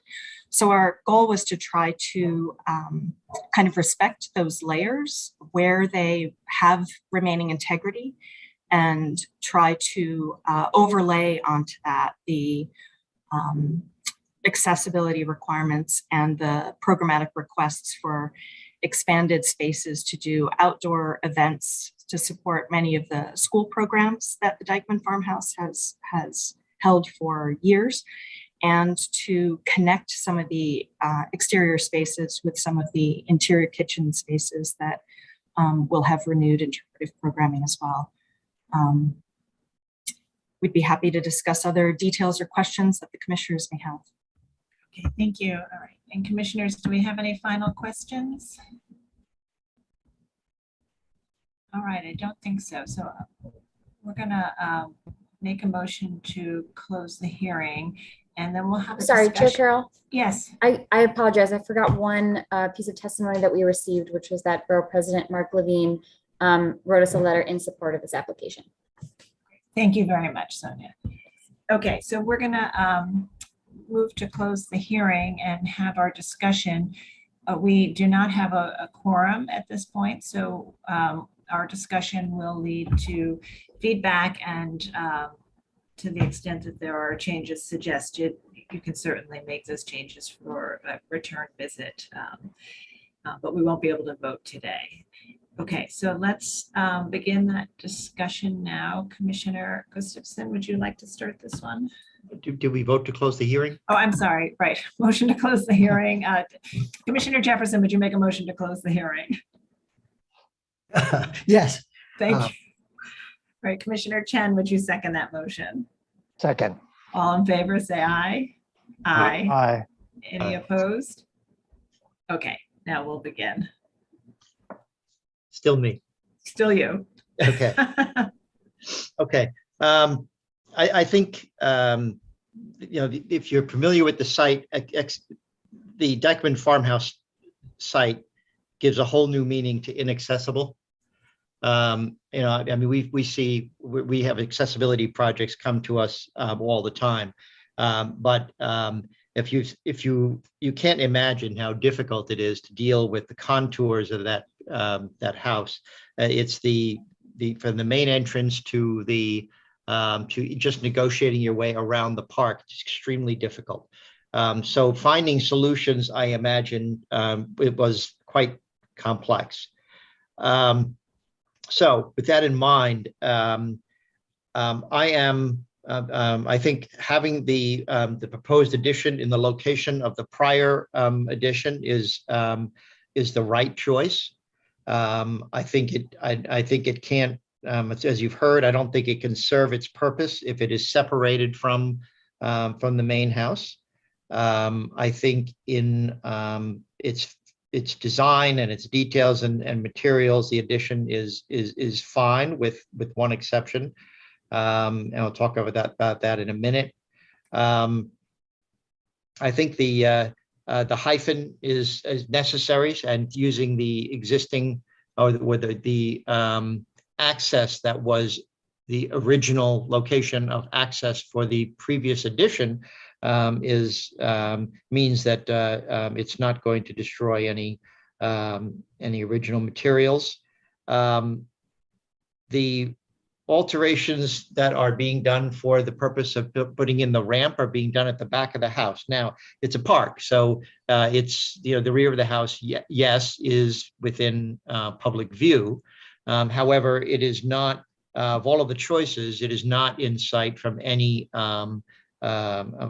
street or public sidewalk, but you can see it from the park. That's true. It is, I think that it is done very sensitively. All of the materials that are used in the new entrance, I think, are fine.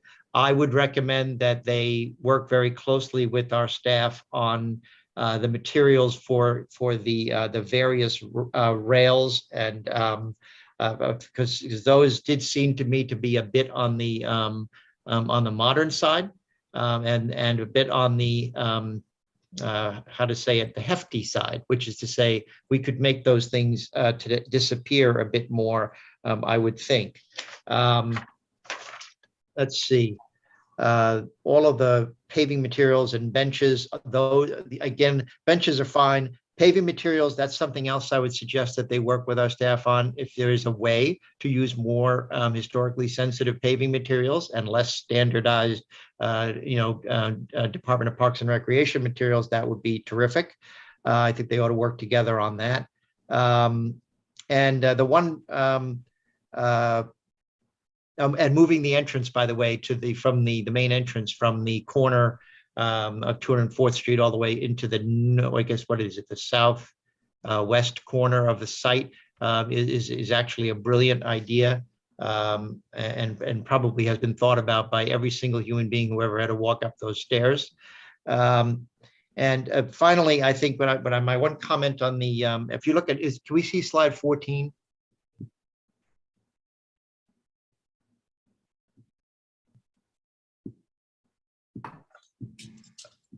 There you go. Now, when I look at this slide, I'm happy with this proposed addition, except for one thing. The roof on the addition just screams out at me. I don't know what the solution to that is, but I'm not sure that that standing seam metal is the right answer. We're trying to make this addition disappear, even though it is much larger than the original addition. And I think that you have to figure out what that roofing material is going to be. That's it. Okay, great. Thank you very much. Commissioner Devonshire? Um, Oh, go ahead. what's wrong? Nothing. Go ahead. Just wanted to make sure I got it. Yeah. An admirable effort, of course. I do have some issues, and one of them, I'm repeating what John has said. TCS or TCS2 on that addition roof will be, unless it's painted, even if it's allowed to naturally weather and it dulls, it will still be a glaring material. And so my vote would be to cover that addition in wood. That said, I think that every effort has to be made to make that addition as small as possible. There was a massing image earlier on, and it's just astounding how much that new addition will be in competition with the original house. And so for me to approve it, it would have to be reduced in size. I know that may be an issue as far as program use, but I think having an addition on the house is definitely preferable to junky up the site with another separate building somewhere. But I really think it has to be reduced in size, and the roofing material needs to be changed. Okay, thank you very much. Commissioner Chen. Yeah, I agree with what's been said, especially with John and Michael's point about the roofing. I think that we're doing a trade-off between accessibility and so John's recommendation about minimizing the rail and try to use the materials as Commissioner Devonshire just mentioned. Even if the structure is difficult to be reduced, as much of the material that can blend in with the original house should be explored. And I like the testimony.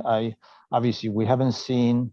Obviously, it will be not as practical to have the extension, but I wonder what elsewhere on the site, obviously given the difficult terrain, what was the option for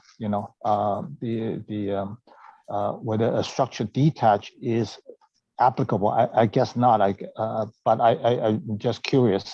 But I think the overall approach should be to blend in as much as possible, and I totally agree with John's statement and Michael's suggestion for the roofing material and as much as possible. Okay, thank you. Commissioner Jefferson. Yes, could you go back to the site plan?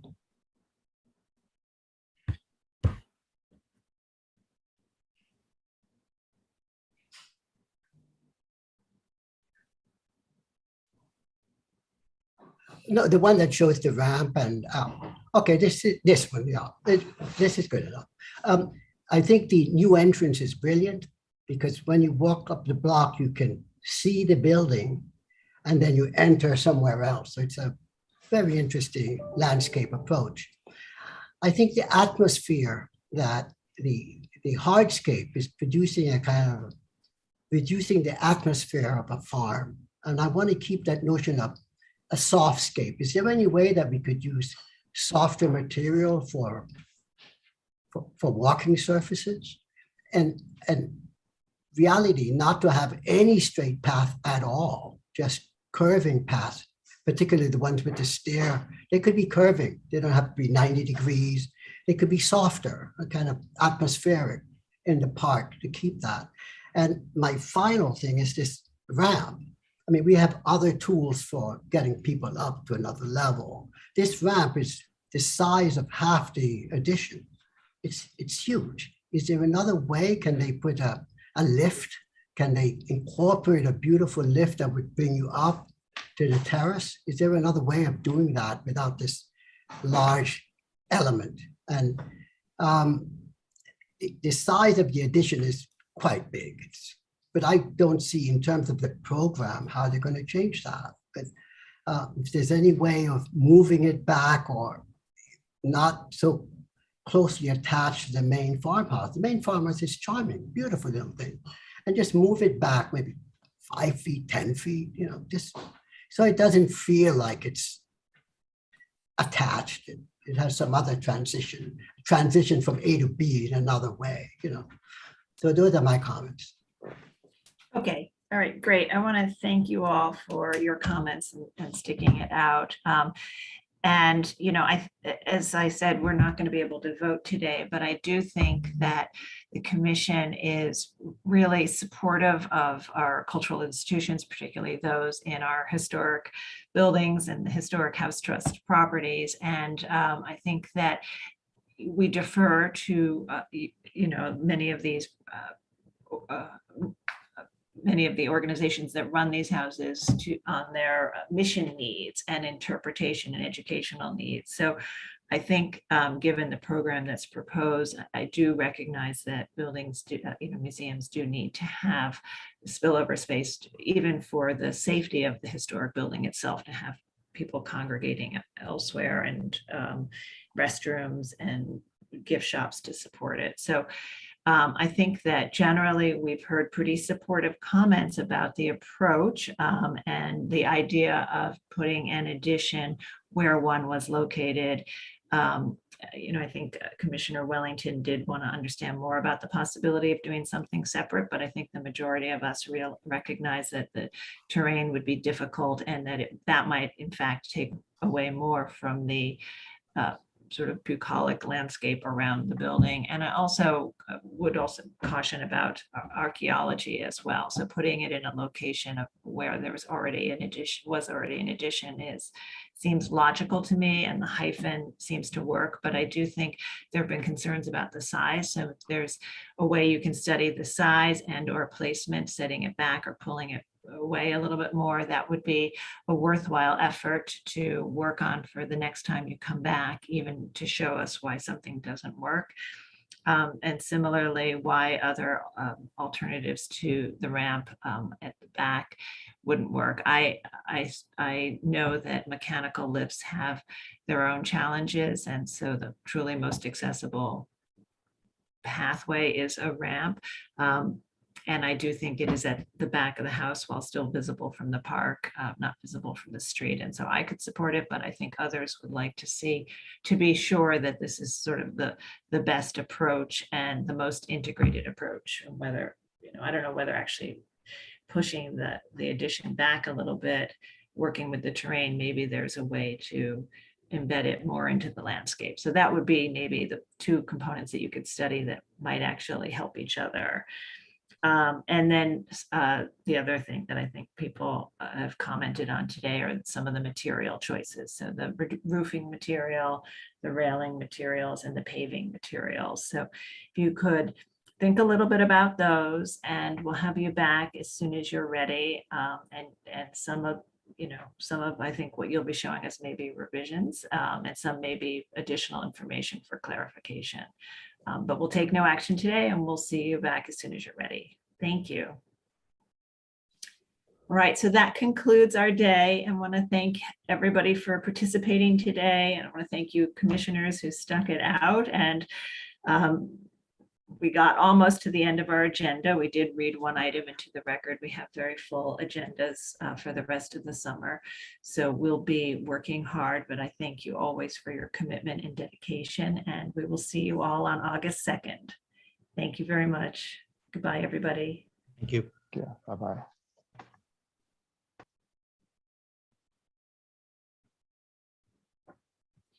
So we'll ask all members of the public to leave the meeting now.